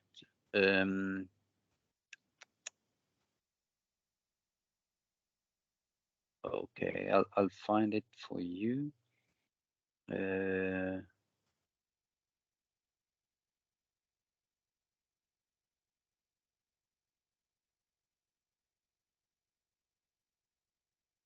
Okay, I can't find it here, but I should find it somewhere. Anyway, I'll find it afterwards. I'll send it to you. So what I'm trying to look for is when you have a normal Office 365 account, not a Power Automate plan, proper plan. You have only Office 365. You are limited to the number of boxes that you can put here. Each box is what we call an API call. Okay, each box is an API call. This is how Microsoft calls it. Even if, okay, we are not, it's not really API that you're calling, but in a way it's API call. So you are limited to 5,000 API calls per month. Okay, so whatever be the number of workflows, you are limited to 5,000 API call in a month. What does that mean? If, let us say, I have, I don't know, if I look at my account here, I am running a normal E3 account. I have, I don't know, 15, 25 workflows, right? So if each one of these workflows, if I look at another one,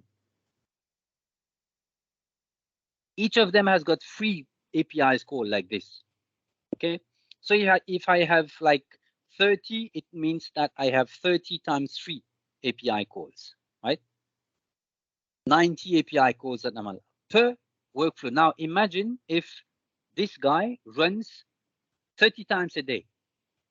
Okay, so it's each and every one would run X number of times per month. If this one runs 10 times a day, or it depends, I don't know, when a row is added, it means, I don't know if I have thousands of rows per month, it would run 1,000 times.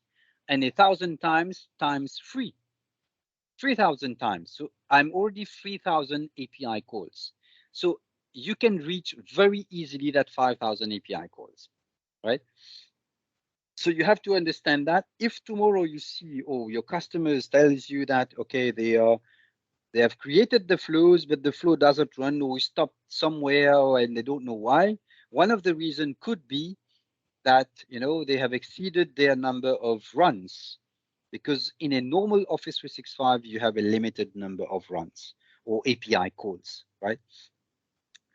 It should be somewhere there in the document. I would find it and send it to you. Okay, I'll find it in the proper document. I don't have it there, but it's definitely limited, right? Okay, but you have to understand this. And now let's get back to Sorry, I have a question just before you exhaust that part. I don't know if. So what if the API calls are exhausted? After that, is it dependent on the license that maybe the organization has subscribed to, or it is just pegged at 5,000, whichever the license you've subscribed to? Well, if you do not buy any Power Apps license, sorry, in a Power Automate, now I'm in a situation where I'm telling you, you do not let us say you have a customer that have not buy any Power Automate license, for example, neither the $15 nor the $40. He hasn't bought anything. He's just using it as part of his 365 normal. So as part of Office 365, he can use workflow, as you can see here. Power Automate use rights included with Office 365. He can use the workflow, but the workflow will be limited to like I said, 5,000 execution. So what happens if they reach 5,000 execution? It will only mean that the 5,000, the workflow will not execute itself for the month, but the next month it will be reset. It's another 5,000. Okay. Okay. So yeah. So every month it makes sense now. 5,000. It makes sense now. Yes, thanks. But very often I have got a lot of customers using Office 365 and workflows, etc. I haven't really seen those, number of API call that we have reached maximum, or I don't know how really it works. Honestly, I just read the document and it says 5,000, but I don't really know. Even Microsoft was not able to really explain what exactly is the API call. Is it one box is an API call or one workflow is an API call? I'm not too clear on that, but the explanation from Microsoft is each block is an API call. Okay, this is what I got, right? But it's not really properly documented, but I guess start and approval is an API call. When a row is added is an API call. The if is not an API call, but the send an email is an API call. So it depends on really the workflow. But basically, this is a good document. It gives you within Office 365, what can you do? Okay, and what can you do with Power Automate? Now let's get back to, if you want to buy proper license, what do you do? If you don't want to have those limitations, you buy this license per user. So basically you buy this and then you will be able to create flows, unlimited flows per user without any limitation on number of execution, right? Oh, now this is a per user license. Now you can buy a per user plan with attended RPA. Now, what is attended RPA? Is the ability to use automation or RPA, like I've shown you with the Power Automate desktop. If you want to use RPA with AI, okay, then you have to use this plan, which is $40, which is attended RPA. Attended RPA means it requires a user to trigger the flow at some point, right? So this is attended RPA with AI. So you have 5,000 AI service credit. This is again per user. Now, if you want to go per flow, this costs you $100 per flow, okay? And you buy a minimum of 5 flows, etc. So this is what you pay, $100, right? Per flow license. Now, if you want to go for so these are the details and what you have on a per user plan, on a per user with attended RPA, etc.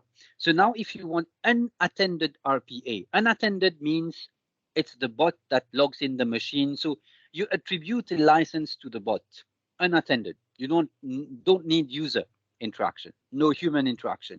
So unattended RPA, you need to buy an add-on of $150. Add-on to what? Add-on to that one of those. You either buy the $40 or the $15, okay? And then you top up, if you want unattended, you top up $150 per month, you have a bot. The bot can be assigned to a workstation and the bot will be a user it's like a human behind his PC, okay? And the bot costs you $150 per month.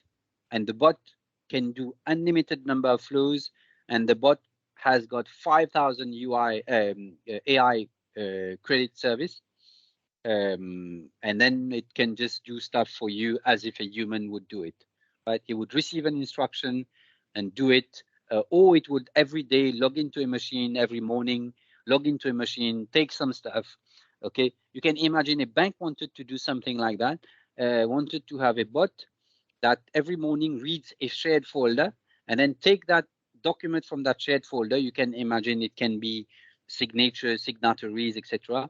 Open the core banking system, upload the signature for each signatories, update the signature for each signatory. So I remember talking to a bank which has got like, I don't know, 500 to 1,000 of signature change per day, sorry. So we wanted to have a bot to do that signature upload.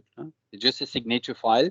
They want to upload that in their core banking system. So they wanted to go for a bot that would do that. So this is a scenario where you can use an unattended RPA. Okay. So, and these are the costing for the unattended RPA.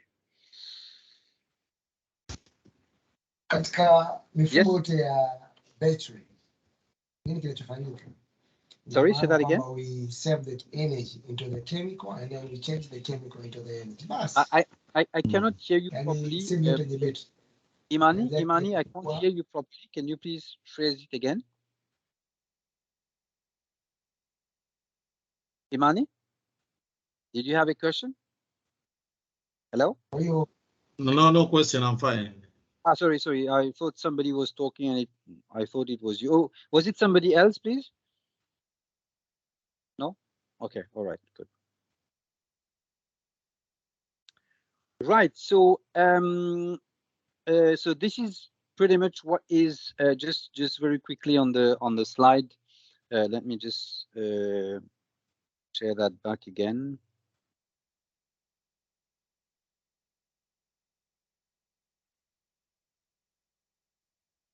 Right, so these are templates. You can use them to create flows. Right, so just we are aligned on jargons here, right? When we talk about flows, right, it's whatever sits in the cloud, right? When you talk about RPAs, it's whatever you can do using the Power Automate desktop, right? So flows is basically the workflow that you would save in the Power Automate cloud, right? Right, okay, cool. So we've talked about trigger, we've talked about schedule flows, right? So it's quite easy to build, right? So it's not that complex to create flows. You have what we call button flows. Button flows allow you to start manually a workflow. Okay, so now see, we have a mobile app for Power Automate. There is a mobile app. You can download the mobile app, install it on your machine, and trigger workflow directly from that mobile app, the Power Automate app. Right, and the button flow is used for that. Okay, if you want to trigger an app, you want to do it via a button, or you could have done it via a power app, right? But if you want to do it for a button, you can do it.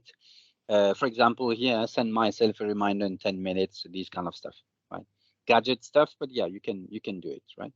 This is what we call manually trigger a workflow, right? So approval workflow, we've created that. So you've seen that it is out of the box. Now you have the ability to create what we call business process flows. Business process flows is closely related to model-driven app.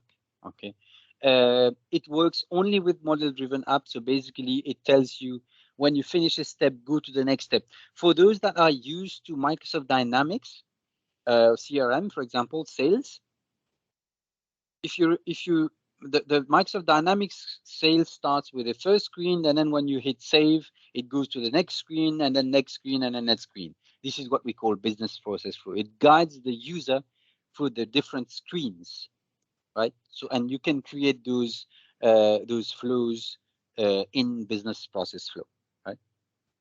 So this is the idea of business process flow, is to guide the user switch from one screen to the other, right? All right. Questions on Power Automate? No? Okay, so just very quickly, going back to this one. Right, so I just want to show you now how you could include in a workflow any of those AI builder, right? It's quite simple. You want to include AI builder in one of your flows. You just add a new step here, and then you choose AI builder, right? Sorry, SharePoint. You use AI builder, and in the AI builder, now you have the ability to say, for example, detect the language being used in the text, right? So that's it. You choose the model you want to use. You have the text here, okay, which can come from anything. Okay, this is not applicable, but you can just write the text, okay, and it will just give you an outcome. Let's say hello. I will just quickly test that. Let me know. I can't do that here. I'll do another workflow where I can show you. I'll do a simple instant cloud workflow. Okay, instant is I want to trigger that using a button, right? See that? Instant with a button. I will just use AI Builder.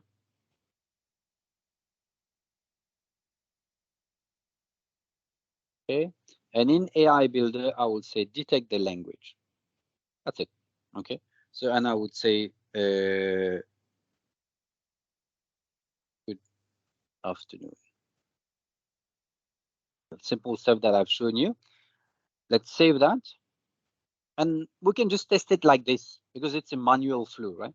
Doesn't need a trigger point, right? So I will just rename that AI Builder, right? Simple, just save it. And if you want to test it, there's a small test button here. Straight away test it, and you say manually test. And it gives you a button which says run flow. Okay, and let's see. Right, the flow is running. You see if your flow is running, and tac, it's completed within 3 seconds. And let's see. Good afternoon. The language is English. Perfect. Okay, and 0.98 in terms of the score.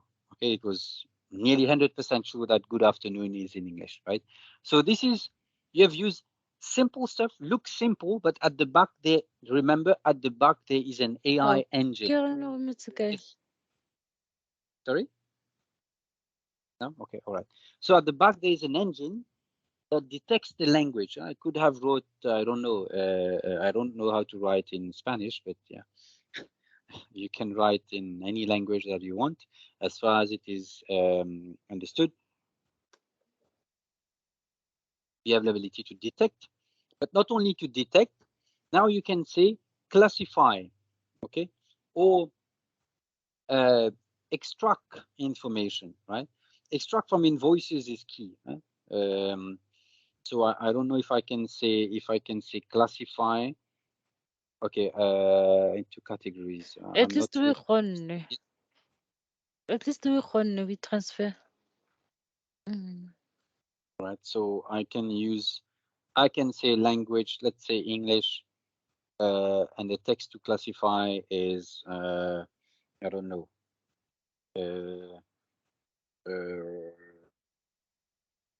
Please send me a code.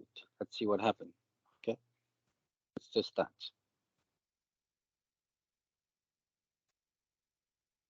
Okay, now I have given him the language, but we could have used detect language and then, categorize. But let's do it like this and see what happened. Right, complement. Okay, it's not good. Okay, not really complement, but maybe I should have put, I don't know, maybe I've done it wrong. Let's see again.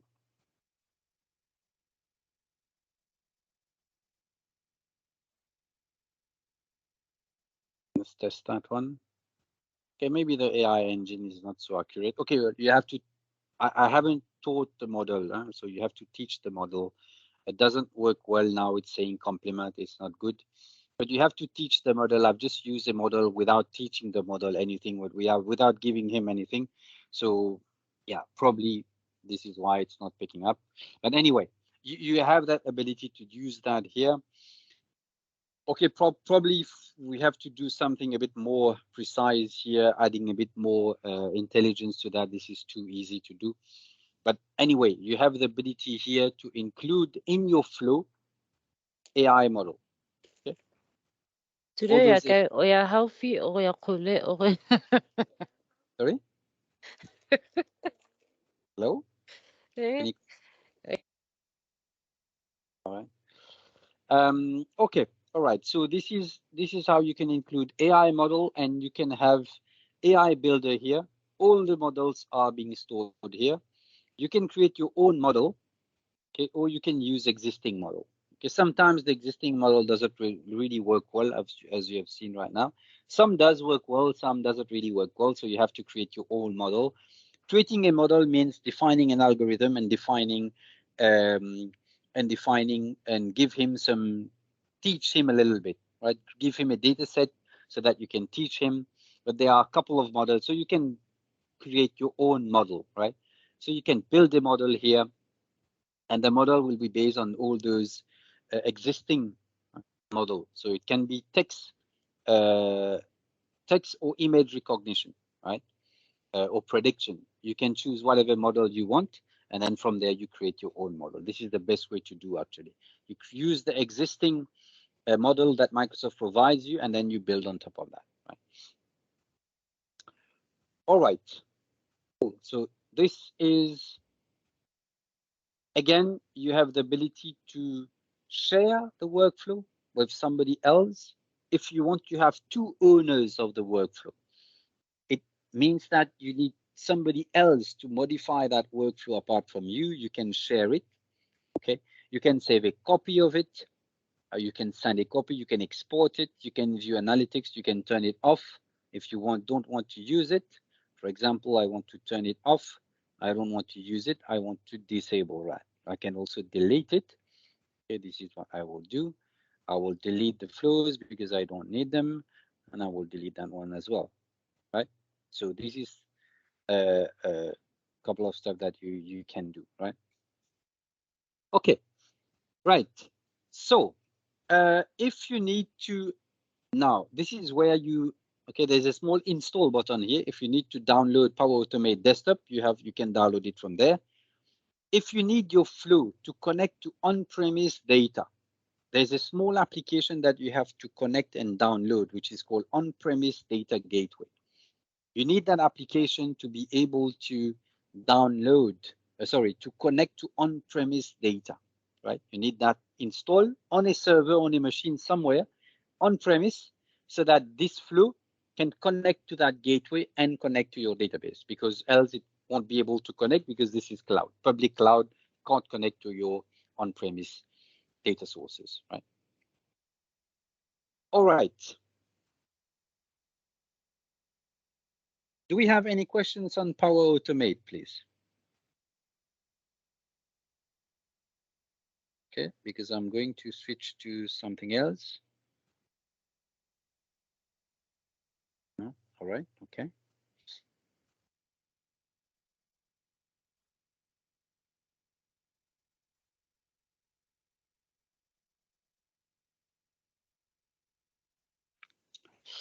So our next item would be Power BI.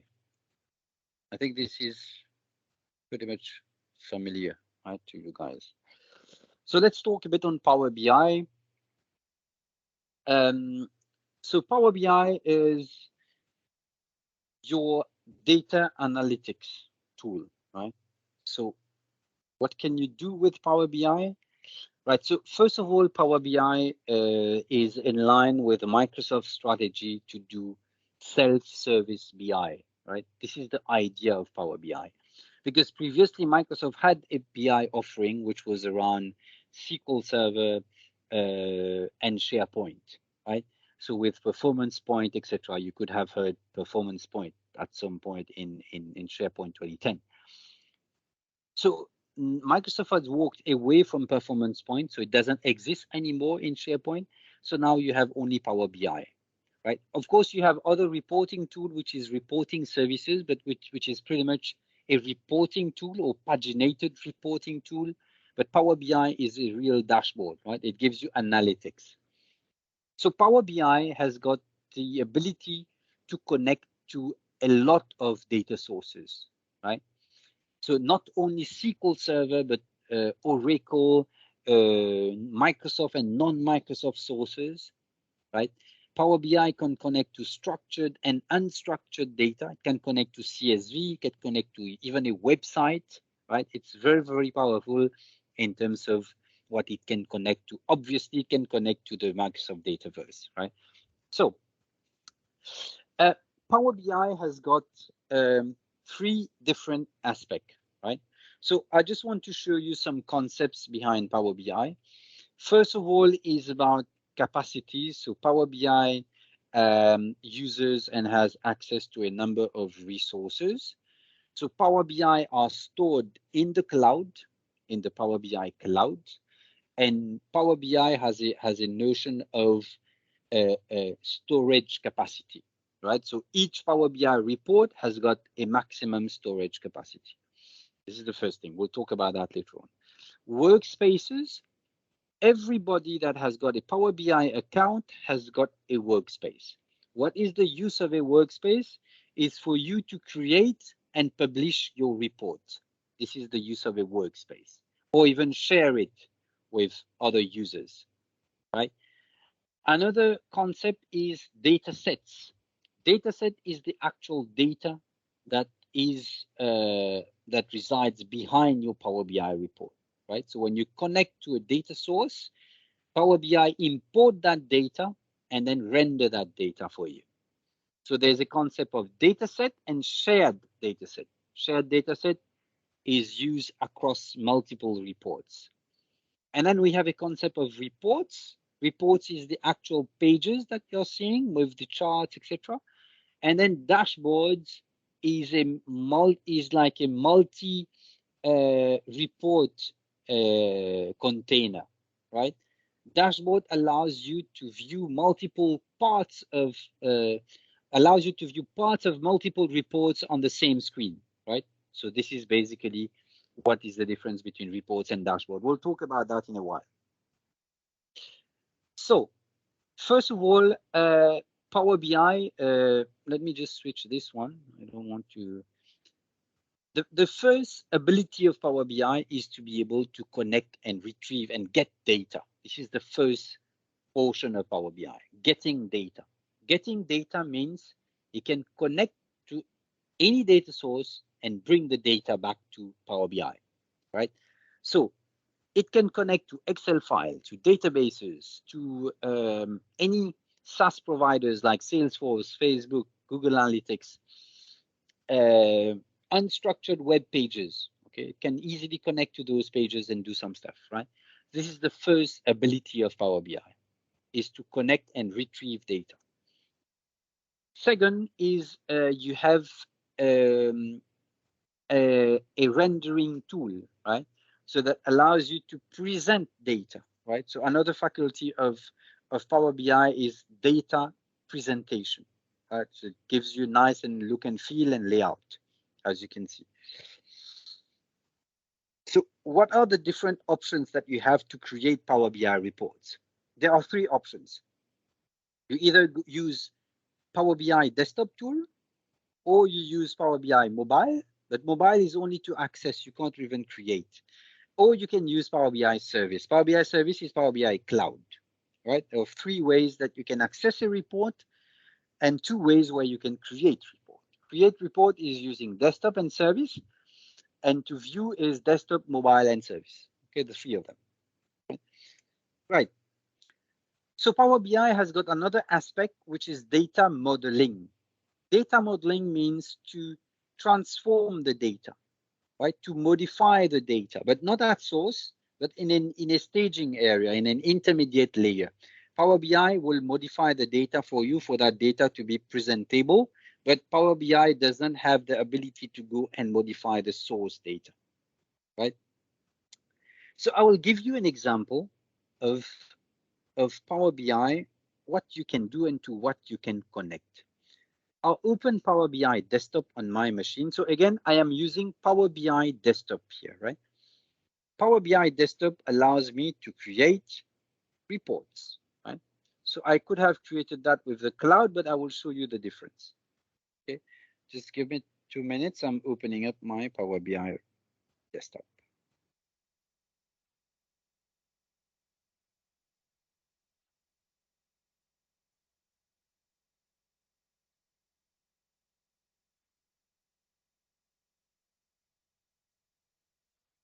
I'll just meanwhile open up also my Power BI cloud instance. Right, so just a word on licensing again, guys. Power BI license.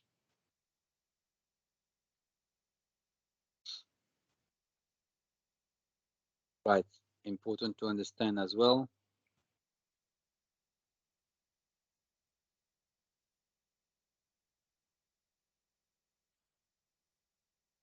Okay. So to be able to use Power BI, you need to buy a Power BI Pro license, which costs you about $10, right? This is a per user per month license. So there are two types of per user license, a per user and a premium per user.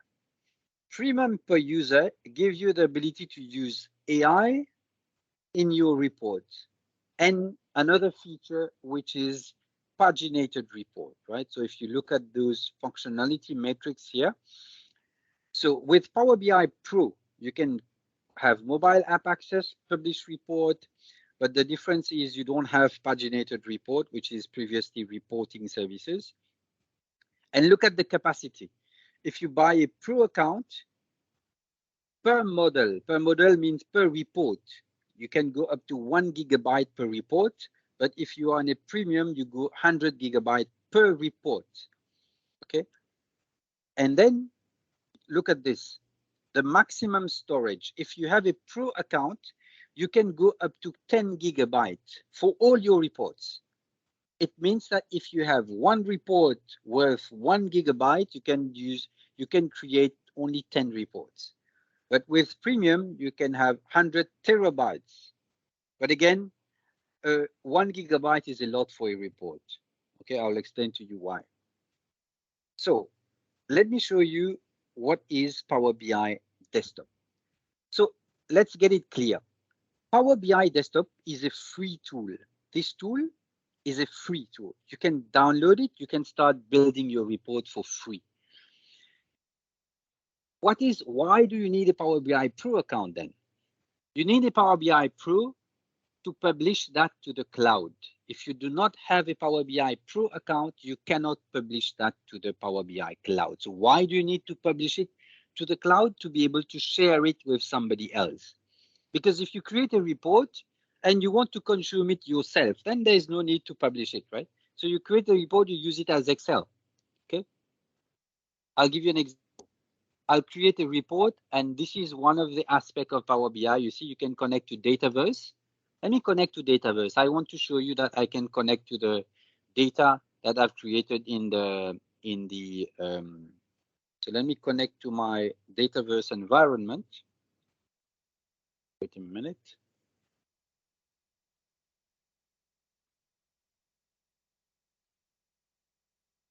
Okay. Okay.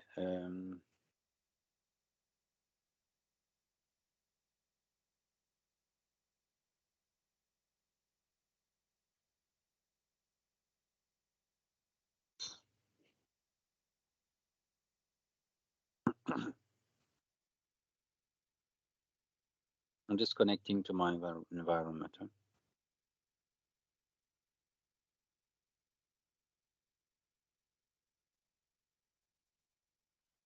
So here it asks you to give the environment domain, right? So just create that. Well, give that very quickly.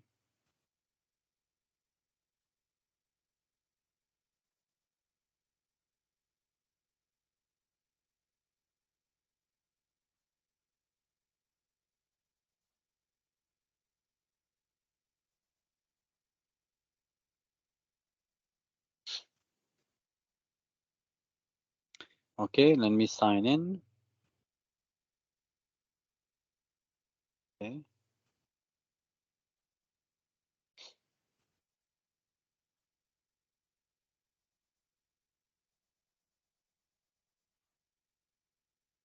Oops.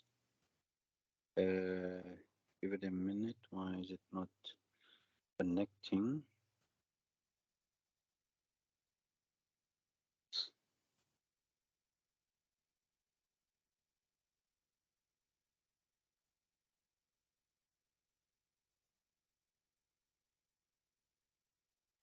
Okay, for now, I think I have, let me do it from Excel.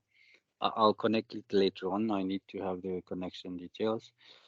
Right, so let me try to do something very quickly. I'll connect to my report to Power BI Excel, and then we'll do it from there.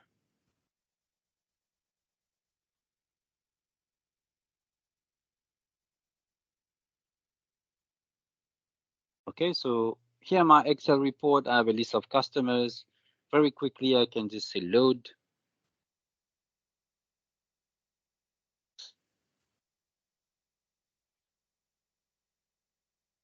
Okay, so this is the first ability of Power BI. Can connect to an existing system, connect to any source, right? Excel, for example. Okay.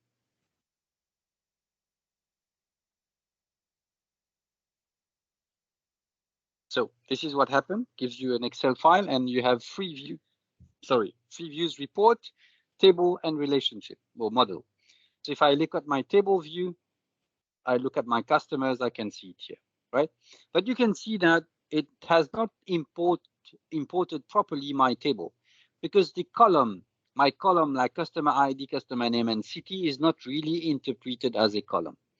So now I will show you the second aspect of Power BI, which is transformation, right? Power BI can connect, as you can see, connect, retrieve, but can also transform. What does transformation mean? Transformation is something very interesting in BI, in the BI world in general. So you can see here, it has wrongly identified, doesn't recognize that this is a column.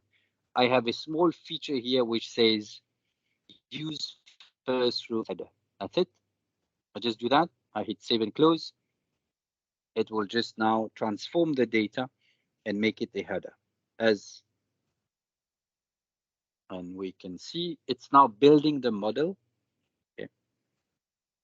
And now if I double check, it's fine, right? So now I can start bringing some more data. Okay. These are my customers. I can bring some more data. Okay. Let's say I want to bring orders, product, date, some more data, right? To create my report.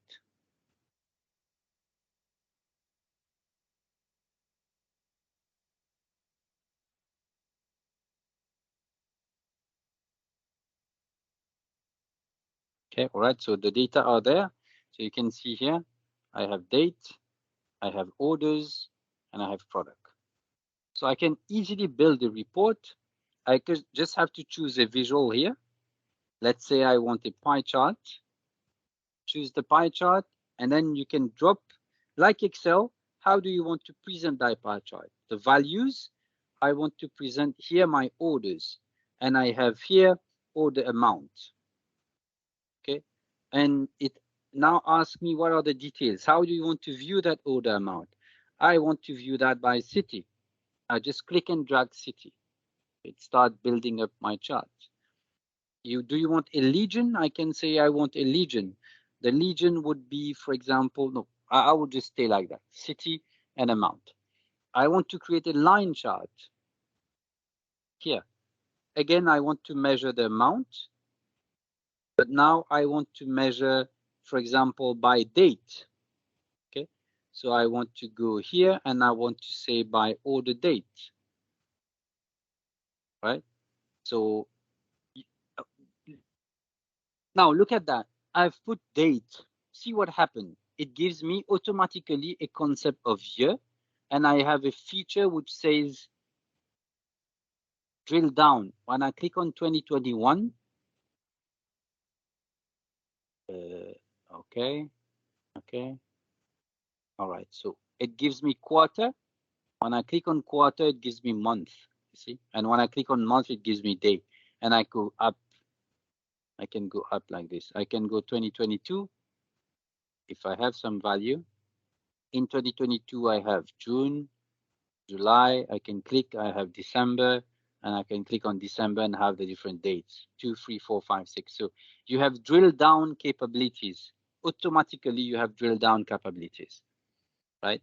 So this is my first line, which is order amount. I can have a second line, which is quantity, quantity by order amount. So it's very easy once you have the data to start building. So it's just a question of selecting the visual and then plotting the different values. So when you plot a column of type date, you can see what happens here. Automatically, it gives you year, quarter, month, day.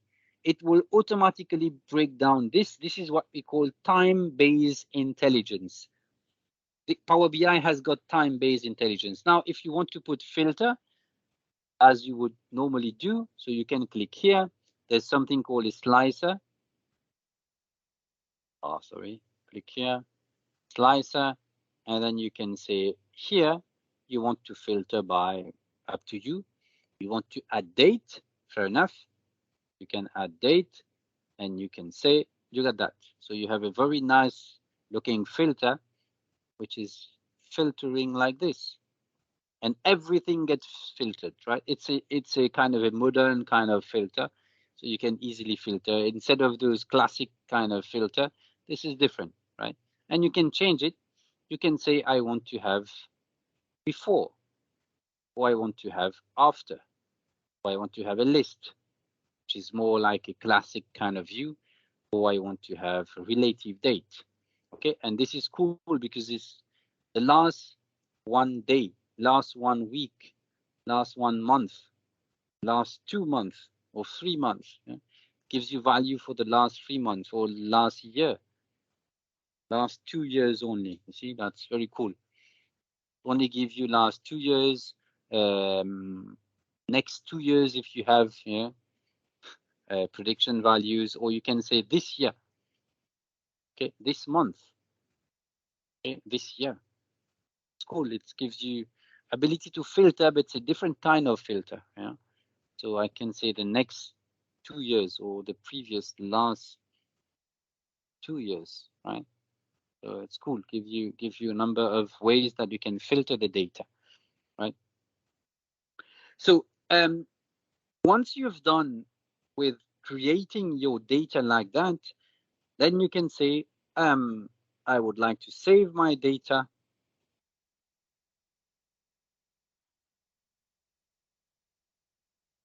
Oops, I wrongly wrote that.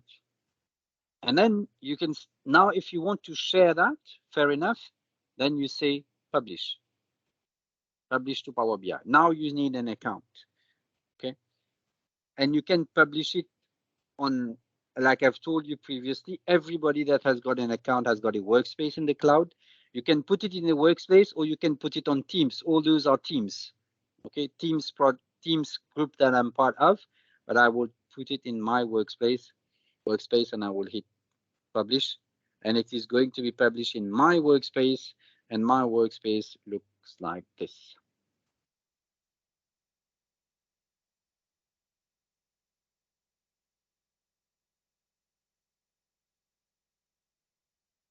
Okay, Power BI Cloud. So now I am on my Power BI Cloud Pro account.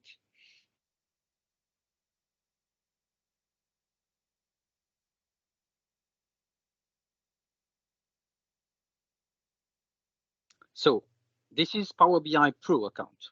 Okay, so I have my workspace here. You can click here and see all the reports that I have, right? So all those reports are being put here. So I can see all my reports. I can click on them. I can share them. Okay, let's see the one that we've recently created, which is, I think, where is it? Okay, not yet published. Yeah, it's published. So let's see. It's called training. Training not pop. Okay, here's it. Okay, I've wrongly written that, but anyway. So this is. Now I'm browsing the report through the cloud service. It's the same feel, okay? The same exact use, the same feel, okay? It doesn't really change much in terms of, I can also click here to have the interaction, right? It doesn't really change, right? I can also do what I've done on the Power BI cloud, Power BI desktop, right? So the only difference is now I can share this with somebody else. But the people or the persons that I'm sharing it to also need to have a Power BI Pro account. If they do not have a Power BI Pro account, they won't be able to access the link. So everybody accessing a Power BI report must have a Power BI Pro account, minimum a Pro. You can also have Pro Premium, right? Premium per user, or Pro is the minimum. And obviously you can go for Premium, right? So this is what you can do in Power BI, right? So quickly create reports, and then you can have some nicer look and feel, right? You can create some, basically Power BI allows you to create some nice report depending on your data. Let me show you another way looking at a report. You can do, for example, you can have maps. Okay, if I show you the ability of those maps, they're quite good actually. Right, so if I say right here, it asks me for a location. I think that city would work. Check, does it work? Right, so you can see that it just gives me, no, it doesn't work, not good. Oh, okay, Orlando works, okay. It says, right, so now this is good. It says Orlando, and I want to know how many sales I'm doing for Orlando. I'll put it in size. So you can see here, the bigger the circle, the bigger the sales. So it says in LA, my sales is 93000, right? California, so it recognized that, you know, in Orlando it works as well. It says Orlando, Florida, 10,000, right? So the map works quite well. I've only used a column which says city, and it's quite basic. The city, if I show you what it has, only this. Some even are wrongly written. Los Angeles is sometimes written LA. You see, so but anyway, it works. So that Asia is not correct because OL, I think it's interpreting that for some country, some region in Asia. I don't even know where. Okay, it's because it's OL should have been Orlando anyway. Even Europe, it's saying CA in Europe. I don't know why. Okay, it's interpreting something, but anyway, so you can see that the map works, right? Something else that would be interesting is, and this is something very interesting, is something called decomposition tree. This is quite interesting. If I show you that order amount, so it asks you, what do you want to analyze? I want to analyze order amount, and it says explain by. How do you want to explain what you have? If I put order amount here, it means $38,200, for example. So what does that mean? It means that I have made that much sales. But if you want to understand by which city you made that sales, you add city. If you want to understand what year you've made that sales, what month, okay, what category of product, okay, what subcategory of product, you can explain all those here, and this is what it gives you. Order amount 238,200. I want to know by which city. So if you choose city, this is what happened. Let me remove this one so to have some space. So this is what happened. It says, and this is totally, once you have designed it, it is the user who chooses, or the business, the one consuming the report who chooses. He's actually doing his own analysis. He would say, okay, so LA, I'm doing more. So let's see LA, what year? Okay, so he will have LA by year now. So he would say, okay, 2021. Let me see now 2021. What category of product? Okay, doesn't work. Okay, well, fine. Maybe I don't have category. Okay, there are some problems in my relationship because I haven't done that anyway. All right, fine. Okay, it's cool. All right. Let's start that again. Okay, let's start that again. Decomposition tree. I want to have order amount explained by year, by quarter, by month, by city, by product category. And I think, let me just look at my, okay, so you have to build a model, right? So it is important to build a model. So why is it not working? Because it couldn't find the relationship between those two tables, right? And then here as well. Okay, now it should be correct.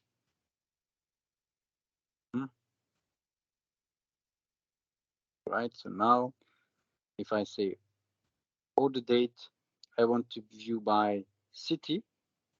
Fine, I got the information, I will get it by city. Los Angeles, I want to view by category. I see, okay, category is blank. I can add up, for example, subcategory, I think. And all these are interactive here.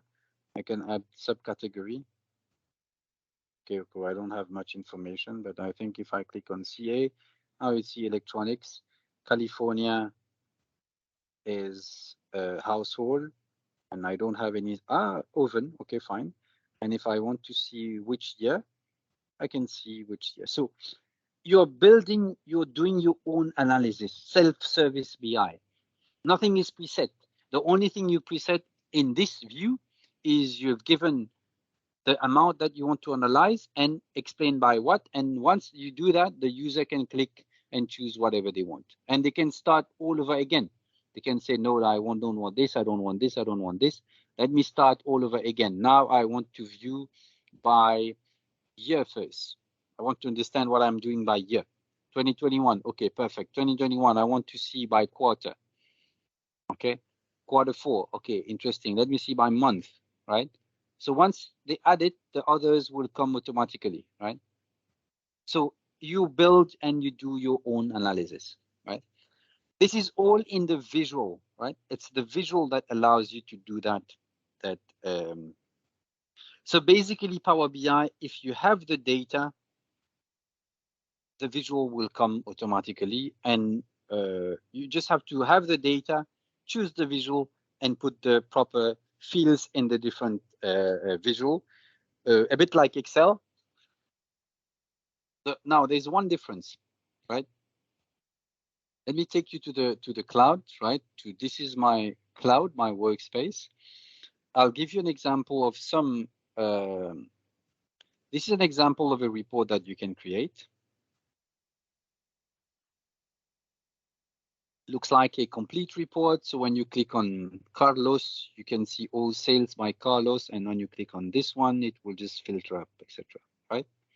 So this is exactly what we've done, but in a more elaborated way, because here we have more information, right? Okay. Now what you can do here is you can take those reports and say, okay, I want to have, let me see an overview. Okay, these are different pages that I have on my report. This is an overview. I want to take an overview and I want to create, let me show you something else. Okay, there's something called a dashboard. Right? Whatever I've shown you so far is a report, and now I want to show you a dashboard. The dashboard has pretty much the same look, with one difference is you can ask questions. I've told you about self-service BI. This is Q&A on BI. You don't need to create the report. You ask question to your report. What is my total sales? And that's it. Gives you the total sales by city. So when you ask question like this, Power BI AI engine creates the report for you. So maybe it doesn't have by city, by month, or by year, maybe. Right? Okay, it's only 2014. Okay, let's see, by store. All right, so it gives me the report. You don't have to create the report, right? In Power BI generally, because the idea that we have on reporting is that IT create reports and you consume report. Power BI is not really the case. You can do it this way, obviously, but it's not mandatory that you do it this way. You can create your own report by querying the data in normal, natural language, English language, right? You can say, what is my revenue if you don't want to use sales?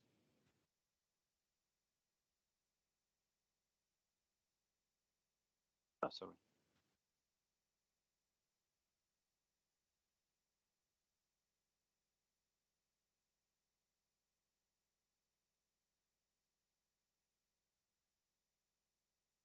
No, doesn't want to.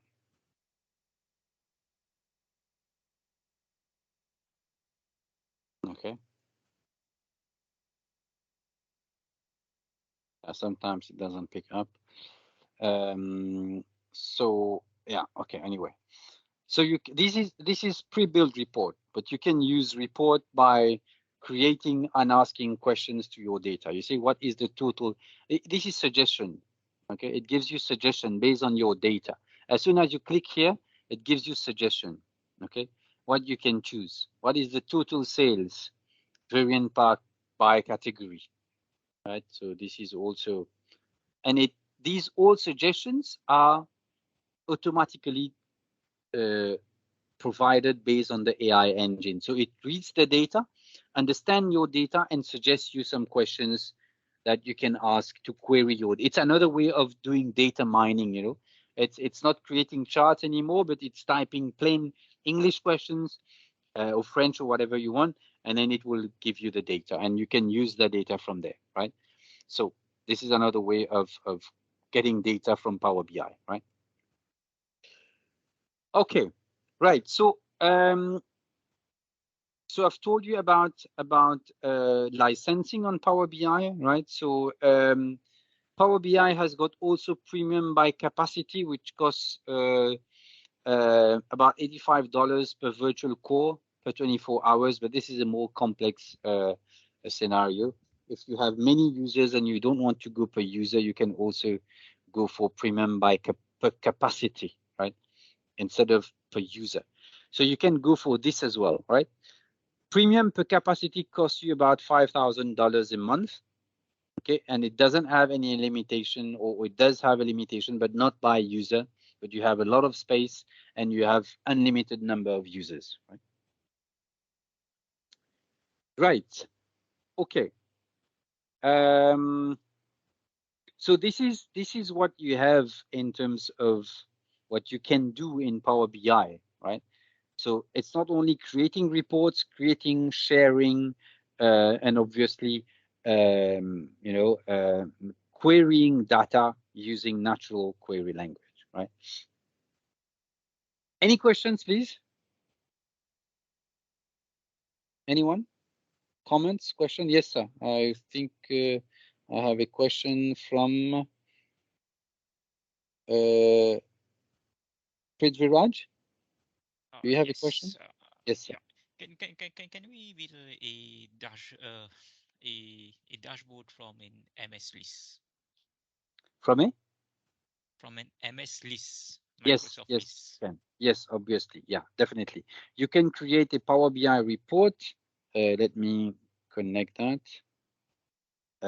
You can create a Power BI report that connects to a Microsoft list. Basically, for information, this is Microsoft list. For those that doesn't not aware or not familiar with Microsoft list, Microsoft list is a component that allows you to create some small table like in Dataverse, but it's basically some small table that usually sits in a SharePoint list, right? But yeah, so it's kind of a small table. If I create one, just to show you, this is a Microsoft list. I can create from a blank list. I can say training list, right? So Microsoft list is basically a small database, a little bit like, it can look like a Dataverse, but it's not really Dataverse, but it works a little bit like Dataverse. So I can add columns. So this is Microsoft list, right? So I can add a column of single line of text and say training details. So I'm creating my table basically here, right? And I can add data to that table, a bit like Dataverse, but it's called Microsoft List. It's simpler than Dataverse, okay? So test one, okay, I'll add some value here, right? And I can add some more values, etc. So if I want to connect that in Power BI, I can use data connection. Can we do that? Where is that? And let's see.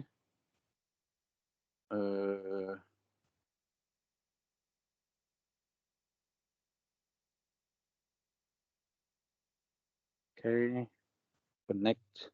So you have to use SharePoint Online list. Huh? It's the same basically, right? Because the Microsoft SharePoint list actually is, let's see. Let me take you to, okay, let's go to SharePoint just to access that list.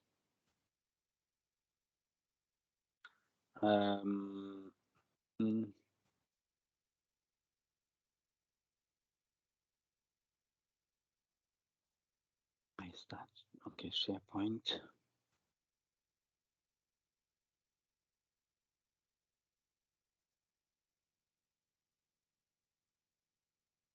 Okay, let's quickly go there.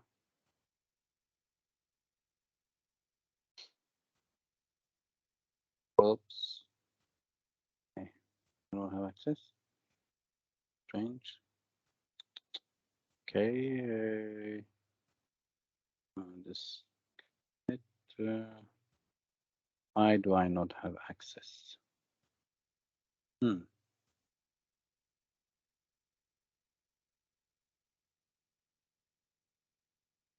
What if you go on integrate there, and then on the drop down you should have go to the MS list. I managed to do it, but the only thing is that like you show like to share it with someone. This is what I'm not able to do. So I managed to design the dashboard. Dashboard look okay, but from I can't like share it like the dashboard with someone. Oh, okay. Yeah, and like if for example someone have access to the list, I have given access to some users to the list. Okay, but when they go to that the Power BI, okay, and they go to my dashboard, they are able to see that field where you are able to edit it. So this is my question: how can I limit a user to modify my dashboard or anything? You don't want the user to modify? Yeah, you see where you are here on the yes. left hand right hand Yeah, side. I don't he want can to change give it. a user. Yeah, okay, he can change it. So what? Okay, so this is just to this is how you can create. So basically, you can go via SharePoint, but I think I have something wrong with my access. But if you go to Power BI, visualize the list, you can go there as well. But your point was, once I have the report here, what you have to do, if I go to my Power BI report, to my Power BI dashboard. Wait a minute. Is that okay?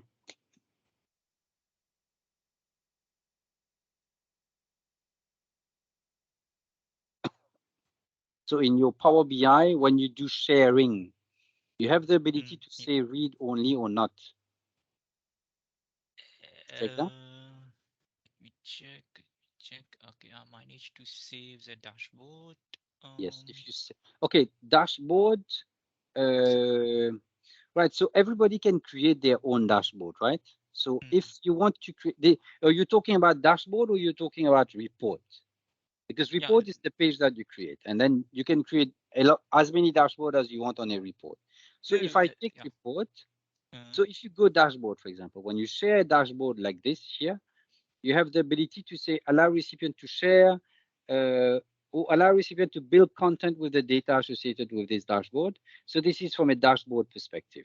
So now if you don't want the user to modify the report, what you have to do is when you click share, you can have the, what is that?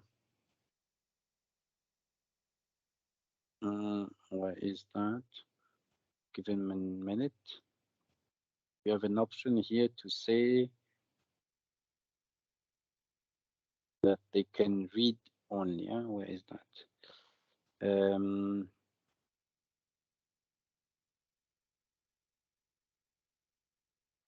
Okay.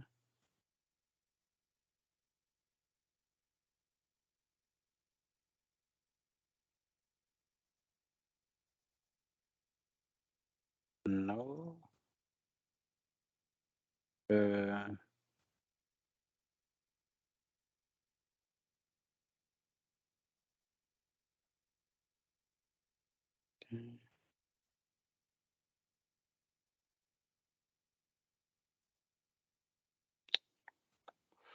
Where is that permission option?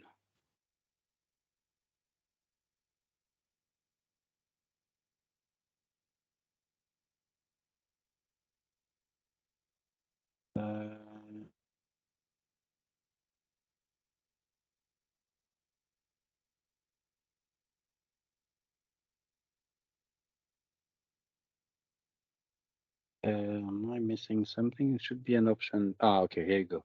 In manage, see, so in manage permission, I'll show you where it is. On your report, you go to share, and then you take that small three dotted line, three dots here, right? You have manage permission. So on manage permission, you have the ability to give access here. Oh, no, it's not giving me. No, it's the same. Why?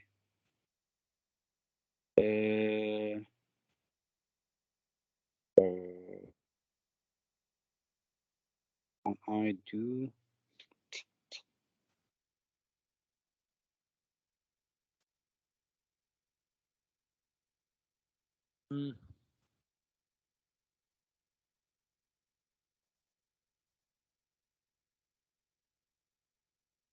Have you removed that option? Allow recipient to build content with the data associated on this report? No. So let me check. I'm also opening it. Because this is what you have. Because you see, for you, when I'm looking at your workspace, I can see it on your workspace. Because for me, when I have already built that report on the MS list, when I say save, it give me option like if I do save save a copy, so it tell me when you publish this report back to the list. So it's like publishing this report only to that list. To the MS list. Because see here, I've given permission to Hema, for example, and you can see the permission is read, so he can't modify that report. But what you're telling me is, you have done like this: integrate and then visualize. Yeah, exactly. I think you have to go the SharePoint way. I've not done that this way, because when you do it like this, this is only a visualization of the list. You see, I think it's only a visualization of the list. It's not really a report. I think what you have to do, because all the lists are stored somewhere in SharePoint, you have to find in your SharePoint side, because this is only a visualization of the list. So whoever has access to the list will get this visual. Yeah. So this is the difference. If you want to create Power BI, better you go for SharePoint list, and then you point it. There is no Microsoft list, not yet, but I think it will not. It's a question of days now. There should be Microsoft list here, but the best way is you go. I can't find where is that in my SharePoint list, because I don't. Something is wrong on my access. I don't know why. You see, it's okay. So it's stored here. All right. You see, this is what happened when you create Microsoft list. It's create a list in your personal zone in SharePoint, and this is the SharePoint list. And what I will do is take this, come here, and use SharePoint list.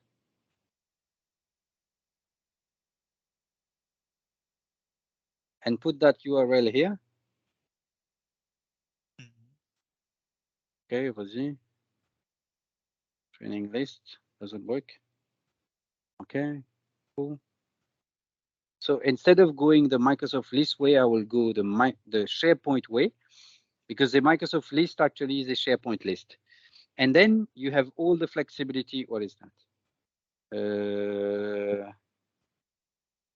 I think I have some permission problem here. Doesn't allow me to connect. Why?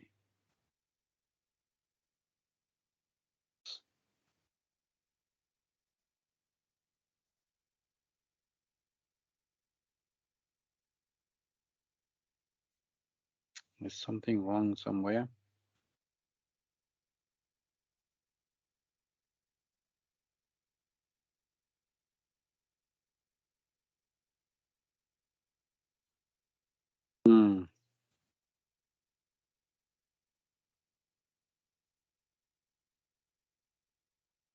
See if this works.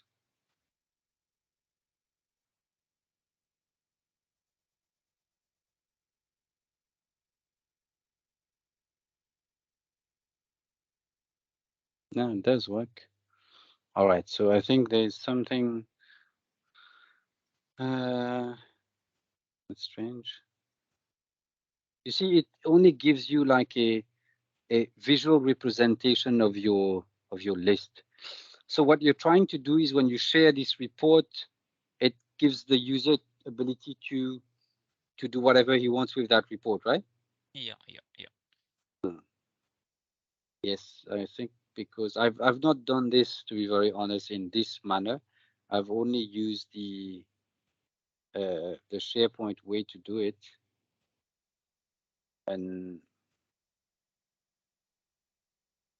but then he can do edit. This is what you're saying. Yeah, he can modify the display of what all the information and change the filter. And you can't give him read only to the list because he has to add items to the list, right? Yeah, I think I can try that. So I limit the access. I need to try to limit the You can, access, right? if you limit the access to the list, then it will work. But the problem is that now your user won't be able to write to the list. You won't be able to create an item. I think I would go this way, but I have to find out why it's not, because Microsoft List is a bit particular, but because it's creating stuff in your, you see where it's creating that in the OneDrive somewhere. Okay, in the personal SharePoint space.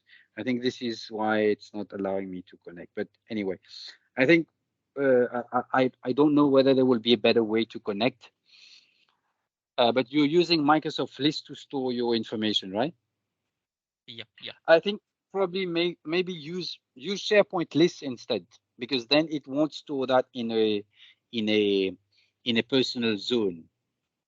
You can create the same thing in SharePoint. Instead of creating it in Microsoft List, create it in a SharePoint list. Okay. I think it will be better, yeah. Okay. It will be more manageable for you. Okay, thanks. Right. Okay, we have another question from somebody else. I think it was Amadou Chilu. Yes. Yes, I have a question. So regards to, let's say when you got to the BI for desktop, so initially you're giving a report based on let's say like for instance like on OneDrive, right? So let's say for instance you're getting like the report in real time. Let's say in an hour you're supposed to achieve, let's say, a certain amount. Let's just give that amount an example, like 100, right? Say that again. Okay, so in BI desktop, yeah. Mm-hmm. Yeah, so initially you're creating a report for the next person you're supposed to share with to see it. You can access it in real time, correct? He can access it in real time as soon as you share it, yes. Okay. But then it depends where the data are, right? If the data is, if you connect that report directly to a data source, then the report would be near real time. So when he opens the report, the data will be, okay, now it's a little bit more complicated than that because it depends on whether or not you have connected your data, you have connected your Power BI report. How you have connected the Power BI report to the data? You have two ways. Either you use import or you use direct query. When you use direct query, you have it's real-time data. So as soon as the report opens up, it queries the database. But if you have used, when you design your report, if you have used import, right, I will show you where. So when you connect to the data here, for example, let's say you are connecting to a SQL server. So when you connect to that SQL server, you see here, there's two types of connection, import or direct query. Import means it will create at this particular moment and import a snapshot of the data. And then you have to schedule refresh, right? You have to schedule automatic refresh. So every 1 hour, over every 15 minutes, it depends on you. You can create, you can schedule some refresh. So what the refresh will do, it will be, refresh the report with the actual data. But if you use direct query, when somebody opens up the report, it will show live data. There are some advantages and disadvantages of using one and the other. For example, import, it's not applicable when you have huge data, because import means it imports all the data in the report. Okay, and direct query, the disadvantage is that if you have a big amount of data, the report will take time to load. So you have to make a balance of whether you're using import or direct query. But to answer your question, if you create a report and you use a database at the back and you have used direct query, yes, as soon as the other person opens up the report, it will give him the real-time data. But if you have used import, it depends on when the last refresh was done. Right? Okay. Is it possible maybe you could maybe just like maybe show what a real-time report would look like in a case scenario? They say like there was, they say, a contact center, yeah, because obviously they get like, they say like calls every minute. Take for instance, it's about collecting feedback. Let's say they say the report should indicate something like they say good reviews, bad reviews. So initially that's more like 15 minutes refresh. So in 15 minutes, they say the overall person needs to be viewing how many good reviews are coming in and bad reviews are coming in. So it's just to tell which one is overweighing the other. So is there a way how maybe you can just create a sample just see how what you have to do is, first of all, you see when you connect, so let me connect that to my, so the best thing that you would need to do is connect your data to a real database. So for example, I will connect it to Dataverse, right? Just give me a minute, I'll connect that to the Dataverse, right? To my Dataverse. So then you can see how it looks like. So the Dataverse will be real-time information, okay?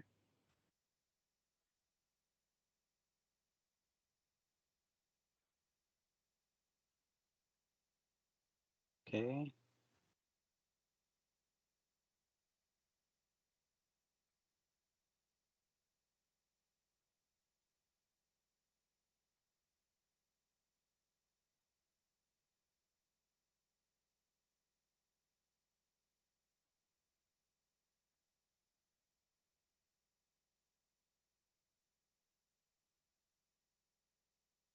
Let me just open up my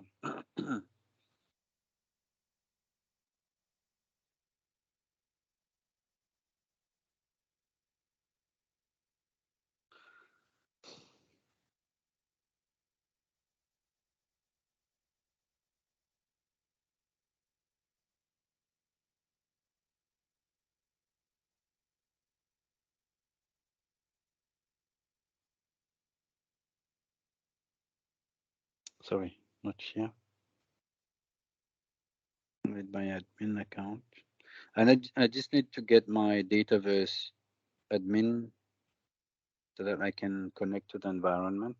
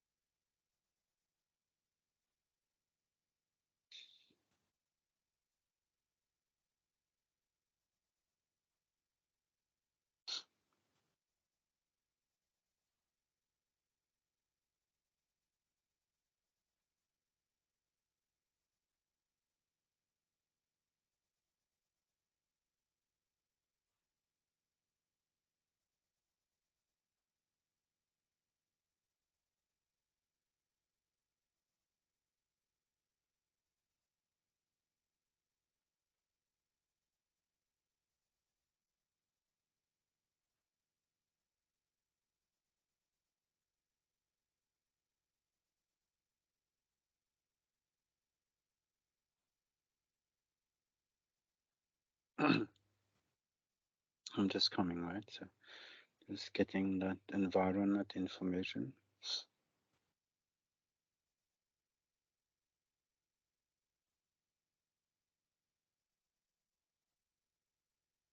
So what you're looking for, what I'm looking for is when you connect. So I want to connect to using it for to show you real time, right? Real time, I'm connecting to my Dataverse environment.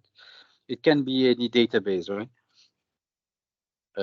So let's see. Environment. And what I need is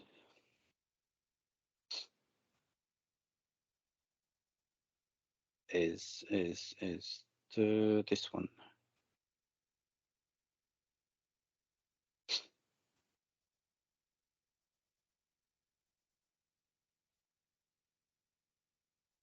Okay.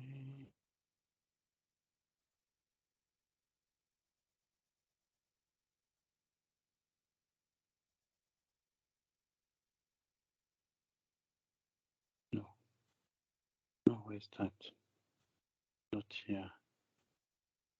Yeah.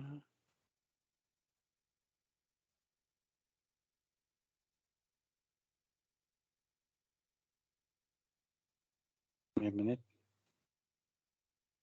Product. Where's the settings? Where's the settings? Data, not this one.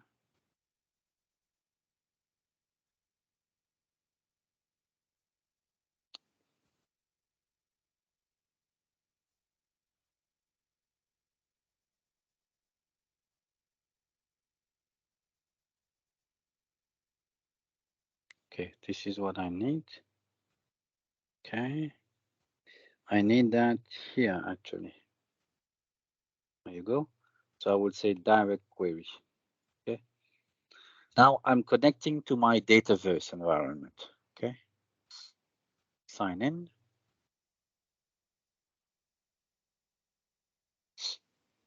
So you need to have that, and let's using my account here. So you need to know to which environment you connect to. So now it says Common Data Service, which is Dataverse. So it connects. It's pretty much the same. Apart, the only difference is you use direct query for real-time information. Okay. Then you don't need to program any refresh. Everything will happen as soon as you open the document, the reports. Sorry. So let's see. Let's see here. I have a custom training. Right, so I've got few records in there, not much. Okay, here you go, only these records. So what Power BI is telling me is retrieving that data.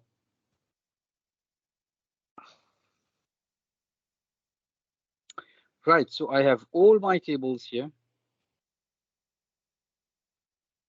I will choose the custom training and I would say load.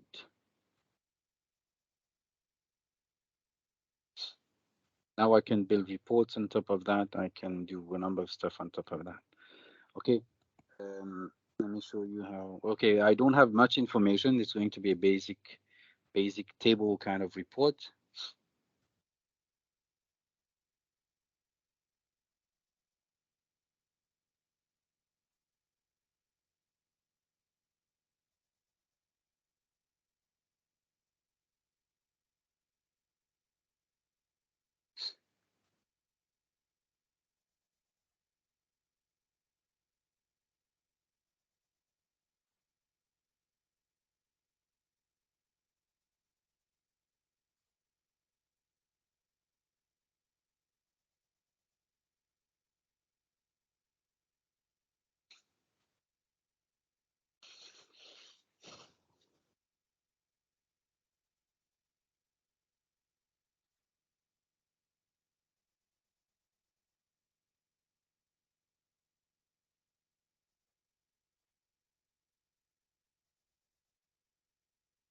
Okay, it's taking a while.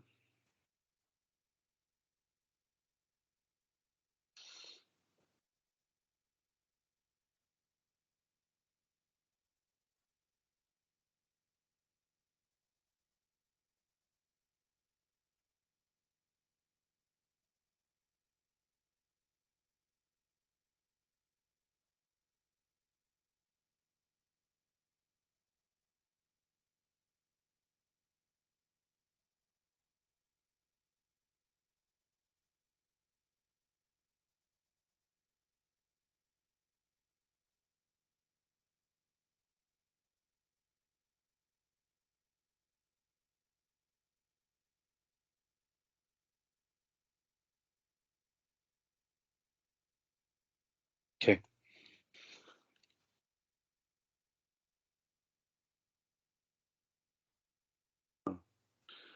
It might take a while because the Power Platform is a little bit slow with bad connection. So you need to have good connection. I think I'm not having a good connection, but yeah.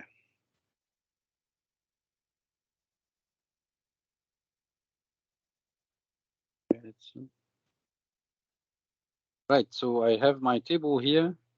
Okay, I've got all the fields, a lot of them, because a lot of default fields that I don't need.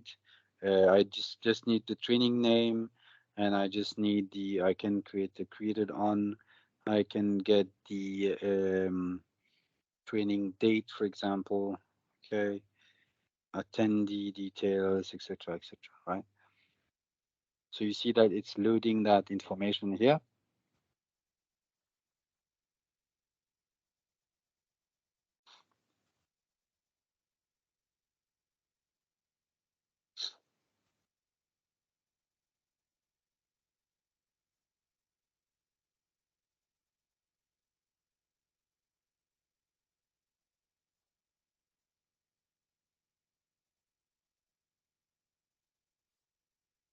Oh, taking a while.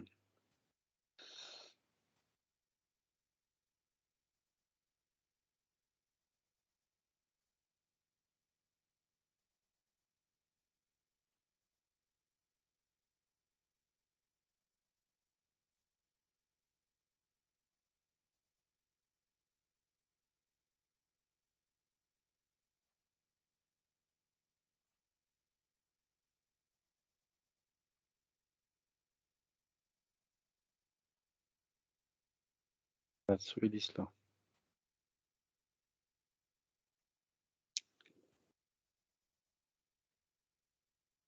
Okay, let me come back to that in a moment. If you allow me, Chilo, I'll come back to you, right? Yeah, sure thing. Okay, all right. So let me move on. So I don't want to keep the others waiting. So this is about Power BI. Any questions on Power BI before we move to the last chapter, which is Power Virtual Agent?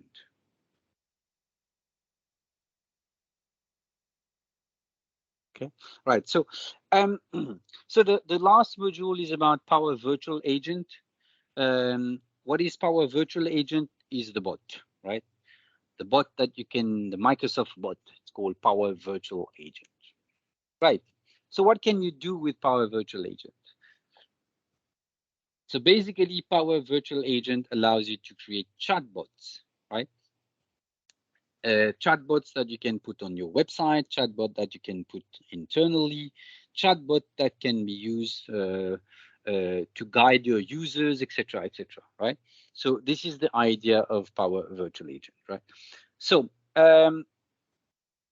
first thing that you can do with Power Virtual Agent is you can create virtual agent based on topics. You can have different topics and have a virtual agent based on different topics. And you can create some actions. What do you want to do based on different topics, right? So I'll show you how to create one. Second aspect is entities. So Power Virtual Agent works on entities as well. So entities means the different tables that you might have. Okay. It's basically information that are stored somewhere in a database, right? So this is entities, right? So you have pre-built entities, so you can create custom entities, right? Tables, right? Where you want to store your information. So you need to store that information for the bot to have access to it. And then you have actions. You have what you call a flow, right? Exactly like Power Automate, but this is a action flow that is part of Power Virtual Agent to tell the agent what to do in which condition, right? So once you have, these are the three components. Once you have that, you can publish your agent to different channels, including website, mobile app, Facebook, Teams, etc., etc. Right. So, but first you have to create that bot. So this is what I want to show you, how you create a bot, right? So this is what you need to create a bot for the first time, right? So you can go to Power Virtual Agent and create a new bot. Okay. So if I want to show you here what happened.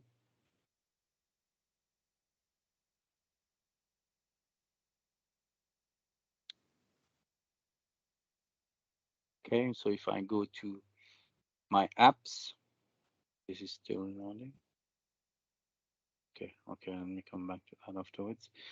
So if I go to my apps and then Power Virtual Agent.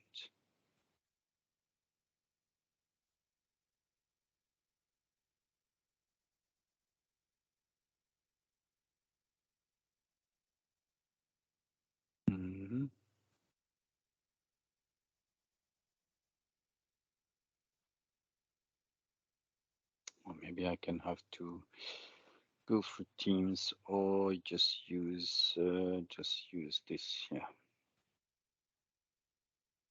Okay.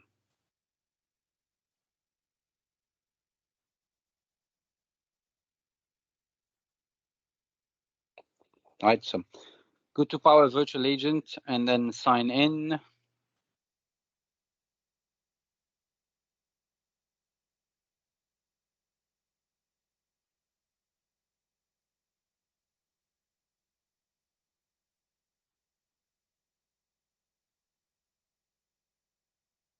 I hope my account is still active.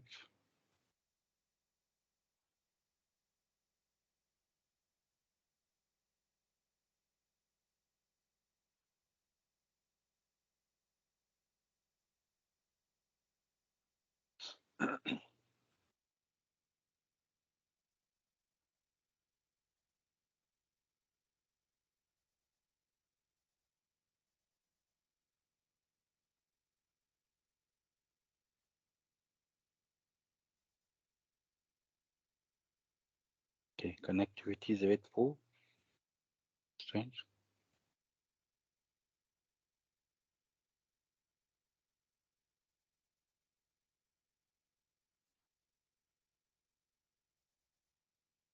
Okay. Yes. Okay.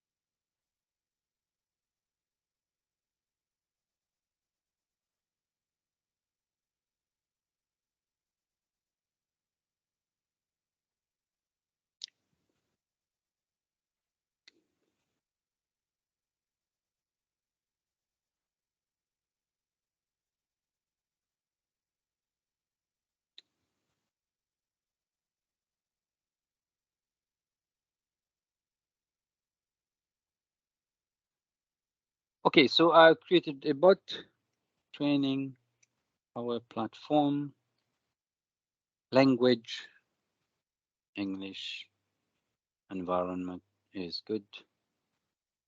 Create.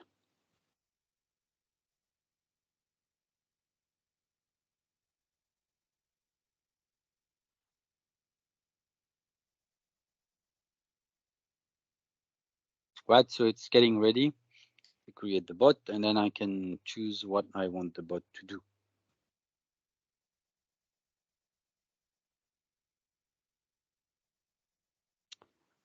Okay, right. So first of all, this is my my bot, a test bot. I want to start.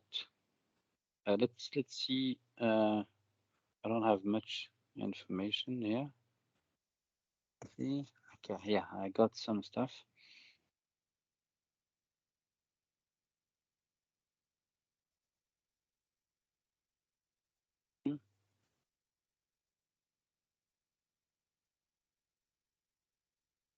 Hi. So right. So basically, out of the box, the bot has got some, some knowledge base. You can see when you provision the bot, has got some knowledge base, some topics understanding, etc. So when you say hello, it will just reply. Let me try this.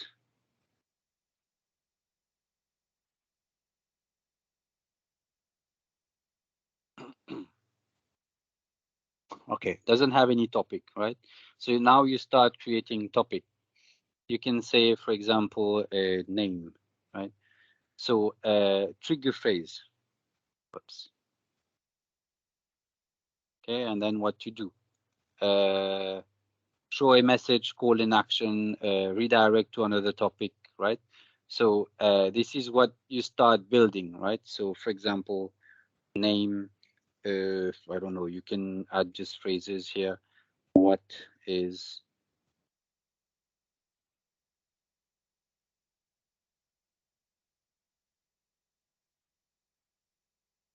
name? Okay, and then here you could say my name.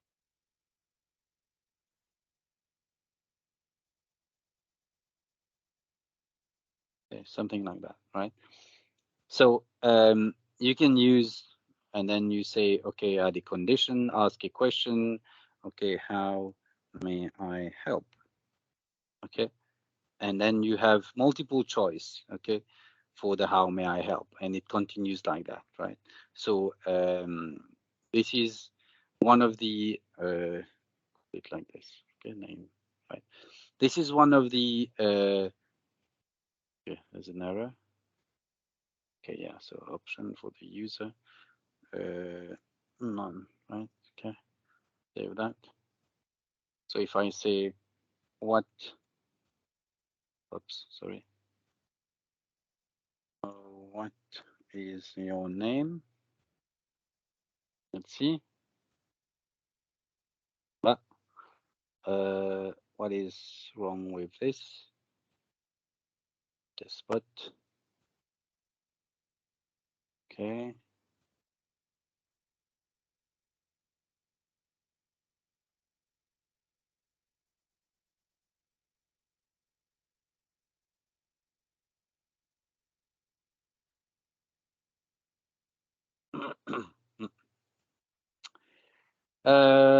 What is wrong? Trigger phrase. Okay. Yes. Okay. Be fine.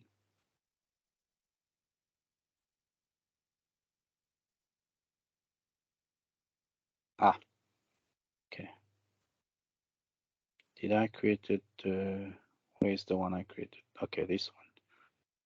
Yeah, should be fine. Ah, no trigger phrase. Okay, fine. Fine. Why? What is name? Okay. Will I miss something? Okay, what is your name? Try again.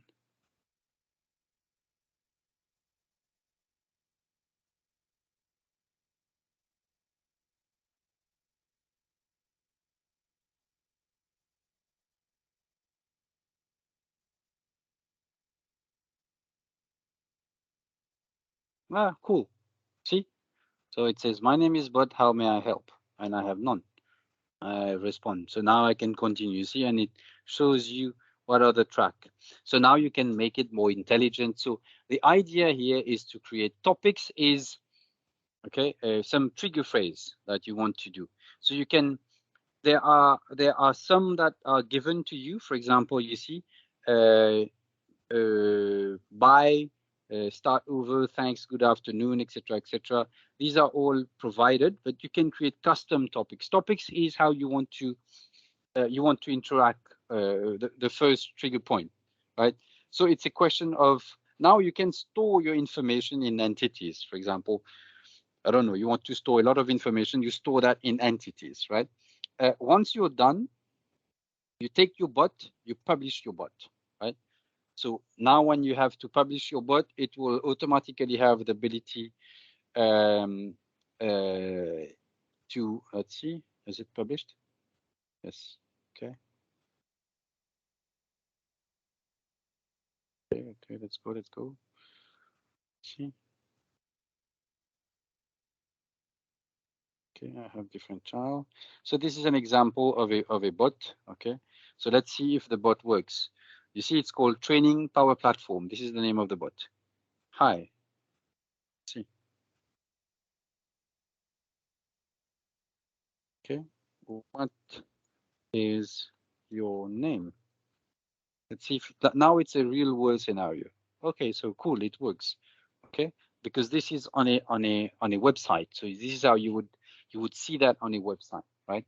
So this is Power Virtual Agent. These are all integration channel that you have. You can publish it to Teams. You can publish it to a website or to a custom website, right? So you just have to choose your custom website and you put the URL, and this is the code that you want to use. Just embed that code into your website and it will just open up your bot. As simple as that, right?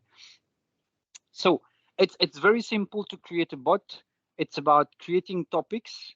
If you want everything to go through one topic, you do it like this, right? So end conversation, right? Right? End with the survey, and you can start a survey, or you can just say end like this, right? So you can give options, and then based on the option, you can have condition. Then it can get pretty much interesting here, right? So if the result or the variable or whatever is this, you go in that direction as you go in that. So this can get really, really complex. You can imagine a lot of scenarios, but as I've shown you, it's very simple to create topics, and everything starts from topics. Okay, you have to organize yourself in terms of what you want to see, how you want to work with the bot, and create topics, right? So it's pretty much easy, right? Okay, cool. So we have tested that, we have published the bot, and you can even analyze the bot, how it has been used, etc. This is part of the if you go to your bot, okay, right? So you can say, where's that?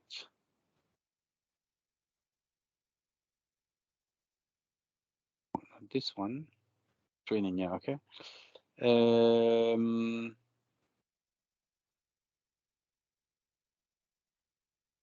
Why I can't, okay, analytics, okay, here you go. So analytics, it will tell you your bot, okay, okay, let's wait for the report, how your bot has been doing, etc., etc. Of course, it's a paid service, so you have to go to the, there are a couple of licensing model that you have if you want to purchase the bot. Okay, but it's not that simple. But a lot of stuff are free. Okay, you can try it for free, and you can do a lot of stuff for free. But the licensing model is quite complicated. Okay, to be very honest, you can look for the guide and sell it to you, but it's not that straightforward.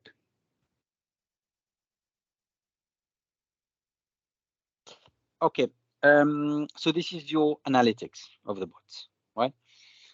Okay, all right. So this is, okay, there's, as you can see, yeah, it's there's a lot of stuff you can do, but this is pretty much what it is, Power Virtual Agent. This is your chatbot, right?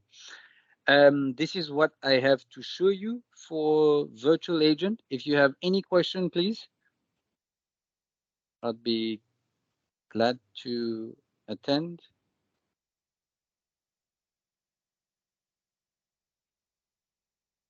No? Okay, let me get back to I have a the question. yes, Sorry. sir. Yes, sir. You mentioned you could actually connect the bot over to Facebook. Let's say, for instance, like a business that owns like a yeah. So initially, it gets the code embedded and is just thrown into the Facebook platform, isn't it? Yes, exactly. You just need to embed the code in the Facebook platform, and then you can use your own bot. Okay, so all the analytics are done from Power instead, yeah. From exactly from Power Virtual Agent, exactly right. All right. And then from a pricing perspective, this is how the pricing looked like. So it's a bit complicated. So it's a per month for 2,000 sessions, right? So and you have to understand what is session. So you can buy like this, or you can buy add-on. Okay, if 2,000 session is not enough, you can buy another 1,000 session for okay, around £75. I don't know why it is giving me pounds here. I need to change the currency. Okay, but basically yes, this is what you have. So Power Virtual Agent, this is in terms of capacity, because remember it also stores information in the Dataverse. So this is basically what you're looking at in terms of pricing. You're starting off with around, maybe it's around $200 or something per month. Okay, if I'm not mistaken. Can I change it to, yes, I can change it to US. What is that? Okay. Yeah, $200 was great, right?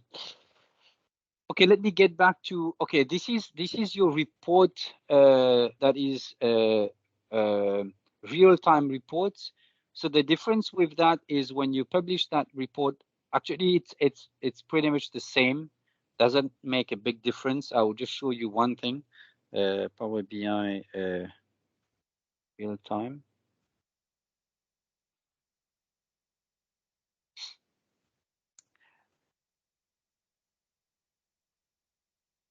Let's publish that.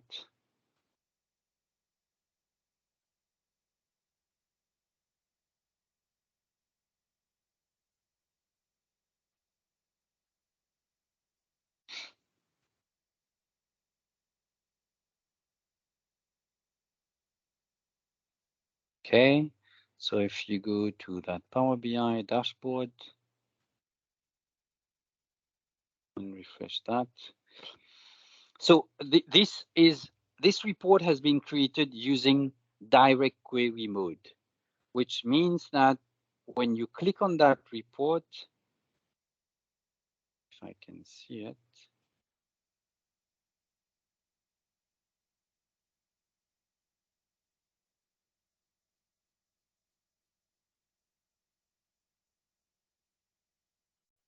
refresh it again. It's called PBI real time. Okay, so let's see.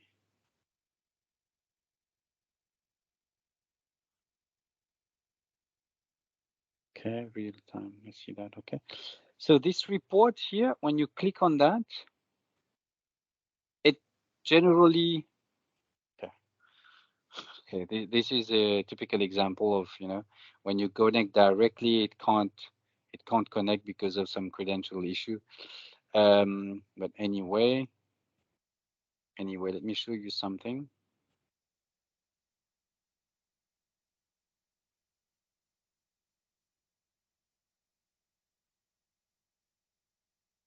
So let me show you something here. So PBI real time, right? Look at that. Look at the data set. Every report has got a data set. If I show you the settings of that data set,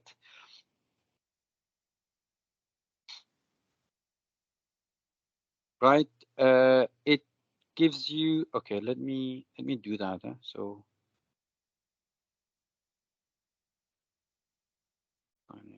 okay, quickly just sign in because it has lost connectivity for some reason. Okay, Right, that's good. So when you look at that, you see that there's something called automatic refresh, right? So you can put the frequency if you want, right? But because I'm using common data service and I'm using direct connectivity, when I go to my report, okay, if I go to my report here, now that I have fixed the connectivity issue, if I click on that, doesn't work.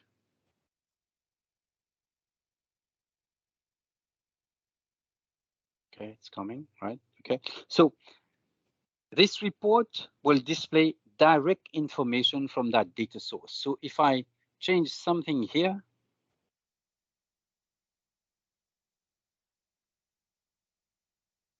right? So, but you will have to refresh. In Power BI, there's no such thing as, if you want to have real time in terms of the dashboard gets automatically, you see, I have the data that is already updated. Okay, obviously you need to hit refresh, but if you want the report to refresh automatically, then there's something else that you need to use, which is a service in Azure that allows you to refresh that report automatically. But here, as soon as the data changes, okay, like this, the report won't change. You have to hit refresh for that to change. Okay, if you want that report to reflect real-time changes, there are some stuff that you have to do. There's a specific service in Azure that you have to use that would refresh that actual report. Okay, but you have to hit refresh for that to happen. It will query back the database and come back and display the change, right? So you don't need to do a manual refresh, but if you close that report and open it again, obviously it will display the change. Okay. So this is the difference between direct query, and if you have used import, it won't work. Even if you use refresh, it won't work. You have to do a manual refresh of the data set, or you have to schedule automatic refresh of the data set. Okay.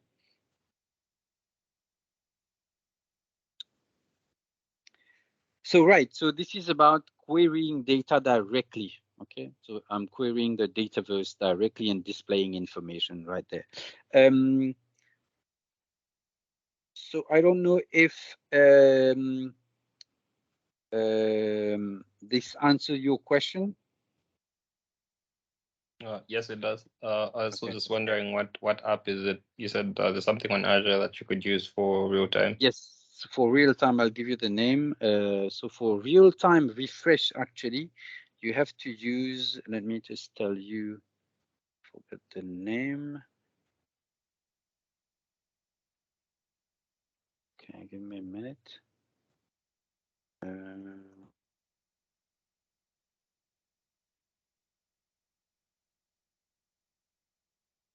It's called. So first of all, you have to use real time. It's called, well, it's real time streaming, but you have to use.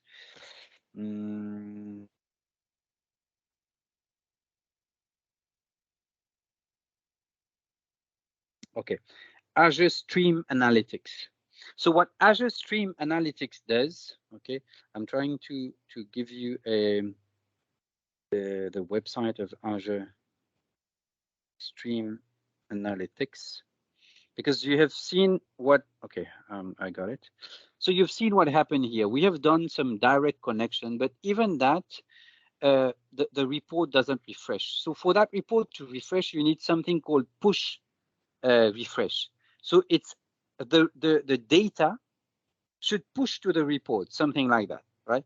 So for that to happen, you need to use Azure Real-Time Analytics, which is Stream Analytics, right? So this is the website that can help you to understand a bit more about Stream Analytics. I'm trying to find something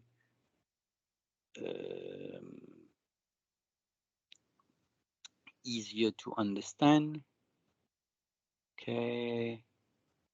See if this is easier stuff.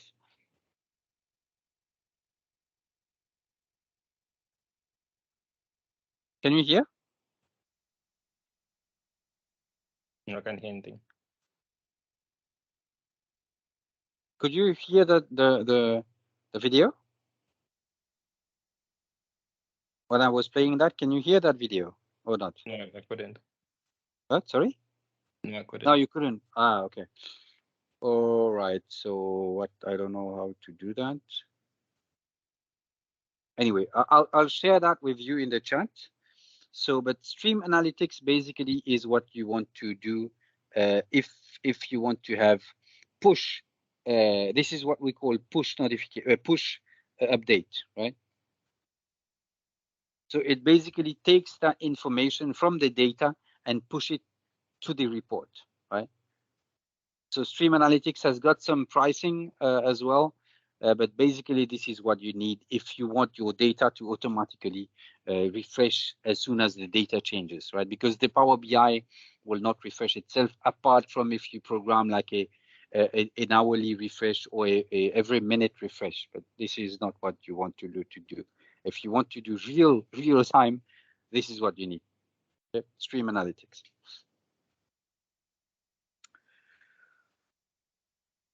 All right. So, guys, this is what I had to share with you. Do we have any questions, comments, or anything that you guys want to share? Feedback, most welcome.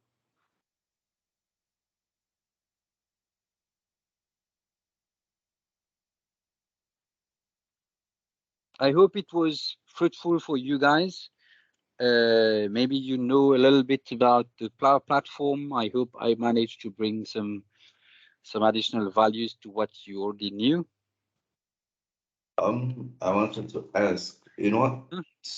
Which one do you think, because a lot of these things, obviously, with the price and also with the kind of subscriptions, of these three, which one do you think would be best for smaller customers?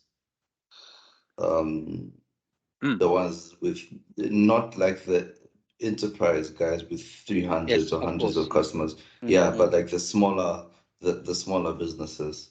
All right. So what is really working nowadays is Power Automate, right?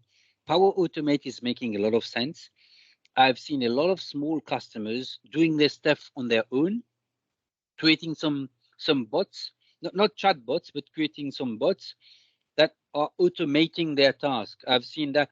So just for information, you know that there are competitor products out there.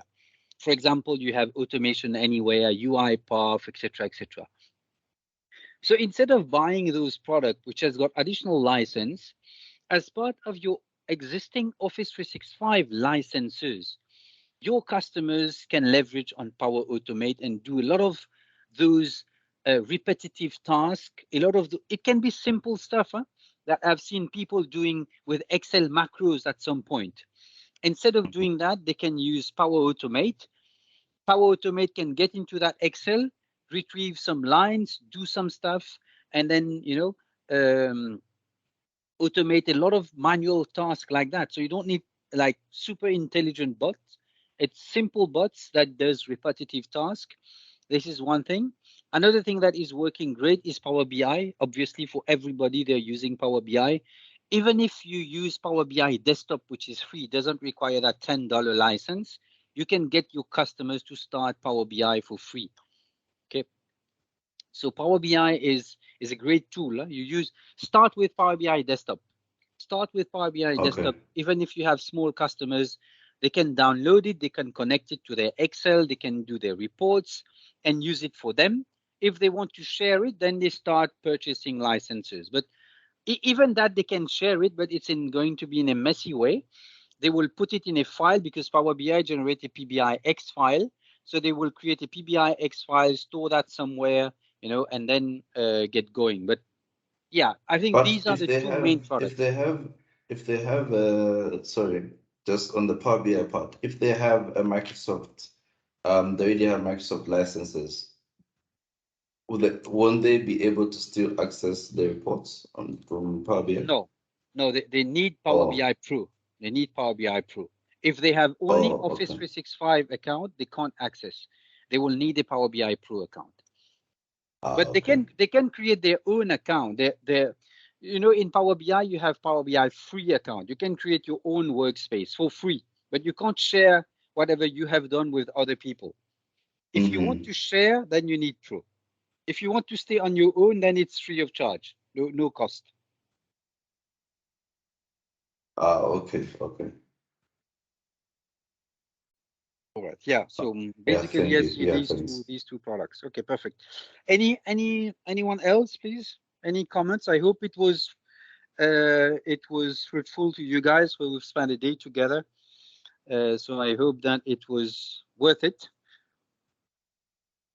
All right. So the recording would be available to you guys. So if you have any issue, please get in touch with Shalini. He can help you. All right, Shalini, are you still there? No. Hi, Doctor. It's Vic here. Hi, Vic. I will make sure that the recording is available within the next week.